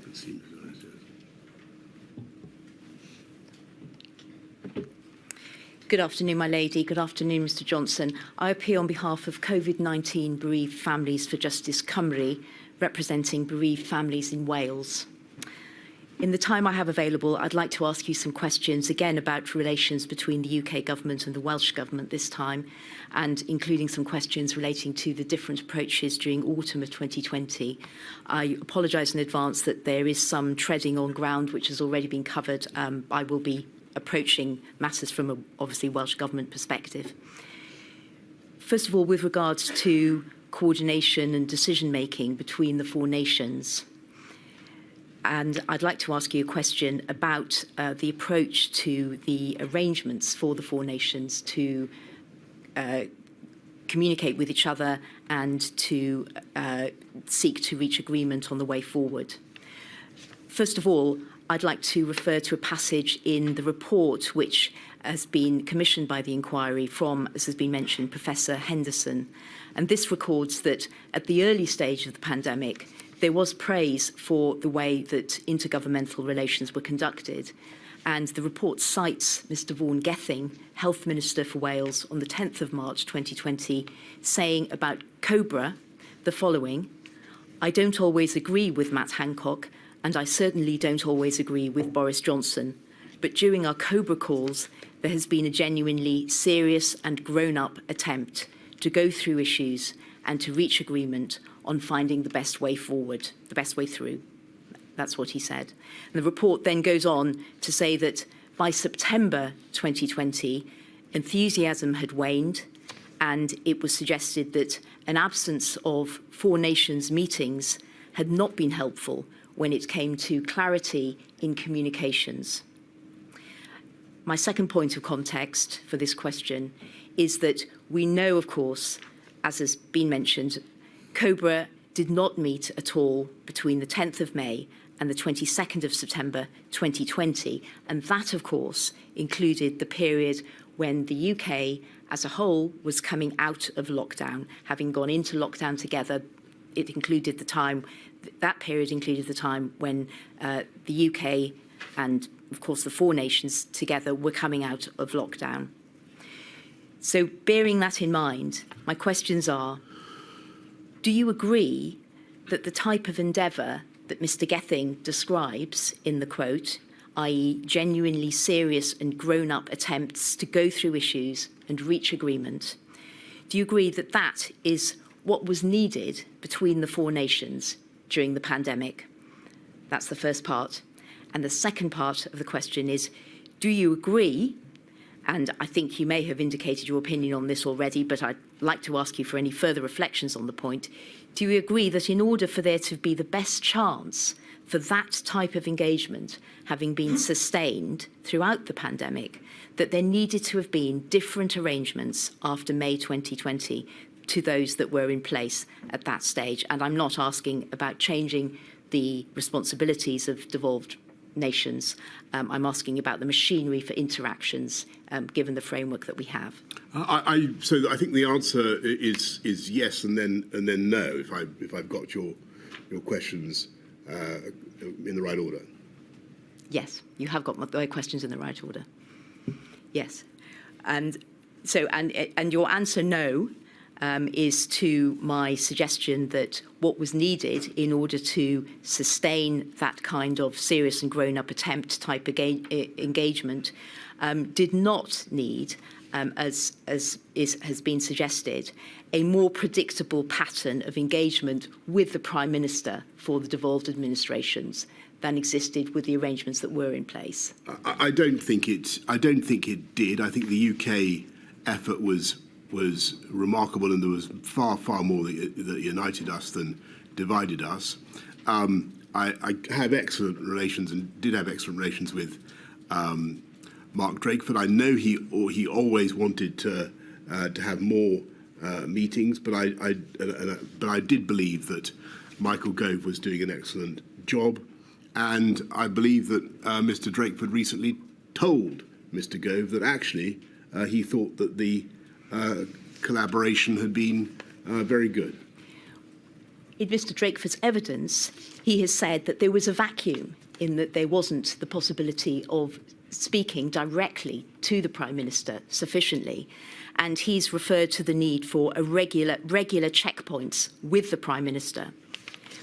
Would you not agree that had there been a greater opportunity for that to happen, then that would have meant that it would have been more possible and more likely that differences could have been ironed out and there could have been a more coherent and coordinated approach forged between the four nations? I think that every Prime Minister would like to do much more the whole time. I had to do whatever I could to fight COVID. I thought that that the system we had going was pretty good, and I felt that the Chancellor Duchy of Lancaster was doing a good job of interacting with the DAs. If I felt that wasn't the case, if I felt that there was a serious breakdown of relations between the centre and the DAs, I would of course have intervened, but that didn't happen. So to summarise then, Mr. Johnson, you evidently felt that the arrangements that there were in place were sufficient to promote a forging of a coordinated four nations approach. I think that's your indication. I think that within the limits of what was going to be politically realistic, given the prerogatives of the DAs, I think that that's entirely right. And you're aware, of course, that that's not a view that is shared across the devolved administrations. Well, I'm as I said to you just now, I'm not certain that quite how strongly your point is echoed. I think actually I've heard that Mr. Drakeford in particular feels that the level of cooperation was good. Well, Mr. Johnson, that's not evidence that's been submitted to Module 2 in this inquiry, and that is certainly not consistent with the written evidence that's been submitted on behalf of Mr. Drakeford. I'd like to ask you about the phrase that you used and the point that's made in your witness statement, where you stated it's optically wrong for the UK Prime Minister to hold regular meetings with other devolved administration ministers. This, of course, has been highlighted previously. It is a statement that you made, it's not in a WhatsApp message, or it's not in somebody's diary, not intended to be published. This is in your witness statement. Would you agree that as a Prime Minister in the time of a pandemic public health crisis, that you should have decided on what were the appropriate arrangements for consultation with the devolved administrations solely on the basis of what would be best to further the aim of an effective response to the pandemic, and not your views about optics, that optics should not have formed part of that decision-making? Well, I think that, that was the reason we did it, because I think that the Chancellor Duchy of Lancaster was well placed to conciliate, to bring people together, and to get on with explaining and coordinating the position. I understand that that's your view, Mr. Johnson, but with regard to the statement about optics, it can't be right, can it, that optics are a factor when deciding on what's the best setup for engagement with the other devolved governments during a pandemic? I think you'd agree with that. So I think my considerations were the risk of, to be absolutely frank with the inquiry, the risk of pointless political friction and grandstanding because of the well-known opposition of some of the DA administrations to the government, and also to avoid unnecessary leaks. And I thought that the way to minimise divergence and tensions, actually, and this, you can quarrel with this judgment, but I thought the way to minimise divergence and tensions was to take the temperature down and to have business-like and practical meetings between the CDL and the DAs, and that's what we did. And I think by and large it was extremely effective. Thank you. I've heard your answer, Mr. Johnson. I'll move on to the next question, and I'd like to ask you now to address, please, how the UK government regarded the Welsh firebreak, which was in place from the 23rd of October to the 9th of November 2020. The first question is, when the UK government was informed by the Welsh government of its plan to enter a firebreak, which is, as we know, a short lockdown, did this trigger any consideration by the UK government of alignment of England with Wales, by which both nations would move forward together to a lockdown at the same time? And that's bearing in mind that the UK government announced a national lockdown for England on the 31st of October, so only a few days later, the duration of which was 4 weeks to the 2nd of December. Of course I gave, because I can't remember the exact date when I saw to answer your question, the news of the Welsh firebreak, when I was informed about it. I'm sure that we would have thought about seeing if we could do things together.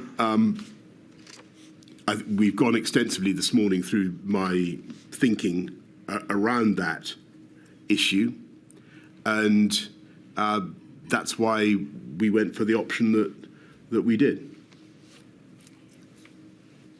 Was there any thinking that it would be better for both nations to be acting in a coordinated way together at that point? I'm sure that we would have. I don't remember any specific conversations about this, but I'm sure we were thinking the whole time about the choice between fire breaks, lockdowns, and intensifying tiering, and all the other things that we've discussed today, and that might have meant England and Wales acting together, or it might not. But I'm certain that would have been. You're right to make the point that would have been one of the advantages had we chosen to go that way. But we didn't. Right. Now, one of the points that you've made in your witness statement is that you can understand why Wales decided on a firebreak, as the incidence in Wales was high and tiering was not working well. That's your observation. And you go on to state your view that the Welsh firebreak was not effective. You say it doesn't seem to have made a difference in Wales. So I'd like to ask you, in hindsight, what do you think would have been the right course for Wales? Is it the case that Wales should have had, in fact, a longer lockdown? It was 17 days, and we know, of course, the English lockdown was 4 weeks. Should Wales also simply have had a 4-week-long lockdown, or should it have had its lockdown earlier? I think it was striking that we ended up really doing pretty much the same sort of thing, and I think that it was an illustration of how the UK tended to in spite of everything, to move more in step than sometimes the politics seem to suggest. Thank you. So I'd like to ask you now about clarity in messaging. And one of the points that you made in your evidence yesterday was that clarity and unity of messaging was very important. And I'd like to ask you about the change of message from the UK government's stay at home to stay alert and how that was handled. And by way of context to the question, the change was related to the route out of lockdown. And if I could ask to pull up on the screen, please, the document INQ 000256846. And that's there. That's there. Thank you very much. So what you see there is a record compiled by the Principal Private Secretary of the First Minister for Wales. And it's in an email dated the 8th of the 5th, 2020. And it's a record of a meeting with Mr. Gove on the 8th of May of the devolved administration's first ministers. And it precedes the COBRA meeting, which was on the 10th of May, which dealt with the announcement or discussion prior to the announcement of the road out of lockdown. And if I could refer to some passages briefly in this, just to introduce the question that I'd like to ask you, having looked at this document and one other document very briefly. So first of all, we have the text, key points from call today with CDL and FM's Scotland and NI. And obviously the Welsh First Minister was present as well. And first bullet point, COBRA expected Sunday afternoon. A little bit further down the page, recognition that different jurisdictions may move at different pace depending on progress of disease and practicalities, for example, different school calendars, but this does not undermine Four Nations approach. Then a little further down, if we go to the bullet point, the penultimate bullet point, DAs emphasised keeping core stay-at-home message.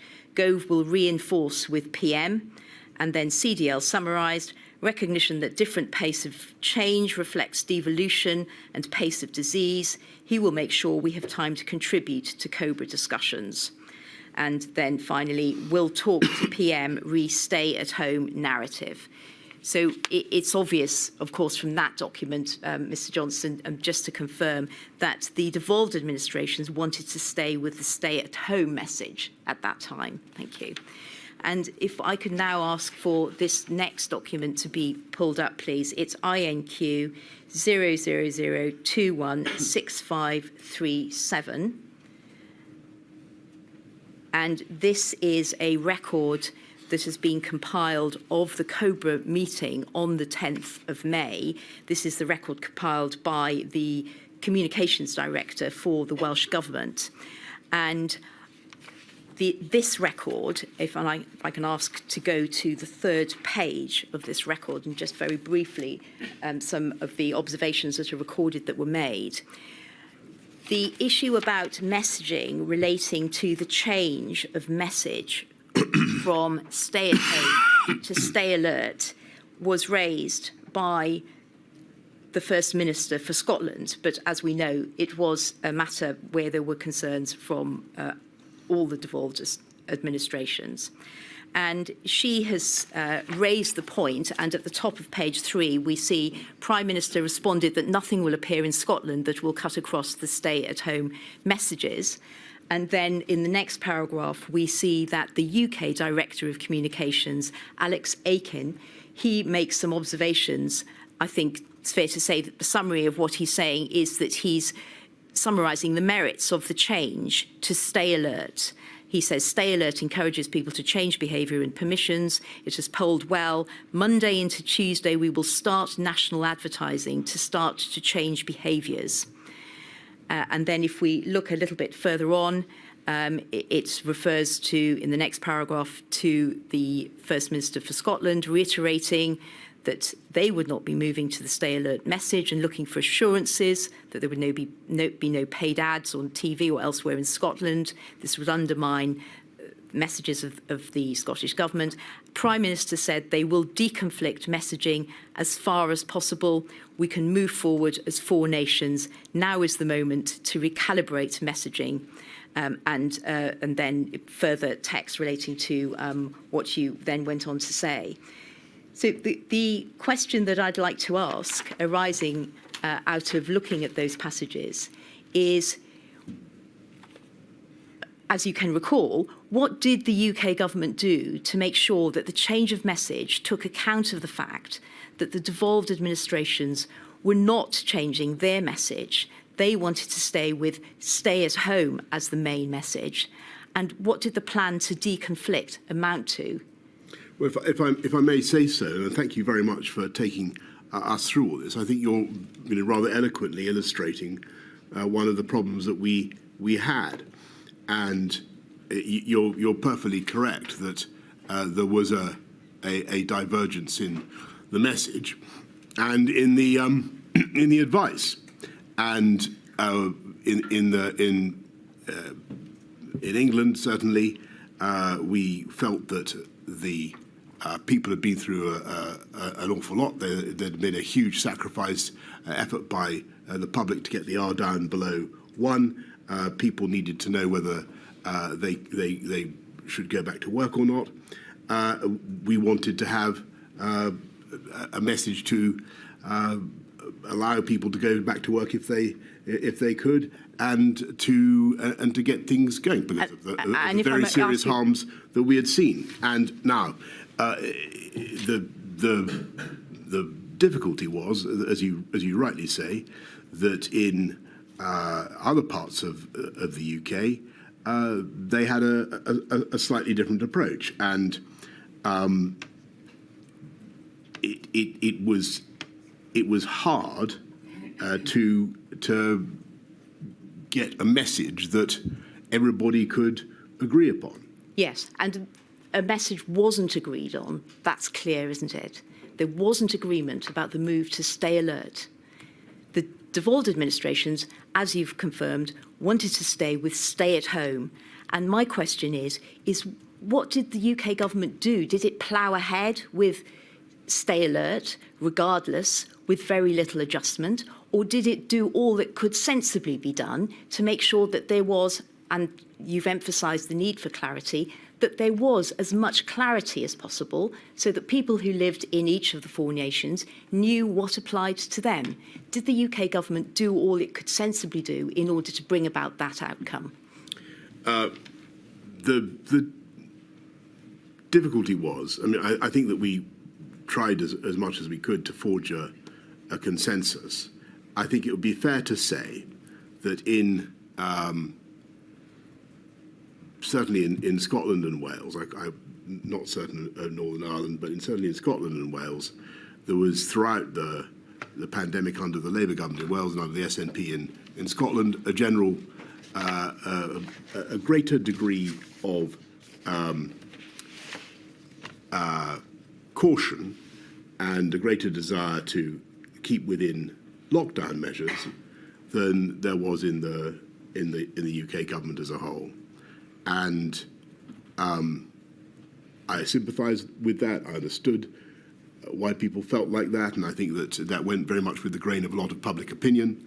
But we also had to try to reflect the fact that we got the R down below 1, and there was no point in doing that unless you were going to try to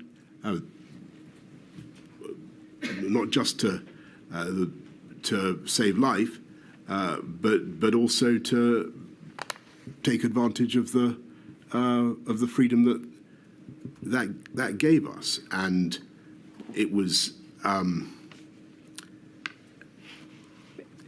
this is a perfect example of the difficulty that we had of having public health messaging that was divergent across the UK. Well, Mr. Johnson, I think it would have been, frankly, I'm afraid there's no more time. It would have been better. I have to finish. It would have been better to have a unified approach. Though I appreciate and I can from all the questionings that I've had, the legitimate sensitivities that raises in the DAs. We've got to find a way of doing this that doesn't tread on people's toes, but produces a unified answer. I mean, the UK government itself needed to be clear, didn't it? You'd agree with that?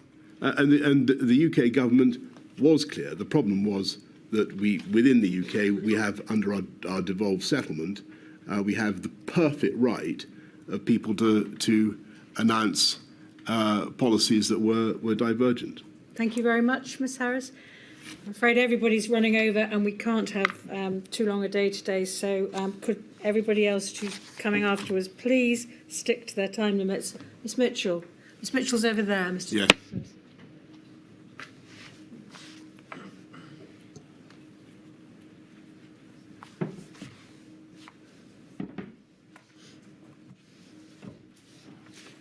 Mr Johnson, I am instructed by Amar Anwar and Company on behalf of the Scottish COVID bereaved. In his evidence to the inquiry, Lord Edward Udney Lister was asked about a chain of emails where the First Minister, Nicola Sturgeon, was requesting a telephone call with you. And this was on the 5th of March 2020, an important day because it was the day that COVID was added to the list of notifiable diseases. So it was a landmark day. An answer to asking why there was a reluctance to have the First Minister contact you,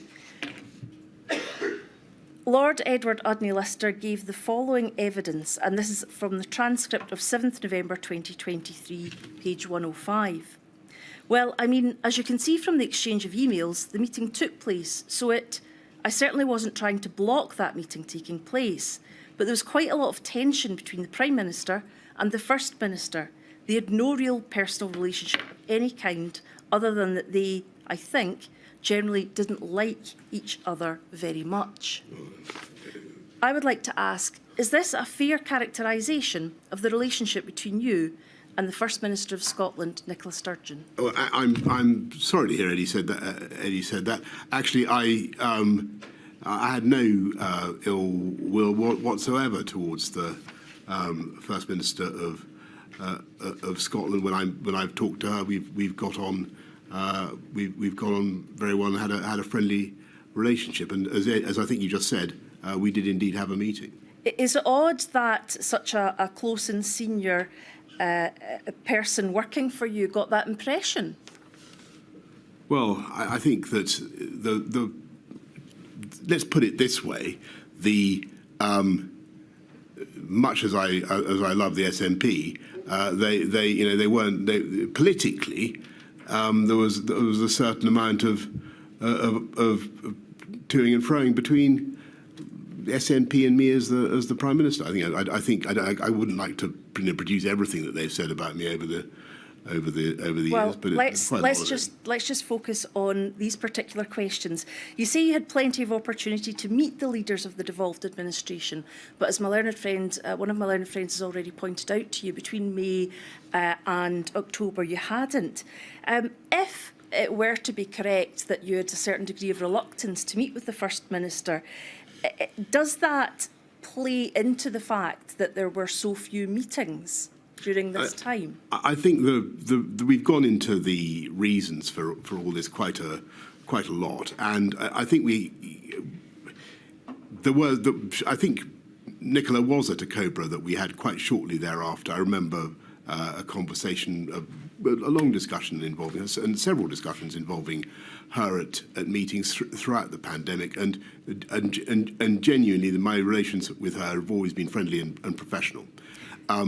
I think the reasons for the approach that we took were, as I've been saying to others, that I thought a grown-up way of doing this that would take the steam out of things, keep things focused on the needs of the UK public, would be to manage it in the way that we did. And why would, as you say, taking the steam out of things, why would that require Mr Gove to be appointed to the role? Well, I think, as I say in my statement, I think he was well suited to the job of bringing people together, hearing people's opinions, conciliating, without people who are not necessarily my number one political fans, feeling the need to chip paint off the government. Mr. Johnson, you say, I don't need this up, but you say at paragraph 191 of your statement that you've given to this inquiry that sometimes when you had to make political decisions about what was going to happen with the country, sometimes decisions were urgent and needed to be made extremely quickly, which could present a challenge. Either we would need to convene a COBRA, invite the DAs to a cabinet meeting or a UK government subcommittee meeting at which their role was not always completely clear, or we would need to take a decision ourselves and bring the DAs on board. None of this was ideal. Now, as we've seen from this inquiry as it's taken place, a lot of government in the modern day appears to be done by way of very fast means of communication: text, email, WhatsApps, phone, video conferencing. Why do you consider that consulting the DAs would have prevented urgent decision making?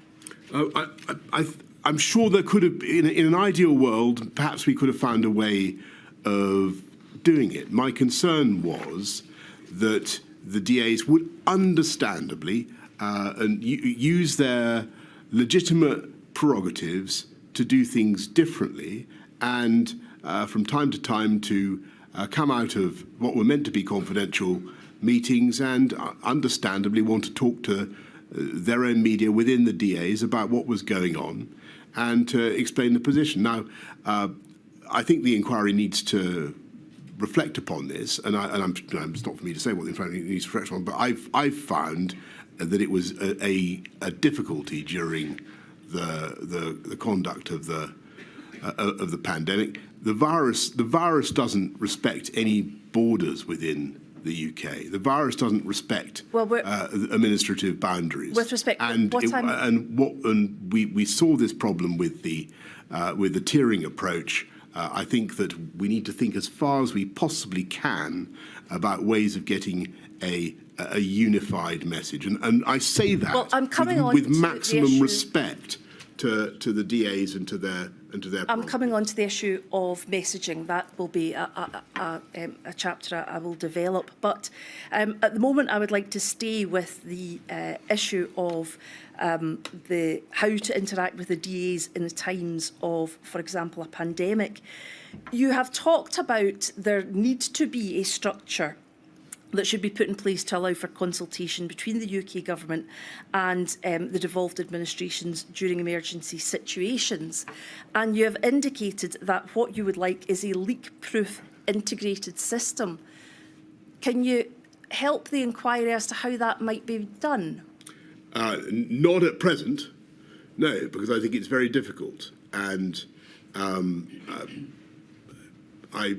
it may be that it's a contradiction in terms, but that's the ideal. It is certainly, I think, been said earlier in the inquiry that government leaks. It does. But what you don't typically have in government is a mixture of politicians who are, by definition, adversarial to each other in wanting to remove each other from office in the sense they belong to different parties. And but Mr. Johnson, that's one of the complexities that the pandemic threw up. The questions that were being discussed in these meetings weren't about that sort of thing. They were about dates and times and what should be used, whether we should use masks, or there wasn't a necessity or scope for that in those meetings. I think what happened was that every topic rapidly became political because, of course, different constituencies in different parts of the country had different views about things, and that's the sad reality. I'm not saying this problem is insoluble. I'm just saying that within the time that we had available, it was hard to manage. I thought the best way to manage it, given the urgency, was to try to take the heat out of things, to get CDL to bring people together, to explain and to conciliate, and if necessary, I would come in and talk to people as much as I could. We've heard that, Mr Johnson. I wonder if I can have inquiry number 000136751 up, please. This is an email from Imran Shafi to Chris Whitty, and it relates to a meeting on the 14th of March. There was a meeting on the 14th of March involving yourself, the Secretary of State for Health and Social Care, CLD, the CMO, the CSA and other senior officials. There was no DA presence at this meeting, so no one from Scotland, Wales or Northern Ireland, which discussed the need for a cross-government signed-off package on shielding the vulnerable and elderly. It was noted that the decision on when to implement this package would be based on advice from the CMO and the CSA. The advice was to include how to handle the DAs. And you can see that in respect of the particular document at the very last entry on number 1. What did you understand, or what do you understand by the phrase, how to handle the DAs? Well, I think that the inquiry will know very well the context of this email within the timetable of COVID. It's coming the very day, in the early afternoon of the very day when we realised that we're behind in the curve, and that we have to take very urgent action. Indeed, Mr Johnson. What this email reflects is the view of my private secretary Imran, that we've got to get onto the DAs as fast as possible.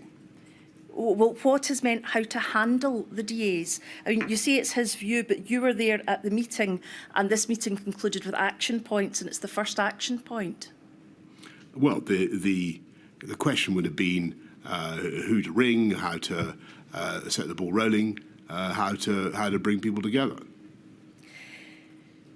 Earlier on in your evidence yesterday, you were asked about mass gatherings. And I think it would be fair to say that broadly you accepted that it had been the wrong call to allow mass gatherings to go ahead. Is that correct? Well, I think what I said was that the advice on mass gatherings was that it was paradoxical in the sense that it was counterintuitive, because the scientific advice was that they were banning mass gatherings could be worse because you would drive people into smaller locations, pubs and so on, where the transmission would be even higher. That was the logic. I think Mr Whitty described it as, in a sense, technically correct, but logically incoherent to the general public. I think that it was put to me that it was logically coherent in the sense that we wanted to reduce we wanted to do what we could to reduce transmission, and it was put to me that banning mass gatherings itself would not really help because for the reason I've given. Can I have the document inquiry number 000129230? This is a WhatsApp message with yourself dated 11/3, 2020. As we can see, it reads, I spoke to Chris Whitty at length about your concerns about the comms tomorrow getting overcomplicated. He thinks there's a really simple way of describing what we want people to do in future, based on from Monday, if you're ill, stay home. He's going to make sure that by Cobra, we're in a good position. However, he also thinks the Scots are going soft on mass gatherings, and that Nicola has decided she definitely wants to move on some totemic cancellations. Now, the reason I flag this up is this is being used as a possible reason for Scotland just doing things differently. Would it be fair to say that, in fact, in retrospect, the correct call was to call off those gatherings and to send the correct signal to the public that this was an important thing and everybody had to be very careful about their health? I can't say how much of a difference it would have made at that stage. What I've tried to tell you is the the reasons why we, at a very early stage in our understanding of the pandemic, had gone for one option, and what you've clearly got here is for what we thought were sound epidemiological reasons, and what you've got is Scotland using its prerogatives to do something different. Whatever the rights and wrongs of the epidemiology, you have a divergence of approach. Indeed, and what I'm asking you is retrospectively. The risk is that in the end, you start to undermine public understanding. Indeed, the inquiry has heard that and understands it. What I am asking you to reflect upon is, retrospectively, was that the right call? I can't say. I think that what to certainly wasn't helpful throughout was to have different messages. Well, that's exactly the matter I'm coming on to. The issue of differential messaging is one which has peppered your evidence so far.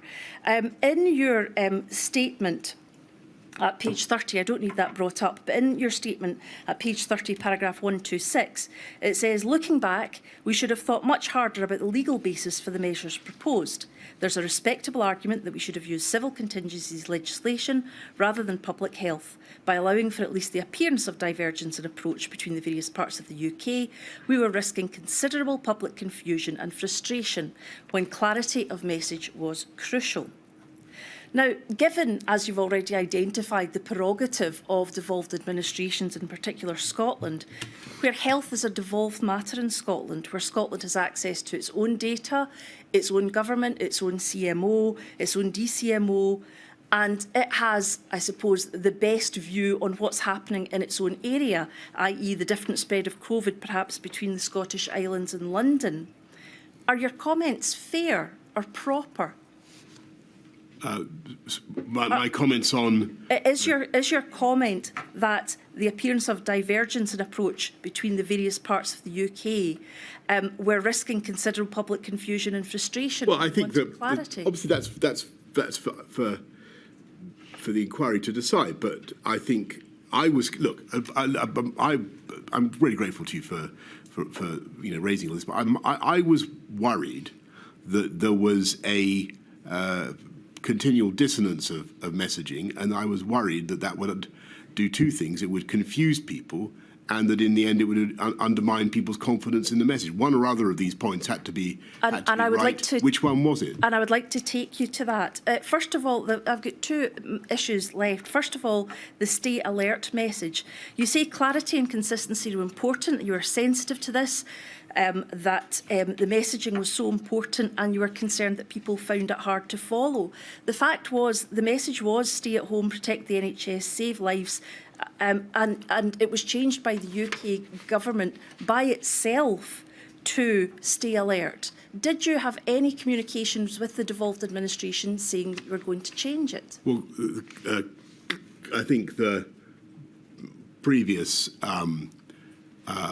council for, I believe it was the Welsh bereaved families, indicated that there had been a consultation about that. Had there been if I may put this to you, if there was such a meeting and conversations were had, why was consistency of messaging not an issue when the UK government decided to change its advice, but the other three devolved administrations didn't? I think perhaps I could put it this way: the pandemic changed and the virus changed and its virulence, and we had to change our response. And I think the difficulty... I think that the just to complete the point, I think the problem was that we would find sometimes that there was a difference in message. I don't want to make too much heavy weather of this, but I think sometimes it was a problem. That brings me to my last point, but just before I leave the issue of stay alert, Professor Halpern has given evidence to this inquiry that the phrase that was changed was so bad because it told you to worry and it didn't tell you what to do. He described it as the worst combination. and I would respectfully allow you to reflect upon that. If I can take you on to my final point, and it's in relation to a report, an expert report, which has been heard detail of in this inquiry by Professor Ailsa Henderson, and it's about confusing messages. Now, you have said in your evidence that messaging was incredibly important. Messaging in the end was the most important tool we had to deal with the virus. I don't think we should deprecate the importance of messaging. So at the heart of what you were doing, you thought messaging was a critical tool in relation to the pandemic. If we can have before us inquiry number 000269372, the report by Professor Ailsa Henderson, page 49, paragraphs 151 and 152. This is about advice given by the UK government over communications with the public. If about halfway down the paragraph, it starts an analysis of the text prepared speeches. An analysis of the text prepared speeches throughout 2020 shows that those speaking on behalf of the UK government did an incomplete job of outlining the territorial scope of their data, information or guidance. In the first months, there was almost no mention of devolved administrations or their first ministers. There was little attempt to outline what applied UK-wide and what applied only to England. The phrase "this country" was employed frequently to mean England or Great Britain or the United Kingdom. In general, spokespeople were slightly more likely to clarify if a UK-wide matter applied to the whole of the UK. And it goes on to give an instance.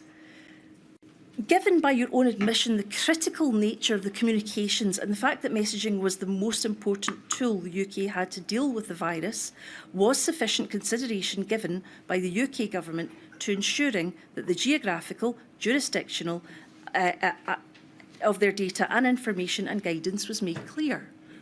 Well, I did my level best during the press conferences to try to make clear where the restrictions applied to. And I remember several times saying that they applied only in England and trying to restrict what we were saying. But I think, well, Mr. Johnson, I have one example. You can't blame ministers for talking about this country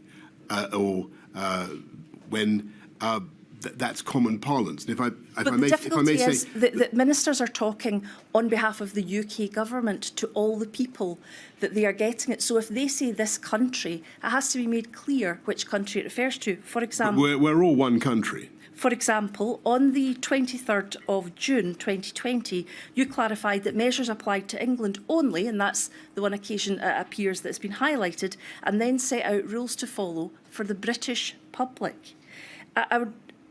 What was needed was clarity, and isn't it, in fact, that the problem was that the difficulty was created by the UK government? No. Later on in this report, it says that notwithstanding efforts throughout 2020, the UK COVID press briefings repeatedly failed to clarify rules governing school closures, rules for social gathering, funds for local authorities, funds for the coronavirus community support, the renewal task force, dedicated funding for mental health, bike voucher schemes, increased marshals on rail works, the reopening of car showrooms or other retails were all England specific. And they say this is, the report goes on to say this is particularly important as in some instances government spokespeople were calling for individuals to change their behaviour, and as such rules would not have applied throughout the UK.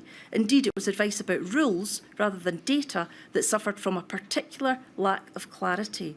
So, given what is said in this report, Mr Johnson, did the UK government fail to properly implement the most important tool the UK government had to deal with the virus? I think that if you look at the public understanding of what we were trying to say, it was remarkable how clearly people got the message, considering the extreme complexity of the rules and considering the fact that there was divergence, Mr Johnson, across the DAs. Given the complexity, what you've got here is in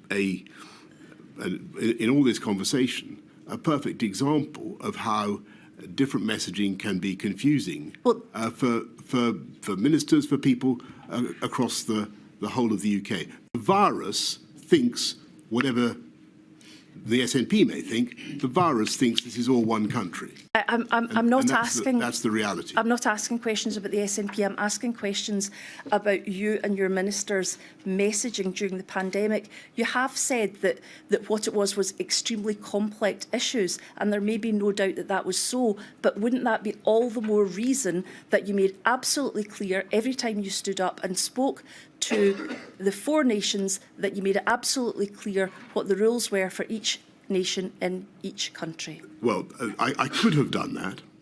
I think that, and that might indeed be a way forward. I think it may be that you've hit on a solution, which is that in future it should be entirely the job of the Prime Minister of the United Kingdom to announce the different rules that apply in different places across the UK, rather than having those messages blurred or anticipated. I happen to think that that would still be immensely complicated and people wouldn't understand quite why there were differences. All I'm saying is that I think there were legitimate democratic desire of the DAs to have their own approach to public health. I totally get that and I support that. But in the particular context of a brutal, pitiless pandemic, there had to be some way of helping the public with greater unity of messaging. That's all I'm saying. And the best way to have such, the best way is not to look for unity, but to look for clarity. Would that be correct? I think that clarity follows unity. I think that we've gone far enough on that front. obliged. This is not going to become a seminar with respect. I shall return at 3:15.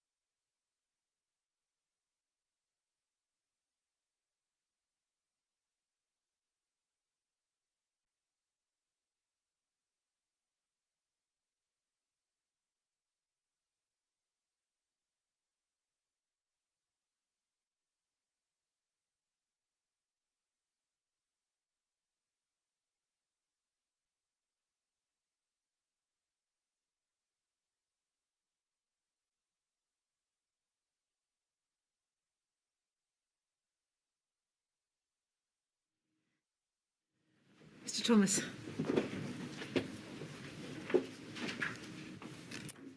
Former Prime Minister Johnson, may I start by saying how much I appreciate your time here today.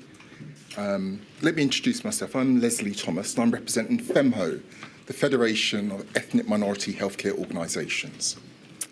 Now, I want to see what we can agree on.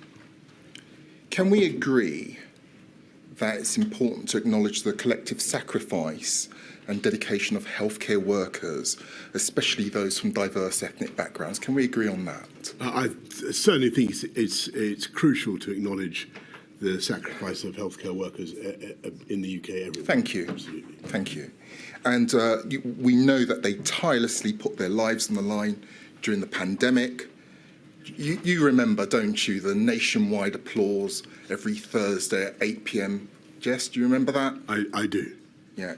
And indeed, you yourself owe them a debt in relation to when you were hospitalised and ill. We can agree on that. I certainly do. And they put themselves in the front line of danger. And in many cases, and particularly, sadly, those from ethnic minority backgrounds paid a terrible price. They did. They paid a terrible price. So it's in this context that FEMHO seeks insights into various aspects and understands the challenges faced by ethnic minority healthcare workers and communities during this unprecedented time.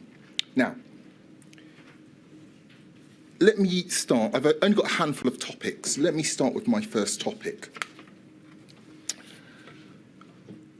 Mr Johnson, considering the expert testimony of the Chief Scientific Advisor, Sir Patrick Vallance, that disparate health outcomes based on vulnerabilities were, quote, entirely foreseeable, and the acknowledgement that pandemics exacerbate existing inequalities rather than creating them, I'd like to focus on the period leading up to the first lockdown in March 2020.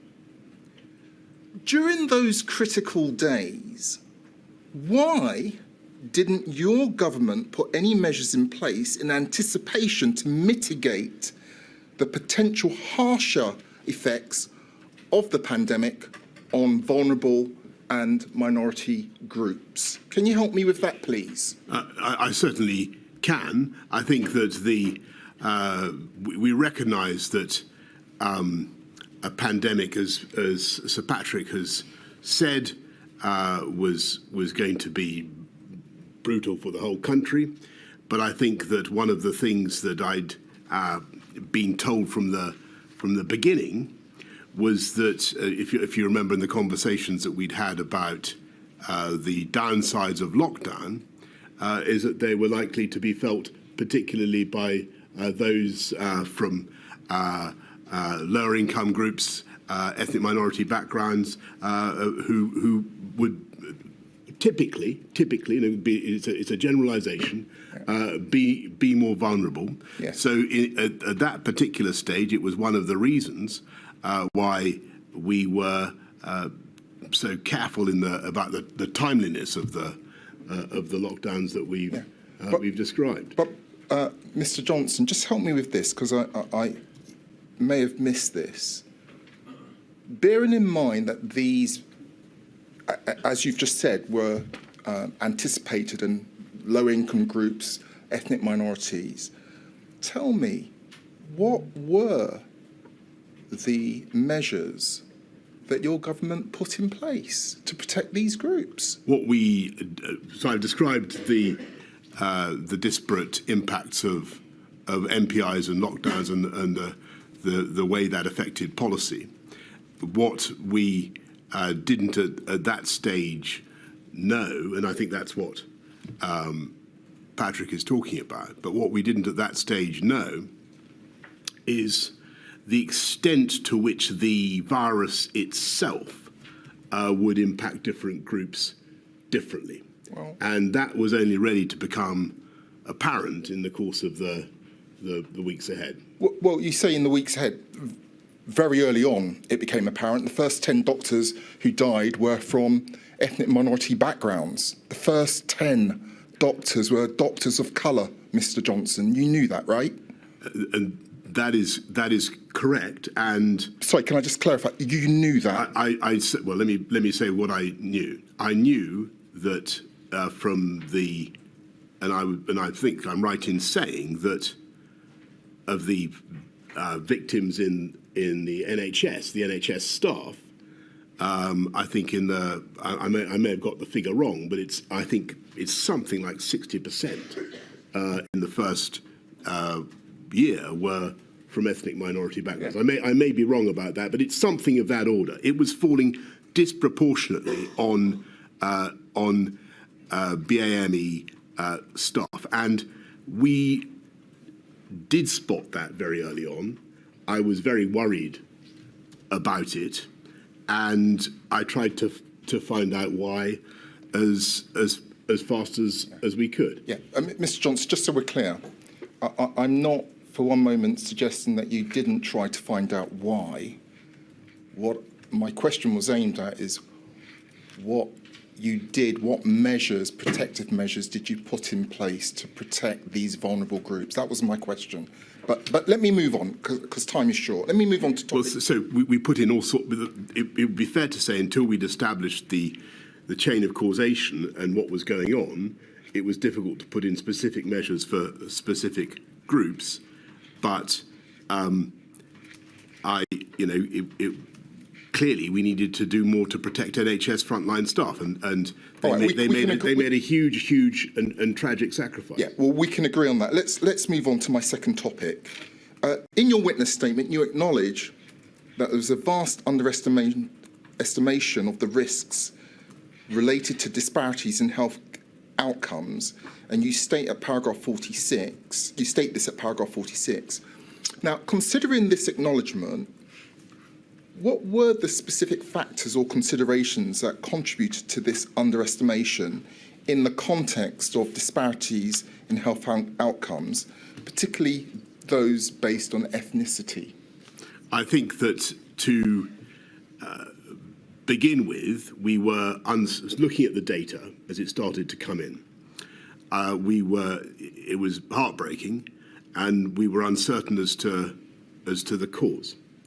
And the question, bluntly, was whether there was whether there were medical reasons or whether there were, as it were, occupational reasons for the greater suffering. And I think it took us a while to try to get to the answer. I mean, we tried to get the answer quite quickly, but a great deal of work was done on that subject. The answer, as I'm sure you, of course, know, is that it appears that there isn't any medical grounds. What it I'm afraid tragically was fantastic NHS staff from ethnic minority backgrounds in the front line dealing with patients and being exposed to the virus. Well, it was more. Sorry, forgive me, Mr. Johnson. That's what it seems to me to have been. Well, forgive me, Mr. Johnson. It's more than that. We had your former Health Secretary, Mr. Hancock, sitting where you were sitting, I believe last Friday, and he agreed with me, and I'm sure you will agree with me, that we can also agree that part of the disproportionate impact on the Black, Asian and minority ethnic communities, including healthcare workers, was as a result of institutional racism within the NHS and within the system. Can we agree on that? I'm not certain, I'm afraid to say, that I've seen evidence to support that. Well, I'd be. You are unaware of the report done by Public Health England into the NHS that Mr. Hancock was telling us about, where it was talking about institutional racism. You're completely unaware of that as Prime Minister? I haven't, I've got to confess to you, seen that report. The information that I had was that wasn't the information that I had did not mention that as a factor. All right, let me move on. Mr. Johnson, the June 2020 Public Health England report has been cited as a pivotal moment in the understanding and addressing the disparities in risks and outcomes relating to the COVID pandemic. Would you consider this report to be your first substantive opportunity for engagement on this crucial issue? So on which issue? I'll repeat the question. On the issue of addressing disparities and risks and outcomes related to the COVID-19 virus. Right. Well, what we did was to try to make sure that everybody had the best possible protection and to do whatever we could to stop infection of those particularly black, Asian and minority ethnic groups who were in the front line of the fight against COVID. And, right. So, and, Mr. Johnson, and sometimes, tragically, we didn't have PPE that was good enough, but we made a huge effort to equip our country with what was necessary. Sometimes you didn't have PPE. There was an issue at times, was there not, in relation to PPE not being culturally appropriate? You know, people with beards, religious outfits, things like that. Were you aware of that? That wasn't escalated to me. I was concerned that everybody should have the best possible protection. Let me move on. Can you share with us your reflections on how the findings of this report influence subsequent actions and policies aimed at mitigating these disparities? I think that what we wanted to do was to make sure that the incredible frontline staff of the NHS had greater protection, above all, by being less overworked. And one of the things that the pandemic was a terrible time, but one of the things that we did was not only to embark on a program of big program of hospital building, but recruiting 50,000 more nurses. And I think we're well on the way to, or the subsequent government is well on the way to achieving that now. And if you're a nurse or a frontline worker, then clearly one of the best ways to mitigate the risk that you face and the disproportionate risk that you face as a black, Asian, and minority ethnic frontline care worker is having an extra pair of hands to help you. And that was one of the key objectives of the programme. And it's a very large programme. There are plenty of other things that the NHS now has, I believe, or certainly did when I was Prime Minister, more people in it than it's ever had. Mr. Johnson, forgive me. Thank you. They have limited time, Mr. Johnson. So I'm not trying to talk I'm you sure out. you're Please. not trying to talk me down the clock. I wouldn't dream of that. You wouldn't dream of that, would you, Mr. Johnson? I wouldn't. No. Right. I've two more topics, and I've finished.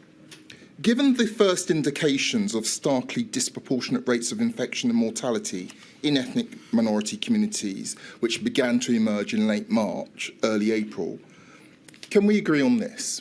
Can we agree that there were earlier opportunities for more substantial engagement? Can we agree on that?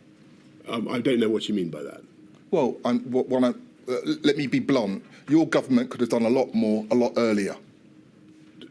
Well, we did whatever we could to get all our staff the equipment that we. It wasn't enough, Mr. Johnson, was it? Well, we worked incredibly hard and fast to get people the equipment we needed. That doesn't mean that I'm not conscious of the immense effort. People we were clapping for. Do you remember? I do, and I'm not. I am deeply conscious of the sacrifice that they made. Last topic, and then I sit down and I'll shut up.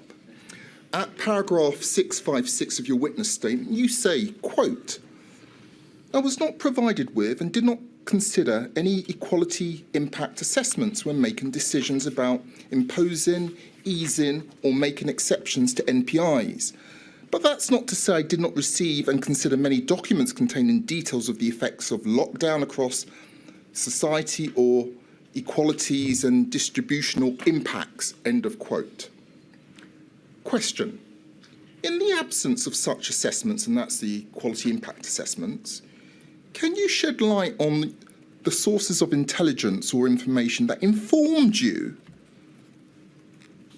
your understanding of the disproportionate impact of MPIs on ethnic minority groups. What were the sources of your intelligence and information? Well, there was data that I saw.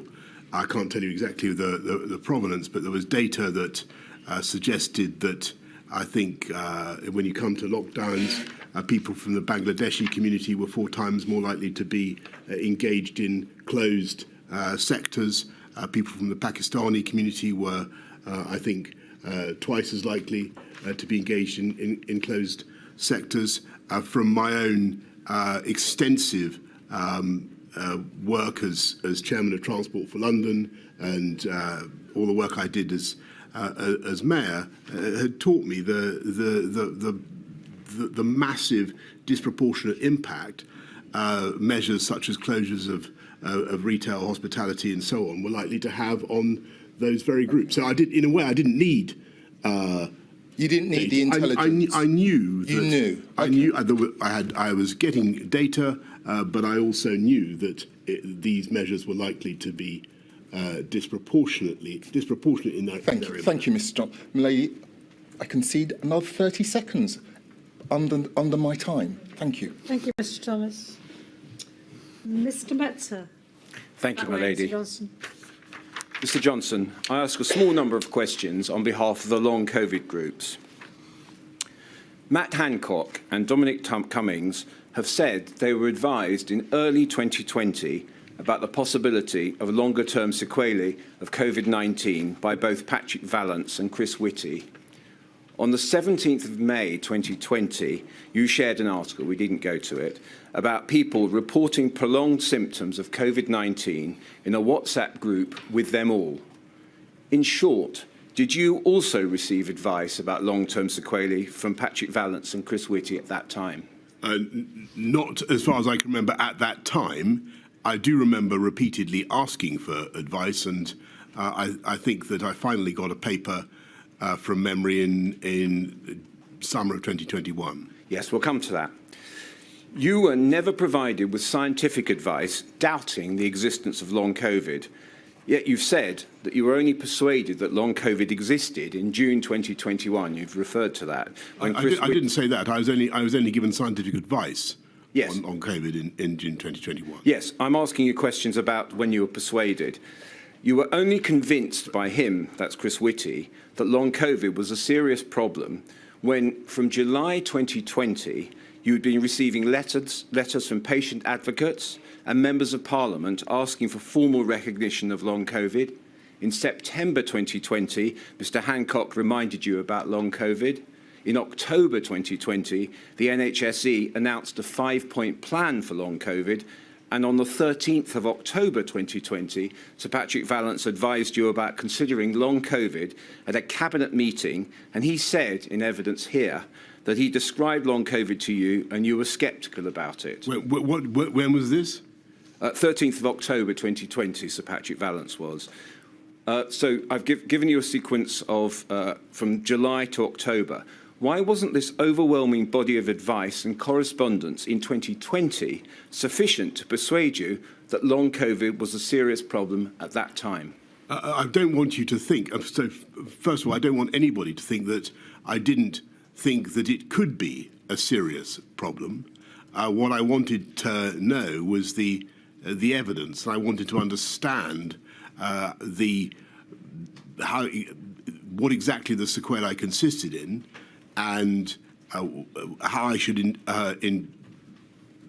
explain it to people, what the symptoms exactly were, and what kind of a syndrome it really was. And I was having some difficulty getting a clear picture, and that was the reality.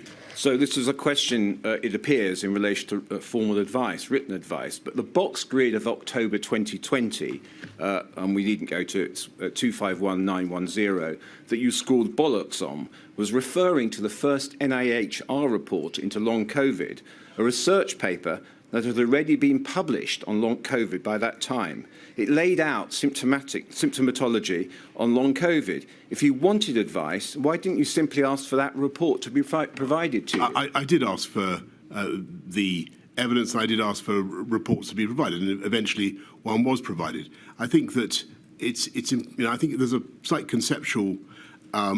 First of all, I wish to again to recognise the hurt that those words must have caused to people suffering from long COVID and the very real suffering that they endure. And but when I referred to Gulf War syndrome, I was making I think a reasonable question, and I'm sure you wouldn't say that everybody suffering from Gulf War syndrome is mistaken. Mr. Johnson, I don't want to be developed about Gulf War syndrome. I just want to ask you, do you agree you never asked for the NIHR report to be provided to you? I certainly asked for a report to be provided for me into long COVID, and it was eventually provided, but much later on. Yes, so not that report. Do you agree? Yes. Thank you. In July 2021, the Cabinet Office planned a policy which accepted high prevalence of COVID-19. It noted that the strategy was to continue to live with COVID without restrictions. One risk was noted as high rates of long COVID. The autumn-winter plan of 2021-22, published in September 2021, emphasised building defences through pharmaceutical interventions, and for long COVID only acknowledged the need for treatment. There was no effective treatment for long COVID, as there were no pharmaceutical interventions to prevent its development, and you agree the best way to prevent long COVID is to prevent infection of COVID-19. Did the government choose to adopt a policy which you knew would result in a significant number of people, including young people, suffering from long COVID? What we did was to try to fight COVID, to try to fight infection and mortality in people of all ages by stopping the spread of the disease. And I thought that by fighting COVID, A fortiori, you could fight long COVID. Yes, but you understand that in relation to the decisions in relation to COVID and long COVID, they have different symptomatology. And that was precisely what I wanted to understand, and that was why I requested the report and the advice that I did. And when I spoke about Gulf War syndrome, what I meant literally was, can somebody explain to me, because Gulf War syndrome, as I'm sure nobody would say, I'm sure you wouldn't, that everybody suffering from Gulf War syndrome is mistaken. Yes, Mr. Johnson, I want to move away from Gulf War syndrome with greatest respect.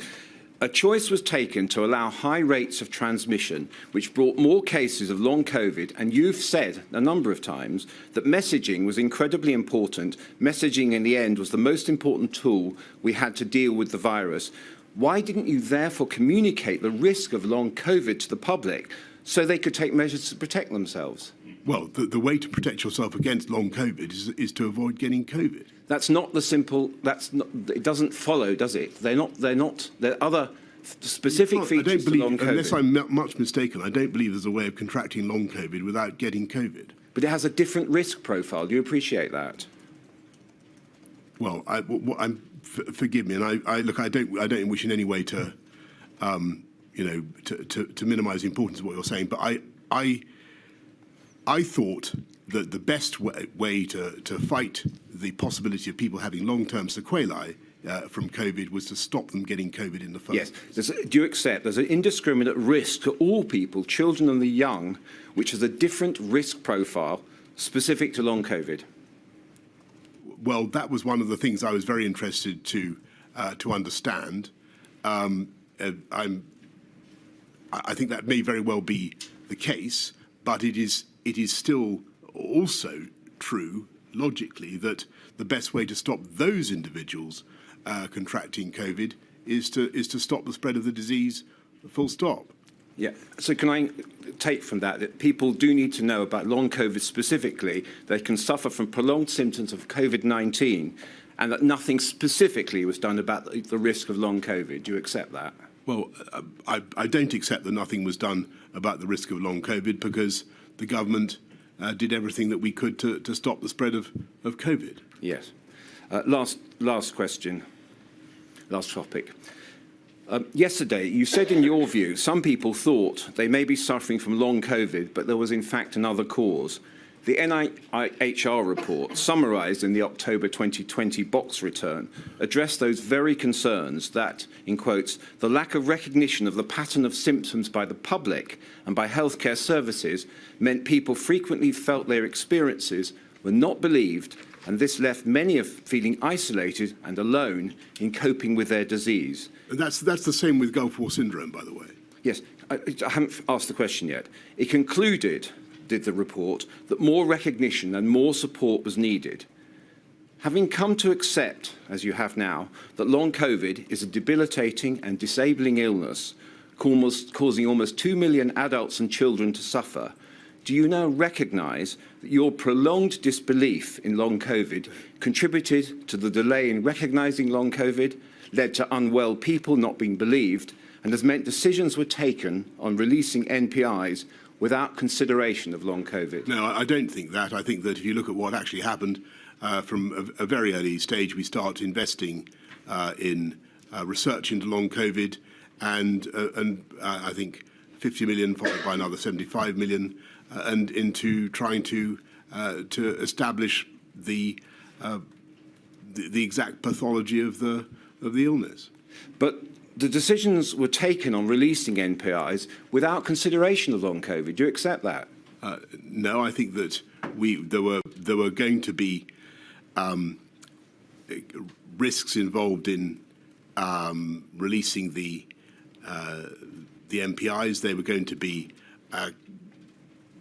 basically the risk that the disease would spread. And that was the thing we wanted to fight. Yes. Thank you, Mr. Metzer. Can I just complete the question, please, my lady? It's the last question, I promise you.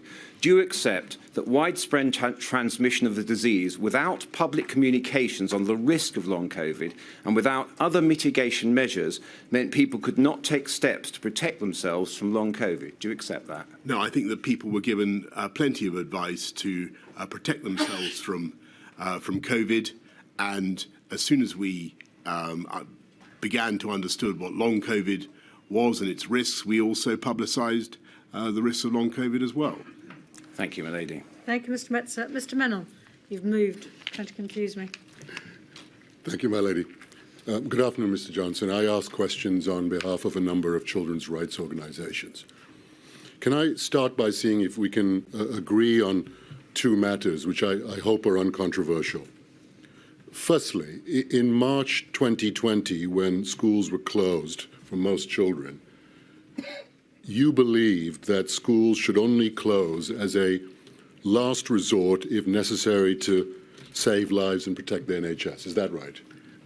I certainly believed that the closure of schools was a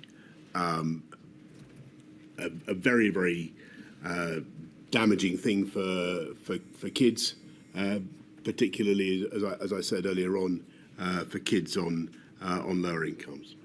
And secondly, the reason that you believed that schools, I suggest, should only close as a last resort was that you recognized at that time, when we went into lockdown in March 2020, that school closures would have a devastating, lasting, harmful impact on many children, particularly vulnerable children, in terms of their development, their socialization, their educational attainment, their life chances, their physical health, and their psychological well-being. Is that fair? We did recognise that. Now, given those answers, can we also agree that the primary problem in March 2020 was not the fact that schools were closed for most children to save lives and protect the NHS?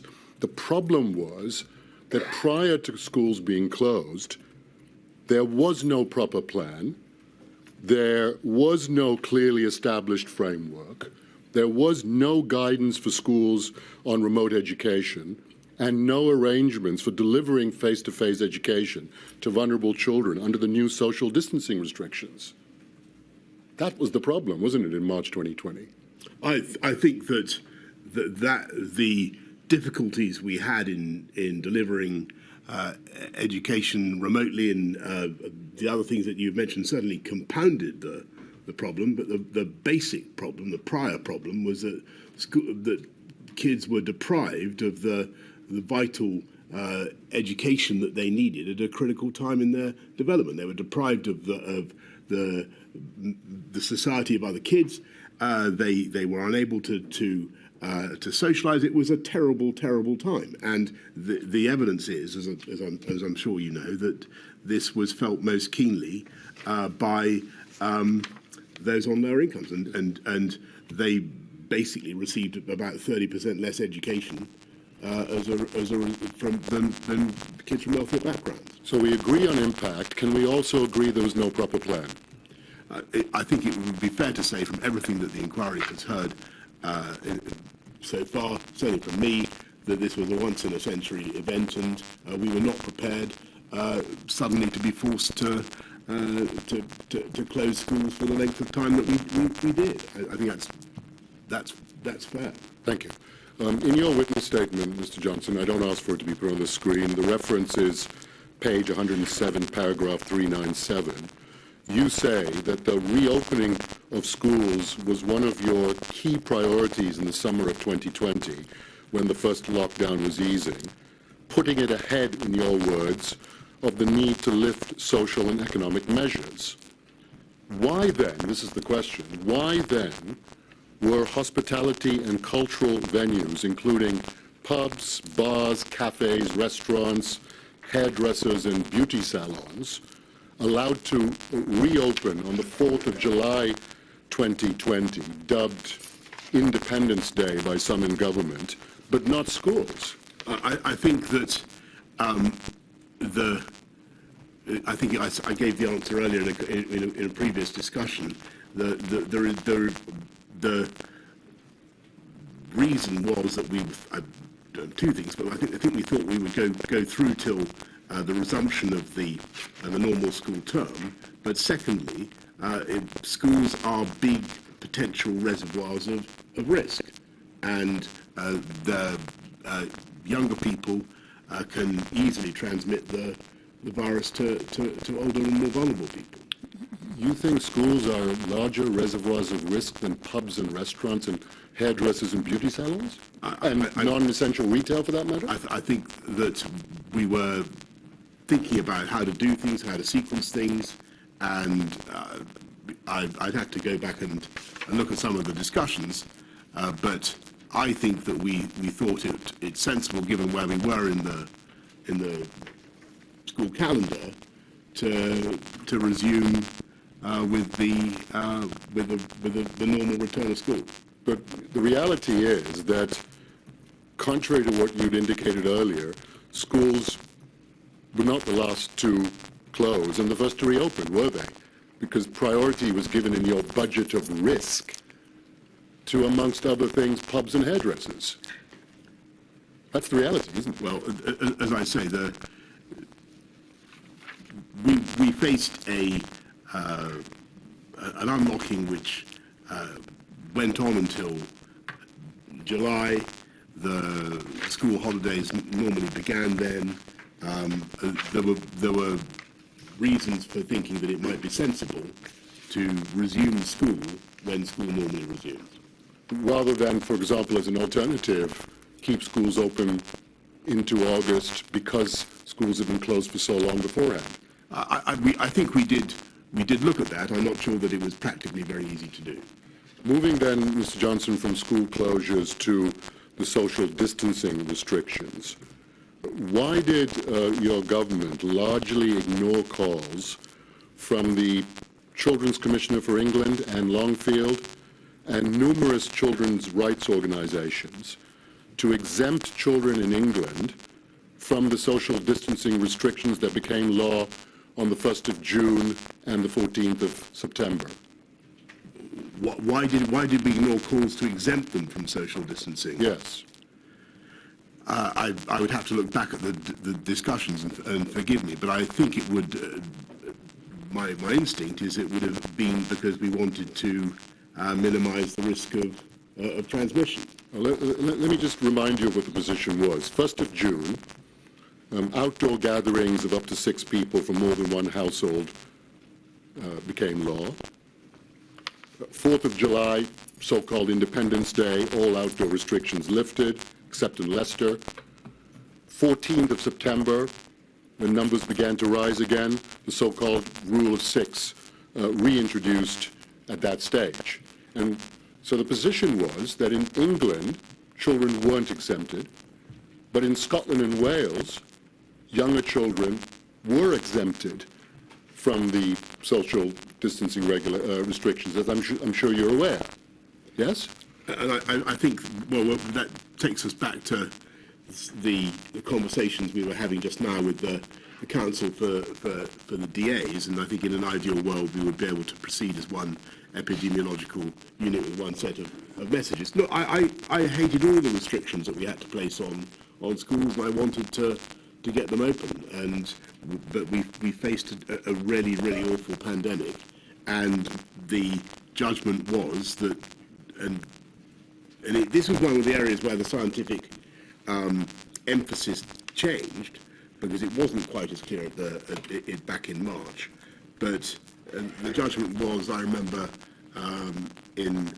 later on in 2020, that schools really did present a considerable addition to the budget of risk. Mr. Johnson, I moved on from schools to the social distancing restrictions.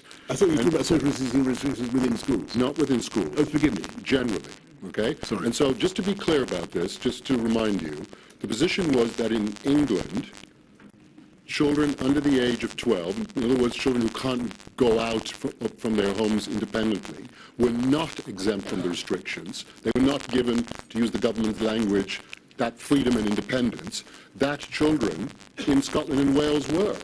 So I'm asking, why did England pursue a more draconian approach than Scotland and Wales, as far as younger children is concerned?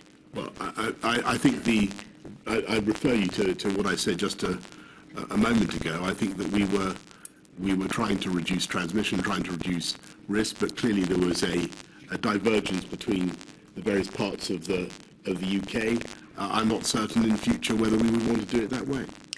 And just to be fair to you on this, so you know, the inquiry's not heard any scientific or medical evidence from either the CMO or the GCSA to the effect that what Scotland and Wales was doing was somehow dangerous and that the English approach is better, just so you understand the position. Now, opposition to the decision not to exempt younger children from the social distancing restrictions was not confined to the Children's Commissioner and children's rights organizations. Members of your own government and political party were expressing concerns about this. And I'd like to show you one particular WhatsApp exchange, if I may. The reference is 176785, page 24. And if you could indicate when you have that on your screen, it would be appreciated. If you have it now.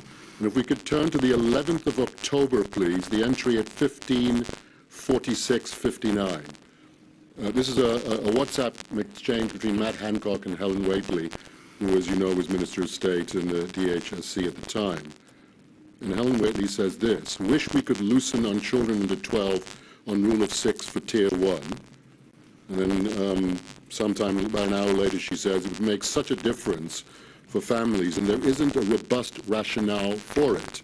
Now is a really good chance to show we have listened. Lots of MPs were pushing on this during last week's debates." And Matt Hancock replies, "They don't want to go there on this." She asks, "Are we they?" And then this, from Matt Hancock, as in number 10, also on curfew, they don't want to shift an inch. In respect of that, first question, were you aware at this time This is October. Yeah, mid-October. So this is about a month after Scotland and Wales have exempted children from the Rule of Six.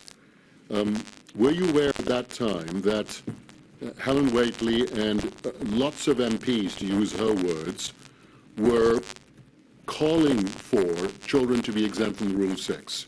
Were you aware of it at the time? I just want to say how grateful I am to you for bringing this to my attention, because I hadn't clocked this. But it's a great example of the kind of thinking, the kind of debate that was going on at a time when, as everybody knows, and we've been discussing this extensively this morning, the R was going up, and we were about to announce the tiered system. So the 11th of October, we're literally days away from having to ask the country to go back into parts of the country to go back into lockdown, and we are. So the last thing to explain why it might have been difficult for us to signal any kind of relaxation at that stage, to suddenly say that we were going to relax the rules on social distancing for kids, for young people, would have been a very, very peculiar signal to send out at the very moment when we were desperately trying to get the existing measures to work, and we were on the point of toughening them up. And so I think that probably answers the question. So I think what you're saying is that Matt Hancock was right when he said to Helen Whately in this WhatsApp exchange that number 10 doesn't want to shift an inch. He's right about that, isn't he? I don't remember, to be frank, I don't remember a conversation about it, but I can see why we would have been reluctant at that stage, given what was going on in the pandemic.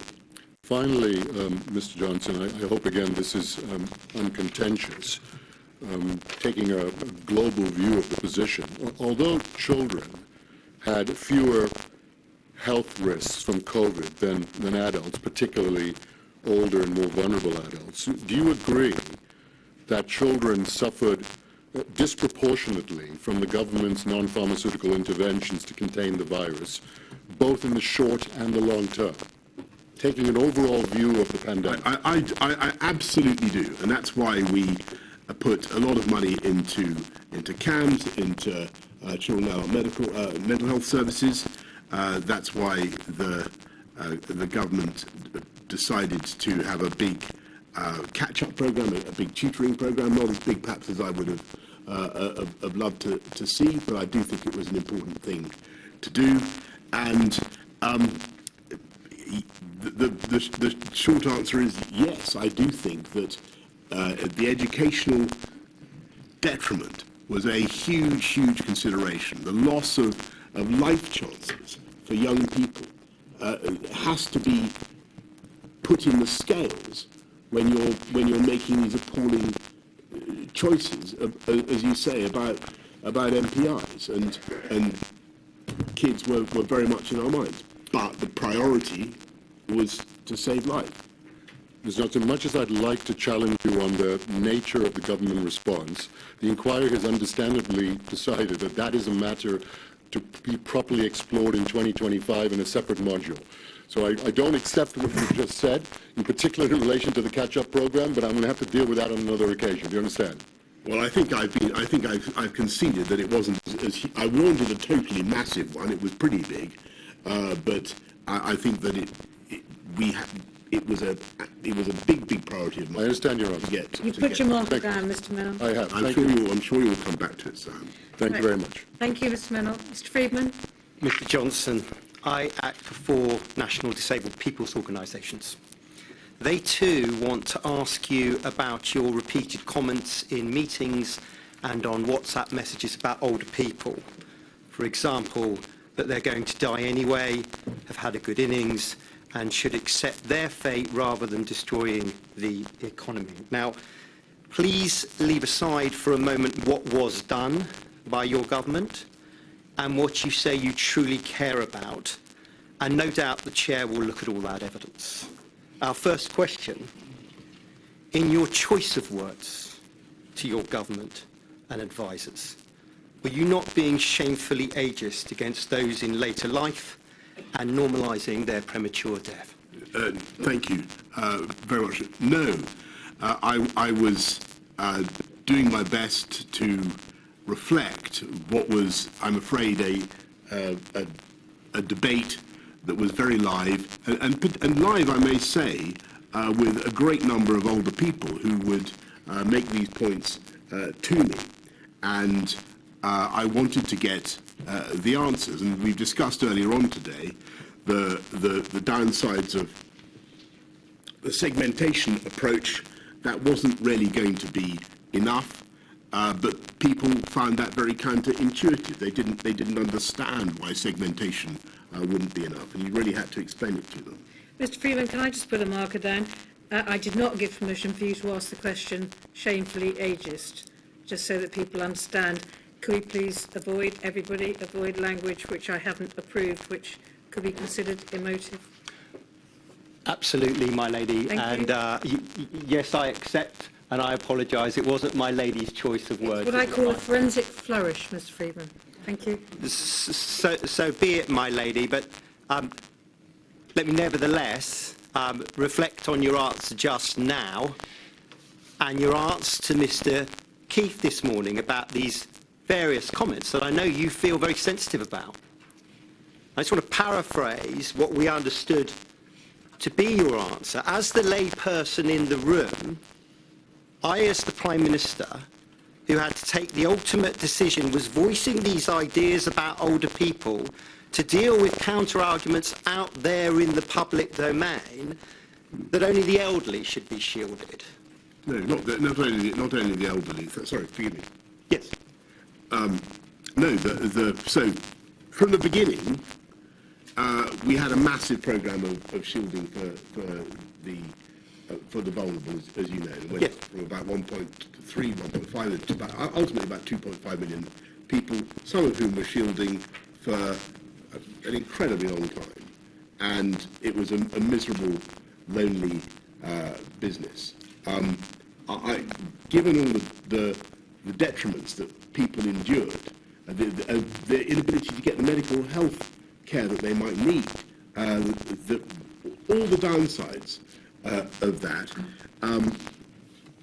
it was, I think, reasonable to think about other approaches and whether the continued lockdowns were effective. Yes, of course, Mr. Johnson. But in the end, we had no alternative. Of course, Mr. Johnson, but forgive me for interrupting you, but I've got to take you to these comments, however one puts them emotively or otherwise. Once we get into August and September, and these comments mostly made in October, you've had those discussions about how a more dedicated form of segregation for the elderly and their households is not going to work, essentially because the virus will break out of the shielding system. And you're taken to the WhatsApp messages by Mr. Keith. So how does your answer to counsel to the inquiry this morning and to me just now about you putting arguments for only older people being segregated in some form of super shielding, therefore have anything to do with your repeated assertions that old people are going to die anyway, that they've had a good innings and we should not sacrifice the economy because of them? So what I'm trying to put to the scientific opinion is the I want to understand first of all who the potential victims of COVID are at that particular moment, and as everybody knows, it's people of all ages, and I've seen it for myself, because I've seen some figures, I think, for the average or the median age of COVID victims. I'm trying to understand what alternatives we have, and I'm reflecting a widespread view that there must be some twin-track strategy. There must be some way in which we can somehow avoid this damage to the entire economy and society, whilst looking after the interests of the elderly. And what I'm trying to get from the the scientists is, and from everybody in the room is, well, what is the answer to this? And the answer is, as everybody knows, that there is no alternative approach. There is no way of sequestering the elderly population or the vulnerable sufficiently, and they will die tragically in great numbers when the R gets uncontrollable. Well, let me then ask you about your knowledge and your words around the broader population of disabled people that were dying. Did you know then, as of autumn of 2020, that COVID posed risk to a wide range of disabled people of all ages, and in that I include people with learning disability, people with Down syndrome, and the like? Yes, we certainly knew that people with a huge variety of syndromes were particularly vulnerable, and that's why we had a shielding scheme. Well, that being the case, we do not find you repeatedly raising at this juncture with your government and your senior advisors in WhatsApps and notes and meetings about that problem, in a sense leading from the front with words and actions to let your government know in no uncertain terms that disabled people's lives are worth living. Why is that? Well, actually, that's not true. That what we did was to try to stop the spread of the virus and to protect those who were shielding and vulnerable from a breakout. Well, lastly, and standing back, my lady, if I may, and it does follow from what's been said. Public know, you know, that sometimes you use language, florid language, and one way to conclude about your use of language is that's just Boris Johnson being Boris Johnson. It's a matter for my lady, but is that the kind of conclusion you would want her to reach? Or would you rather her reach a conclusion that language of that florid kind of nature, even if said in jest, should not be used by a government official, and especially one who had the power that you enjoyed in autumn 2020? So which language, Mr. Freeman? Well, the kind of language, whether I describe it emotively or not, that old people have had a good innings. Florid kind of nature, even if said in jest, should not be used by a government official, and especially one who had the power that you enjoyed in autumn 2020. So which language, Mr. Freeman? Well, the kind of language, whether I describe it emotively or not, that old people have had a good innings. Oh, I see what you mean. That they're going to die anyway. Well, let me thank you. It's that. I think you understand the question I put to you. I do understand. You've probably heard it before. No, I do understand that, and so let me give you a straight answer on that.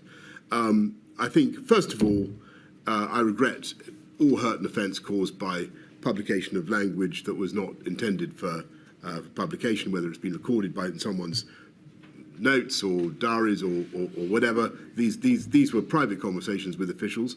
Secondly, a lot of what has been reported is incorrect. And there are words that are ascribed to me that I simply don't recognise. But the third thing is, insofar as it's obviously true that I was from time to time speaking bluntly and in an unpolished way about these issues, it was for two reasons. First of all, I wanted to as I say, to represent the layman, to get an answer that was intelligible. Number two, I wanted everybody in the room to feel that they could also speak freely. Because I think when you're sitting in a room full of conversations conducted in learned or bureaucratic language about these complex phenomena, you do need people to feel that they have the space without being embarrassed to say things simply, even if taken out of context, they can be made to look unfeeling or uncaring. When people really aren't being unfeeling or uncaring, they're trying to express ideas as simply and as concisely as they can. Thank you, Mr. Freeman. Thank you, my lady. Miss Davis is over that way, Mr Johnson.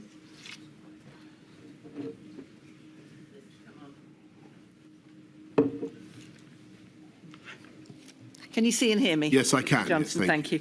I ask questions on behalf of Southall Black Sisters and Solace Women's Aid, who, as you will know, are part of the violence against women and Yes, girls sector. yes. And so my two topics are on domestic abuse, Yes. which is something that you told us yesterday you were personally very alive to that issue.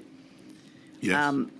And you will know that the regulations, the stay-at-home regulations, contained a number of exemptions. One of them was that you could leave because of risk of injury. And we've heard from Mr Hancock, and it's obvious that that was intended to include risk of domestic abuse besides anything else. Yes. I want to ask you about messaging. My first topic is on messaging, which you've told us is not just an important part of an MPI, but actually an important MPI in itself. And the messages are your addresses to the nation when you announce lockdown. And there were 5 in total. The 23rd of March, the first lockdown, the 31st of October, when you say there's going to be the second lockdown, the 5th of November, when the details of the second lockdown are announced, the 19th of December, which is Tier 4, and then the 4th of January 2021, when you announce the third lockdown. And in all those addresses, you emphasise quite rightly that people must stay at home throughout. And you also refer to some of the exemptions. So on the 23rd of March, you say people will only be allowed to leave their home for the following very limited purposes. And those 4 purposes are shopping, exercise, medical need, travelling to and from work if that's absolutely necessary. And you conclude that part by saying that's all. These are the only reasons you should leave your home. On the other occasions, 31st of October, 5th of November and the 19th of December, you give similar lists. On the 31st of October, you do include the words escaping risk of injury or harm. But on none of those addresses throughout 2020 do you say that people can leave if they're at risk of domestic abuse. You do say that on the 4th of January 2021. You say that explicitly, where you say, or to escape domestic abuse. So why was domestic abuse not mentioned earlier than January 2021? Thank you. I think that you're making a very good point, and I think in retrospect, we should have given consideration to mentioning that issue explicitly earlier.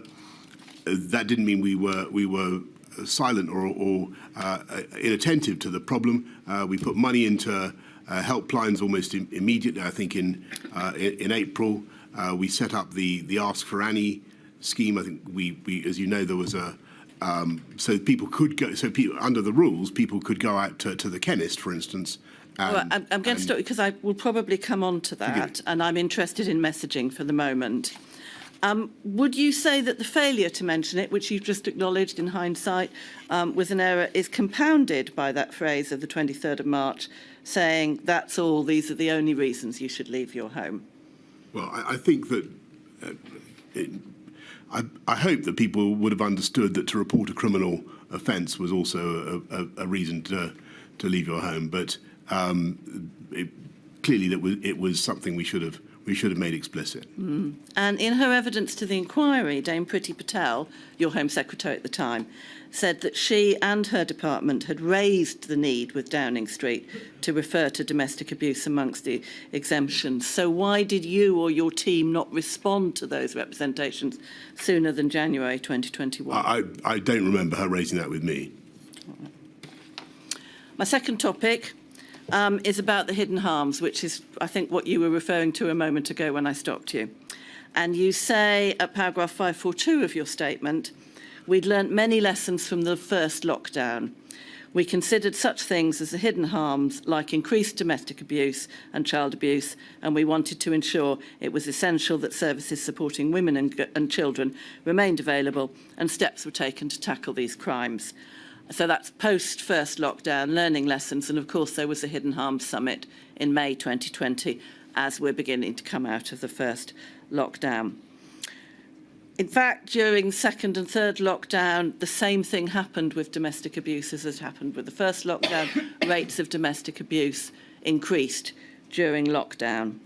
So what lessons were learned and implemented for the second and third lockdown in order to protect women and girls from domestic abuse? Well, in addition to the investment in the helplines, which I think, as I say, began almost immediately, in the Ask for Annie scheme, where a victim of domestic abuse could go to the chemist and say that she... That was in February 2021. Say that she had a problem.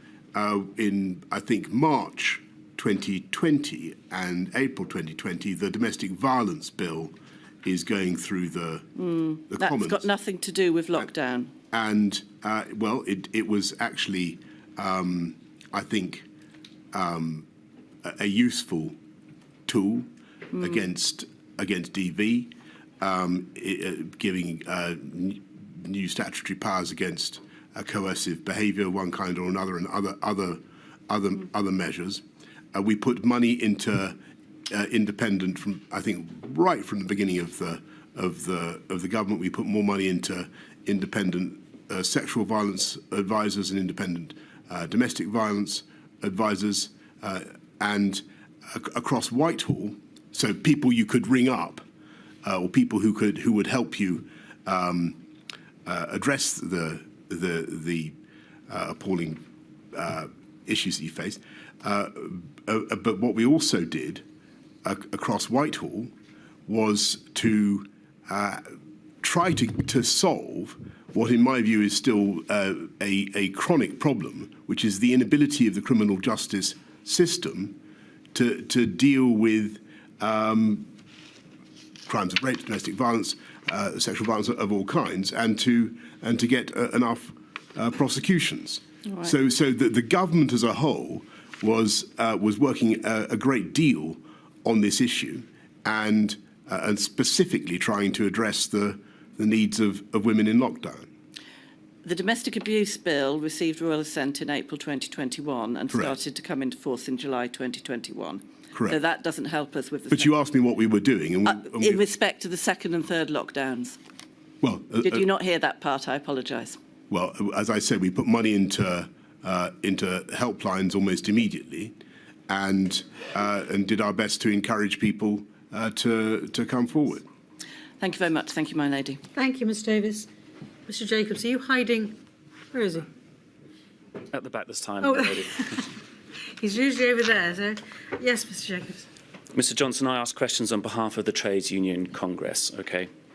My first topic for you is on the approach that you engendered in your government as to consultation with key partners such as unions. And I'm going to ask you about a meeting in July 2021. You will recall, I'm sure, that at that time there was discussion about return to workplaces, and the unions that I act for were calling for various measures to advance workplace safety. If we have on screen 273901 and page 478, we will see a note from Sir Patrick of a meeting on the 2nd of July 2021. And towards the middle of that entry, you'll see some quotations attributed to you, Mr Johnson. Are we going to encourage people to wear masks? Are we going to continue this bollocks, he says, wants everyone back at work. Quote, we can't have the bollocks of consulting with employees and trade unions. They need to all come back to work. All the malingering work-shy people, says how much of civil service is back. Mr Johnson, was it wrong for you as the Prime Minister to set such a dismissive approach towards consultation with unions? I don't believe that we would ignore the interests of working people at any stage, and I think that the difficulty that we faced was the colossal damage to the interests of people on, particularly on people on lower incomes, of continuing with lockdowns. And Mr. Johnson, and I was very keen to get people back if we possibly could. I understand you're keen for people and to work. If you look at I'm sorry, Mr Johnson. I'm going to put my question again. I'm asking you specifically about the approach you engendered in your government towards consultation with unions. A Prime Minister who says we can't have the bollocks of consulting with employees and trade unions is setting a dismissive approach. Surely you agree with that, Mr. Johnson? Well, I not necessarily. I think what I didn't want to see was this is July 2021.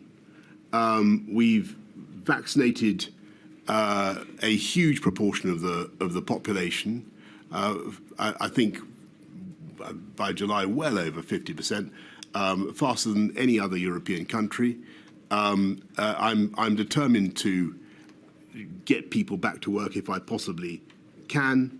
I think that by the superhuman exertions of the vaccine rollout programme, we've put ourselves in a very good position to stage a strong bounce back from COVID.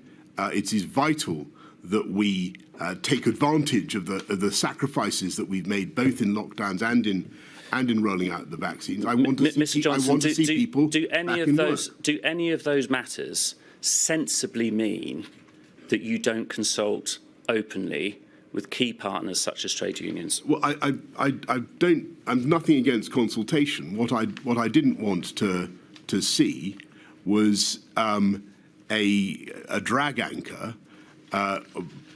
put on people getting back into the workplace after the colossal changes that we've been able to make in the epidemic, in the pandemic. The vaccination programme had radically changed our relation to the virus, and my worry was, to be absolutely frank with you, that people were going to be slow to acknowledge that, and that there was going to be an inertia and a desire to stay with the working from home pattern, which was not, in my view, necessarily going to be beneficial for a strong economic recovery, which would benefit trades union members and their families. If we move, Mr. Johnson, from the slightly more general to the more specific, an issue on which you may recall a similar difference of view between unions, education unions in particular, and government, was on the issue of masks in schools. And in the summer of 2020, if you recall, education unions were generally advocating guidance requiring masks in schools. Government policy was permissive guidance in communal areas, and Scotland and the World Health Organization took a different approach. If we have on screen 283, 369 and page 41, we'll see a text message exchange between you and Dominic Cummings and Lee Kane. And at the very bottom, we see 25th of August, a message, a WhatsApp from you. You say, I'm on a train trying to make sense of our totally fucked up face mask policy. And then if we just hold that in our minds, Mr. Johnson, in terms of your assessment of the face mask policy in schools, if we go to 48313, page 53, we see some messages from the following day with Lee Kane again, Mr. Cummings again, and this time Mr. Case. And at the top, Mr. Cummings asks, in language with which we've become familiar, what's the true reason for the U-turn on masks? We just slow catching up. WHO and Scotland bounce. Gavin fucked up. PM dithering ? And then Simon Case, your soon-to-be Cabinet Secretary, offers an explanation. And point 5 is weeks ago, we recommended to PM that we create permissive guidance around masks because we could foresee it was going to be a drama in September. Gavin discussed it at a COVID committee meeting. Because at that stage it was unions pressing for masks, no science backup, Gavin was in no surrender mode and didn't want to give an inch to the unions, so said we should hold firm. PM gave him full support in this approach. And then in his conclusions, his third conclusion is, at every turn, PM backs bullshit, no surrender ideas from Hancock, Williams and Shapps, and then totally regrets it later. Mr. Johnson, when it comes to consultation with, working with unions, do we see here the proof in the pudding, in that we have a policy that you obviously saw as wrong-headed, arrived at further to being pointlessly oppositional with unions? No, the reality is that the advice on masks, as the inquiry knows very well, the position on masks changed during the pandemic, and the advice initially from Chris and particularly from Patrick was that masks were thought to be of limited benefit. They might be thought to be of some symbolic benefit. That changed as the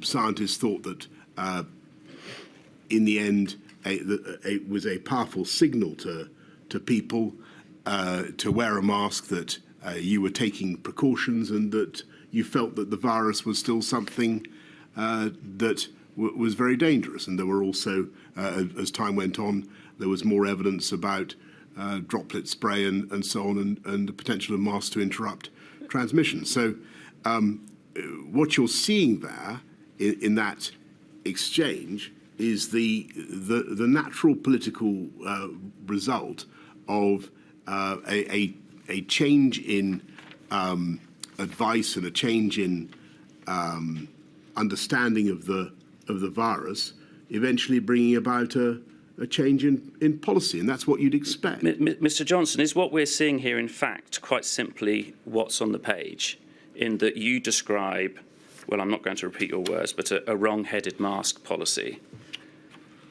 There's then an exchange with... Mr. Johnson, I mean, if you're going to dispute that, I will repeat it. Your phrase was totally Mr. Jacobs, you're running out of time, so do you want to pursue this? I think you've got an answer. I think the adjective I used, which I won't repeat, was intended to convey my sense that a mask policy which had been in position one was going to have to change because of changing scientific advice and changing appreciation of the value of masks, and that was the reality. It was going to be politically difficult to execute, but we were going to have to do it. Mr. Johnson, I'll try and deal with my final and different topic very quickly.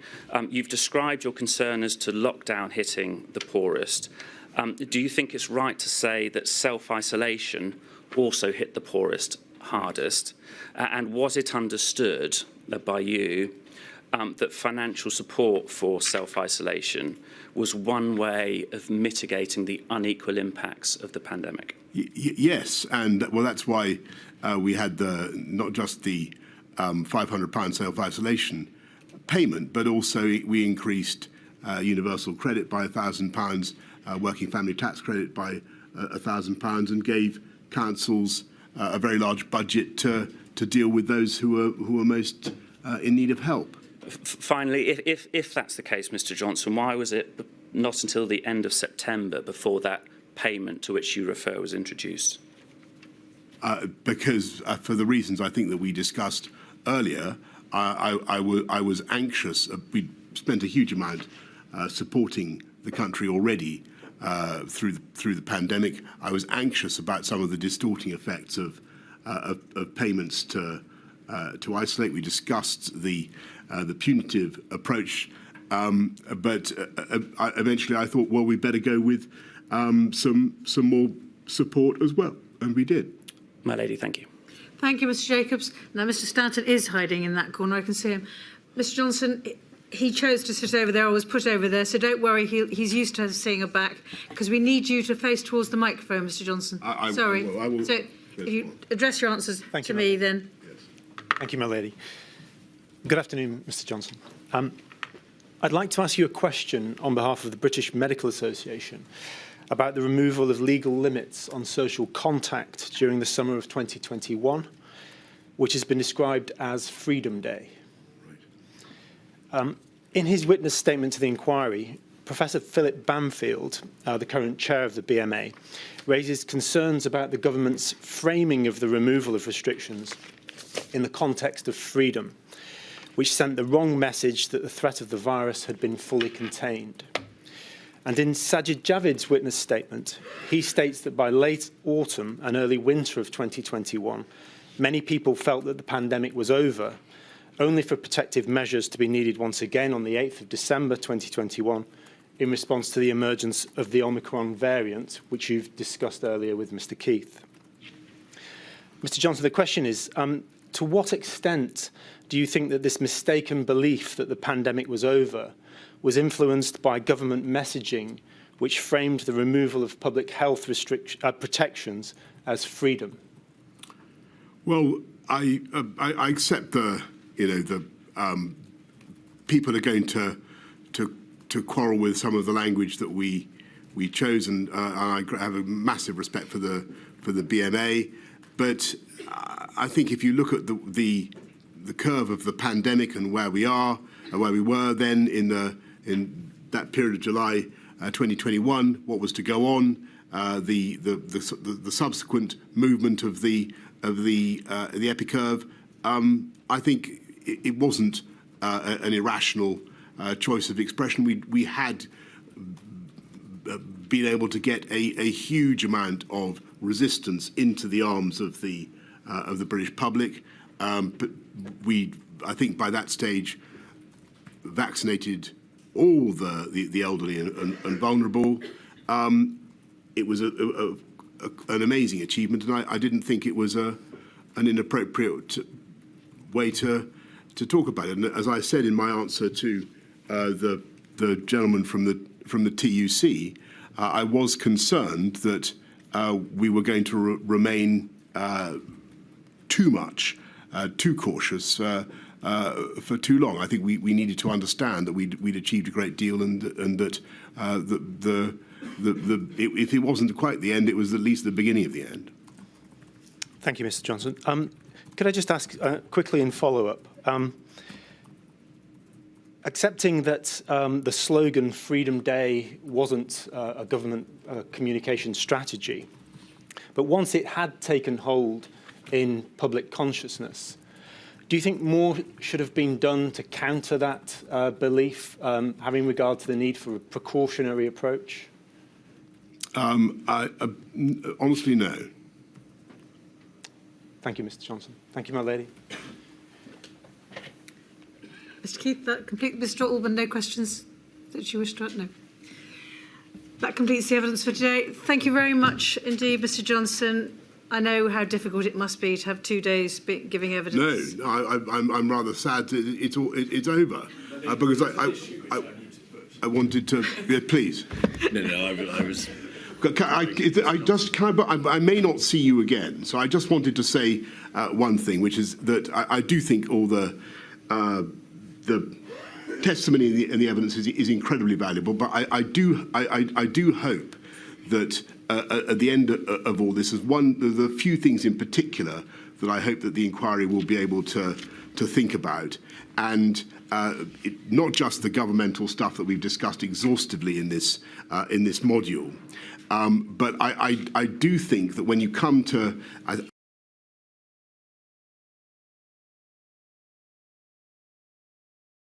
the government that I led was embarked on a big programme to try and bring them together. I think the fact that we had those delayed discharge patients was very, very difficult in the NHS.